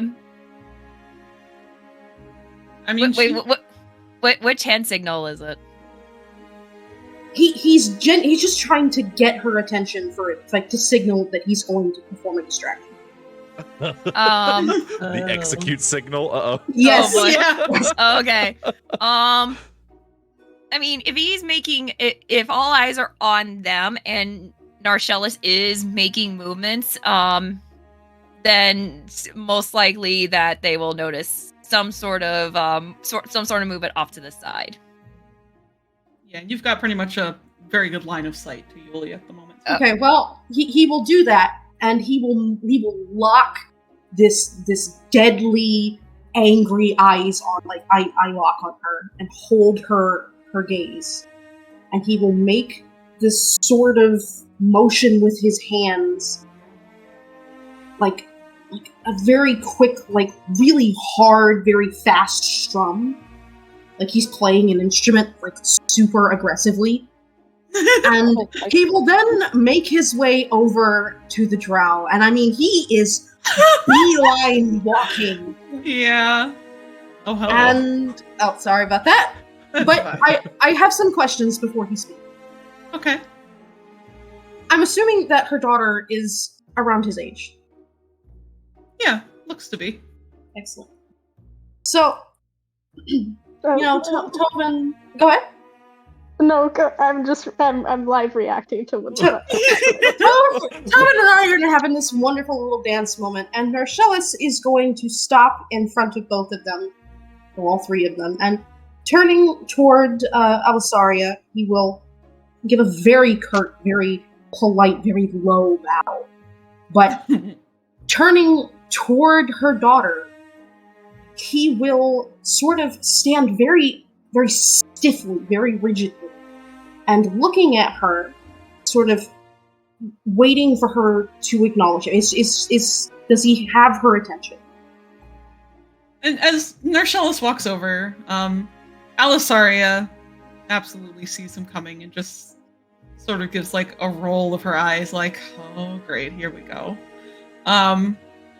But she'll remain silent as he comes over and bows to them, and her daughter, like, even when they had met prior in the other room, she had been kind of looking at him with like this weird, like this look on her face that was a mixture of like curiosity, but also just kind of like, ew, like half drow. But as he bows, she's looking at him, but Alisaria will speak up and say, "What can I help you with?" And rather than say anything, well, no, he will first say, "You were right. My earlier behavior was entirely unprecedented, and so I should like to remedy this with the only thing I know how. And, well, perhaps the party may finally be a little fun." And I have to ask, are any of the waiters around them? Are there any drinks near him? Oh no. No. I mean, probably. I imagine, like, I know I don't have their tokens out, but there have been, like, a couple of servers and that kind of walking around with like little food trays or drinks. Are there any drowic drinks in in grabbing distance to him.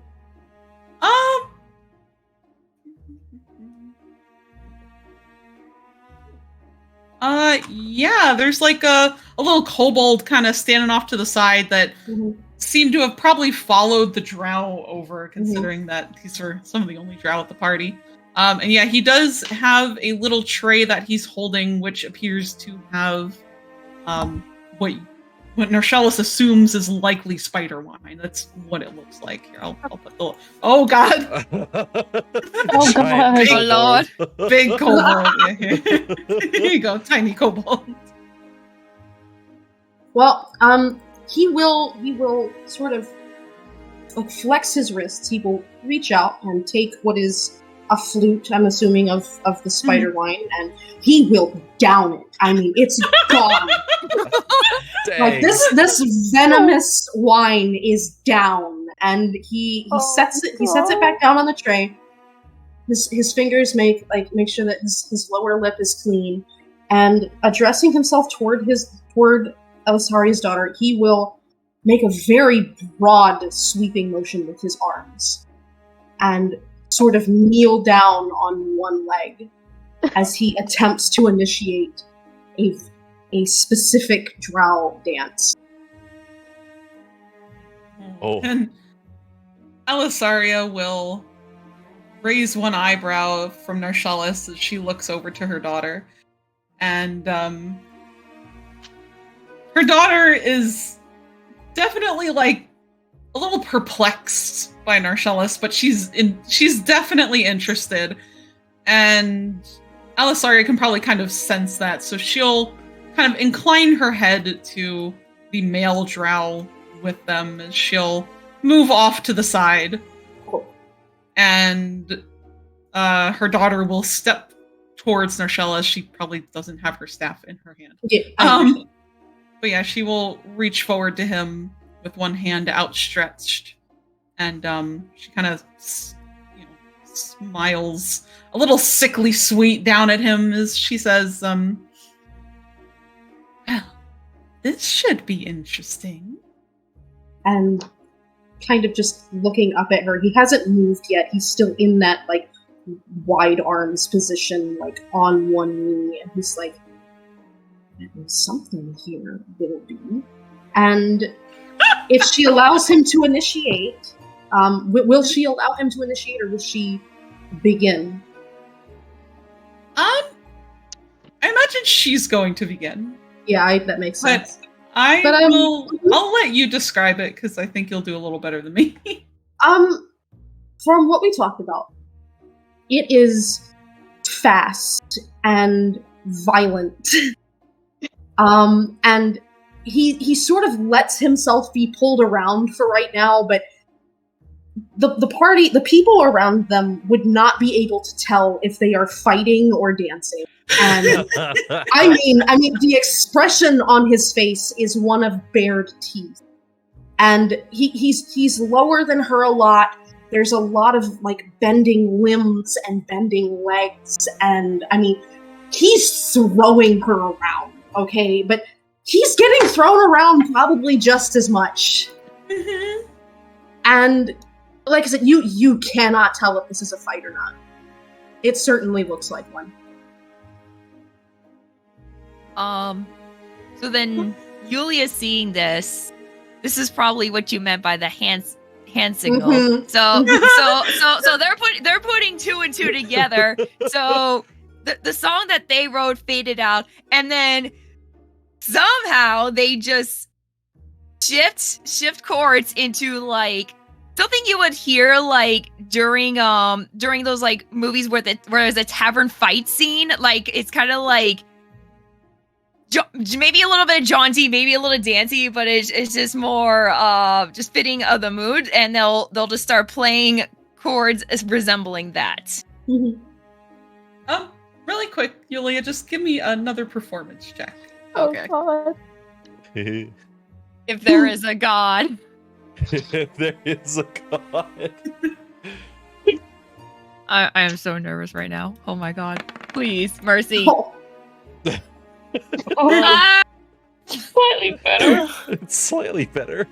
Like, So as you begin to pick up the pace, and as Narcellus and Shintun begin this dance of like very quick movements, as if they're like kind of striking out at each other almost. The bards who had been kind of sitting off to the side take note of like all of this going on, and seeing Yulia kind of struggling a little bit, Gavin will actually step a little up towards the stage as he listens for a moment, and then shortly after begins to play with her. Sort of like trying to harmonize with her in her song as they are just making shit up on the fly right now. bless Gavin. He's trying to just help keep people from thinking that this is not going according to plan. Exactly. He can tell things are weird, but he's like, you know what, it's fine. This is fun. Let's do it. So let's do it. He's a man who knows how to have a good time, and by God, he's gonna help. Exactly. So here we'll kind of go around the room. Tove, you and Renarian Yeah. having a wonderful time here, having a moment, and then all of a sudden, you see Narcellus and one of the other drow initiate this dance. And immediately you hear Yulia, her love song has faded away to be replaced with something much more fast-paced and upbeat, supported by Gavin. So what is Tove thinking of this whole situation at the moment? I think she's just a little taken aback, but also when she starts seeing like this dance and how it's like getting into like full swing, like it looks like they're like fighting each other. I want to do that dance. Yeah, she's like, I don't know how to do that. She looks at Renarian and she's like, I think maybe we should step to the side. And it's very clear that she just wants to get off the dance floor as quickly as possible. Yeah. Renarian nods. He's like, yes, I've never seen a dance like this before. I'm both fascinated and yet very afraid right now. So yes, I think it's best we just move. Yeah. I agree. And he'll just kind of follow along after her to wherever she'd like to move to get out of their way. They're gonna both stand. Yeah, they're gonna both stand at the side and just like look in on what's happening and like awe, and like a mixture of awe and horror. Yeah, that sounds about right. Yavari, what's Yavari thinking about this whole situation right now? Yavari is so confused. It starts off with like this beautiful love song, and now Narcellus is fight dancing this drow that she's never seen or acknowledged in her life. But she's like, that was kind of fun. Drow are very interesting. I need to go, but I can't look away. Yeah. Look away. Like, this is like a train wreck, but Yavari is just like, she's also still kind of out of it from earlier, and her standing so close to this other tiefling not helping, but she just can't stop looking away from Narcellus and his dance partner. She's like, damn, I'm sorry, Taffy. I'm sorry. Taffy. That's okay. Oh, damn. He's probably fine. It's fine. Yeah, He has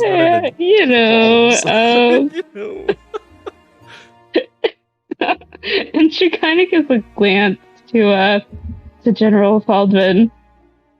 And she doesn't know what to say other than, this is a typical Friday night for you.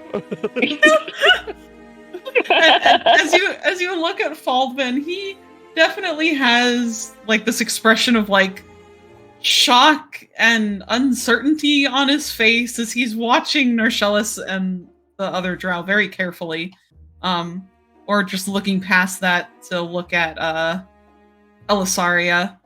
But as Yavari speaks up at his side, he'll kind of glance at her from the corners of his eyes and quietly say, I think I can safely say I have never witnessed something like this before, and frankly, I'm feeling like this is just going to turn into a fight shortly.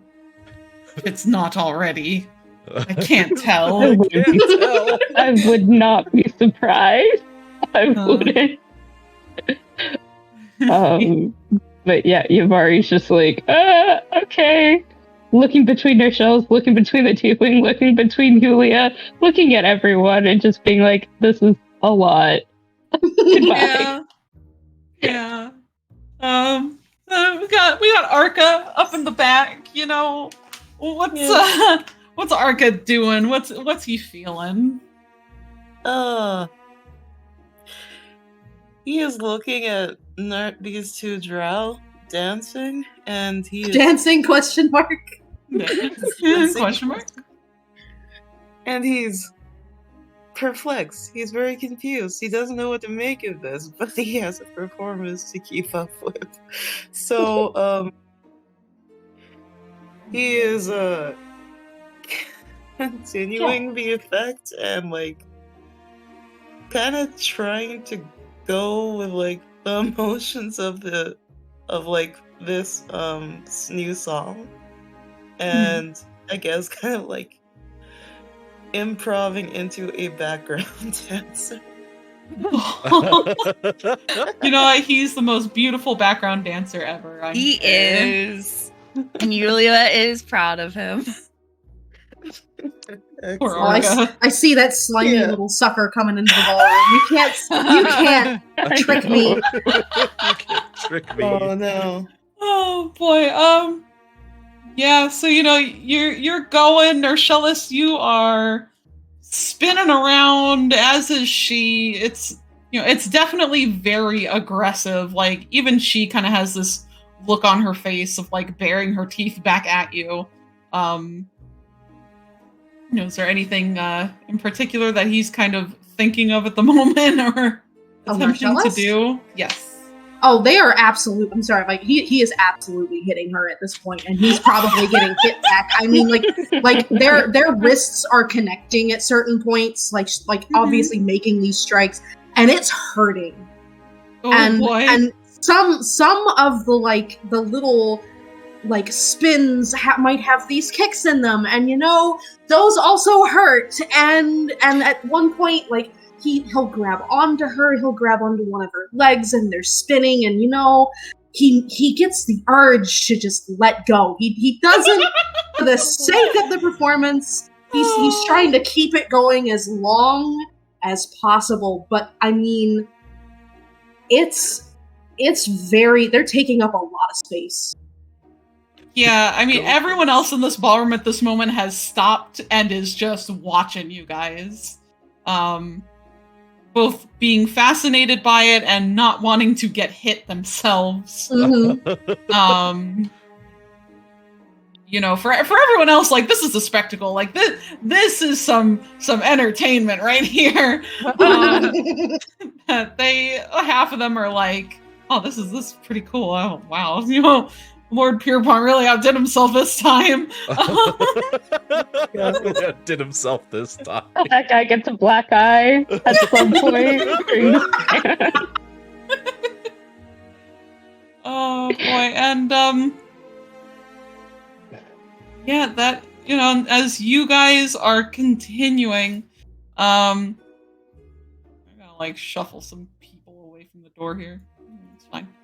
The door opens, and in comes Lord Pierpont himself, who, you know, is kind of followed along after by like a female dragonborn, and as he catches sight of what is going on in the ballroom, he looks shocked at first, but then intrigued. He's like, God. He just has this look on his face of, do I need to stop this? Do I need to have the guards come in and stop it? No. No. You know, he Keep it decides he's going. just gonna join the crowd and observe. If you want to throw her his direction, get a kick in, for good measure. Get in there, buddy. Let's see. Let me just check something real quick. I really kind of want Yulia to also like stomp their feet to like add an extra beat to it, hoping they'll get people clapping along. Yeah. Yeah, you start kind of stomping your feet. Gavin probably also tries to join in along, even though like he's tiny. It probably doesn't make a huge difference. But yeah, you kind of get the people like really getting into this. And Narcellus, you continue dancing with her. Dancing, I say. It's gone on for quite a few minutes of this intense battle performance, in a sense. How is Narcellus wanting to finish this? You sound worded like it's a battle. Finish him. Well, you see, Suplex. I feel like so at this point they're probably below this lovely uranium glass chandelier. Yeah. And he's spinning around with her. He's going on his knees. He's getting back up. They're striking at each other, and he's getting tired. Yeah. And she's looking about the same. Actually, let me message you. Okay. Oh boy. Gotta figure out how this goes. Figure out how this goes. How does one end this grand saga?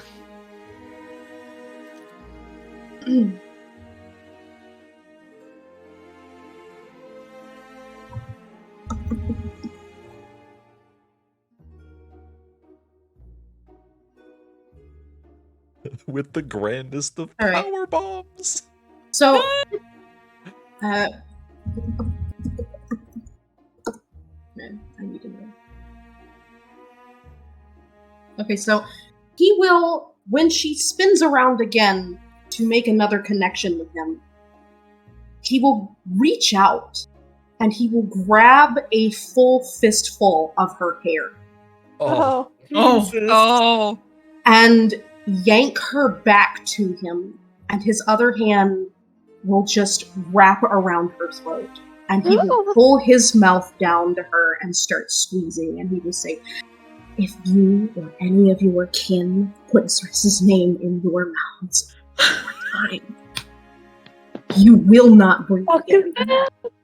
Holy shit! Please roll for me. Okay. Okay. Okay. Oh boy. Oh Oh. god. All right. Yeah, so as both of you are starting to get tired, she is definitely she's keeping up, but it is getting to that point where one of you is going to have to draw this to a close, but she's probably very stubborn and doesn't want to do it herself. So as you bring her back in after that final spin, she absolutely is not expecting it as you grab her hair and yank her back, and your hand goes to her throat, squeezing hard enough that she suddenly is not able to breathe. Seeing this, oh boy. Oh, I wasn't prepared. It's like they glaring at the other drow like, is this normal? You gonna step in? Like, what? How? What? Are we gonna have to roll initiative? Oh god. I'm just saying, if the guards have to come in, For that's this. probably a great opening for Taffy. Mm-hmm. That, yeah. Yavari exactly. about to spawn from this ballroom. Yeah, literally just run up the stairs and bucket. I'm gonna laugh. It's like, okay, and then like all the guards come in, and then like Yavari runs up, grabs the idol, and just comes back downstairs. By the time Taffy gets over there and is like, what the heck? Just absolutely bodies the two guards at the stairs.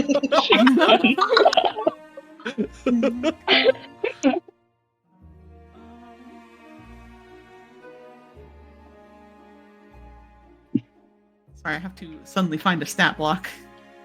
Give me a second. It's here somewhere.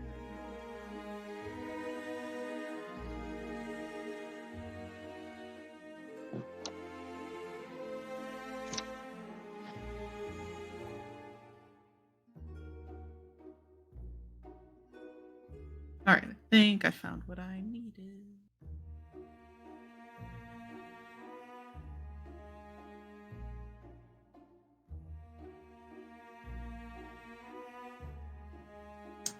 Okay.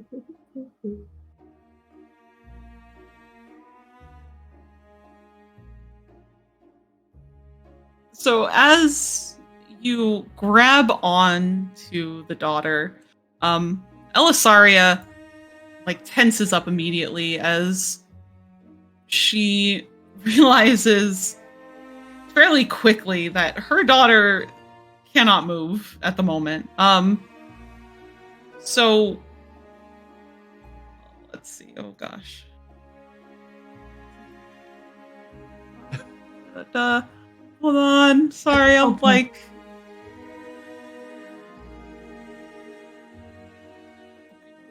Okay, I got this now.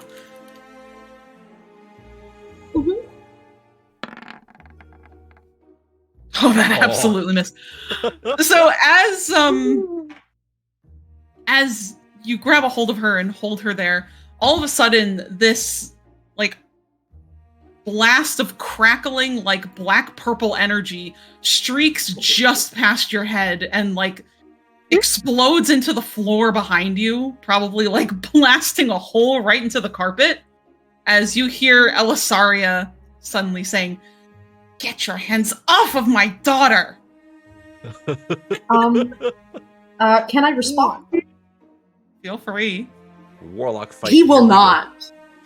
Oh no! Sort of dragging her so backward, Yuvari's he gonna will slip lock out of his eyes vault. with Elisaria. And, like, he's still holding on to her, but... Oh... Trying to think through the consequences of his actions. Don't worry, Taffy trusts you right now. There's gonna be a lot. It's fine. That's fine.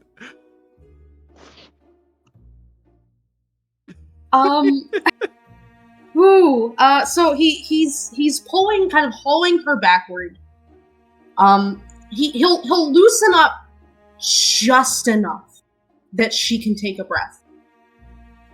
She like gasps for air. Mm-hmm. And he's still talking to her. Like he's got his mouth like just above her ear, and he's asking like, "Are you afraid of me? Are you afraid of the little half drow?" And like he's making this a fucking scene. And reaching out with his hand, he'll let go of her hair for a minute. He's still clutching her throat. He will hold up his gloved hand, and I want to see if he can hold a firebolt, just really, really close to her, like a clear threat. Oh my god. Oh my god! A fire bolt? Like a bolt of fire. Yes. It's a fireball. Yeah, I'm gonna take the that's room what with me. That's what I thought. Hold on, which one is that?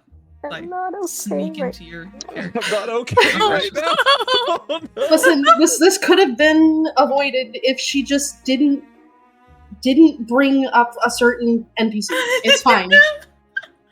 Yeah, so you hold that up to her, and at your words, she hisses back at you. She's like, "I'm not afraid of you, freak." She like attempts to Oh! Girly. Jesus. Oh my god. And I think it is at this moment the session shall end for the night. Oh my god. Of course. Oh, Well, this that is was fun. wild. Taffy, Renard, I hope you like the distraction, buddy. Yeah. He's gonna have to bust you all out of prison again. No, it's fine. He's got Narcellus has a good jail-free card. I don't. Oh my I feel like there might God. be like a Good statute dog. of limitations there. It's fine. It's fine. Is God. it really? He's gonna come After downstairs and be getting like, "Oh no." completely abandoned. It's fine. Yeah, we will Oh, pick up next time as everyone is going to be panicking at the ballroom. Oh boy. Taffy, God. as far as Taffy knows, like, there's nothing. Like, I don't know what's going on. He's just trying to climb down a yeah. chimney right now. Panic at the disco. Who? Now it's Panic in the ballroom. Yeah, Right? exactly. Hey, look, everybody's in there. You know, he's got their attention. It's fine. It's fine. He might For commit sure. murder. Oh. Narcellus, please. Listen. The owner of the party is making Chimera, so I feel like it's really just nobody's perfect. Nobody's Damn. perfect. It's a free for all. Yeah, it's fine. Everyone else just has to commit worse crimes. Everyone else has to commit worse crimes. Yeah, that way. Running across Yeah. that ballroom. Mhm. Just light it on fire, you know. Oh my god. Taffy's like, I've been trying so hard to not. Oh god. Listen, sometimes you just gotta commit a little murder. He's gonna commit a little murder. Yeah, just a little arson, a little murder. Sometimes it's you fine. just gotta kill a guy. It's fine. Or a Sometimes you lady. just gotta Yeah. kill a guy. Oh. So, Taffy, who's your name change guy? Yeah, man, We're gonna need him. we're gonna need him. Okay, well, let's see. How do you like being named after candy? All right. Oh no. I feel like the biggest mistake is the fact that he is committing this crime in front of the military personnel who has promised to let them off. After he was like, no, we'll be on our best behavior. Yeah. Listen, Well, Falkman's Falkman's going to have words. Oh, I know, but listen, if you can't handle him at his... You know what? No, this is his best. He's living his best life. This is his This best. is his best. I Uh-oh. doubt Yeah. that. I highly doubt that. It's his best. It's totally not the lowest he's been in a No. while. It's fine. Oh, this was fun though. Yeah. This is fun. Good fun. Narcellus, We're getting I there. can't wait to cause a scene. No. Yeah. Oh, I do have a question Yeah. though. How's Pierpont feeling? You know, he having a time. Yeah. He's about ready to call for the guards. Oh, I bet. Yeah. Yeah. Yeah. I It's stand fine. by what I Calling said. out a kicking and screaming drow with like 20 soldiers, or half drow, I should say, will be a firework level distraction. It's fine. Yeah. It's great, actually. Yeah. Yeah, you know, not wrong.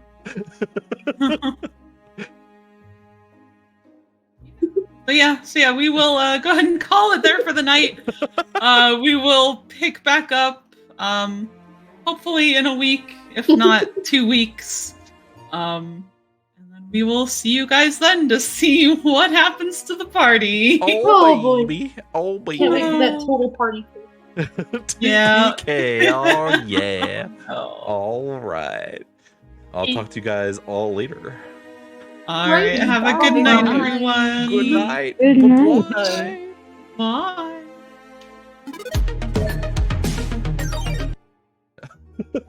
Well, I thank everyone for staying as late as they did. The There's a certain someone there that Taffy, I haven't called it out yet because Taffy hasn't seen them, but there's another problem that's probably gonna happen next weekend.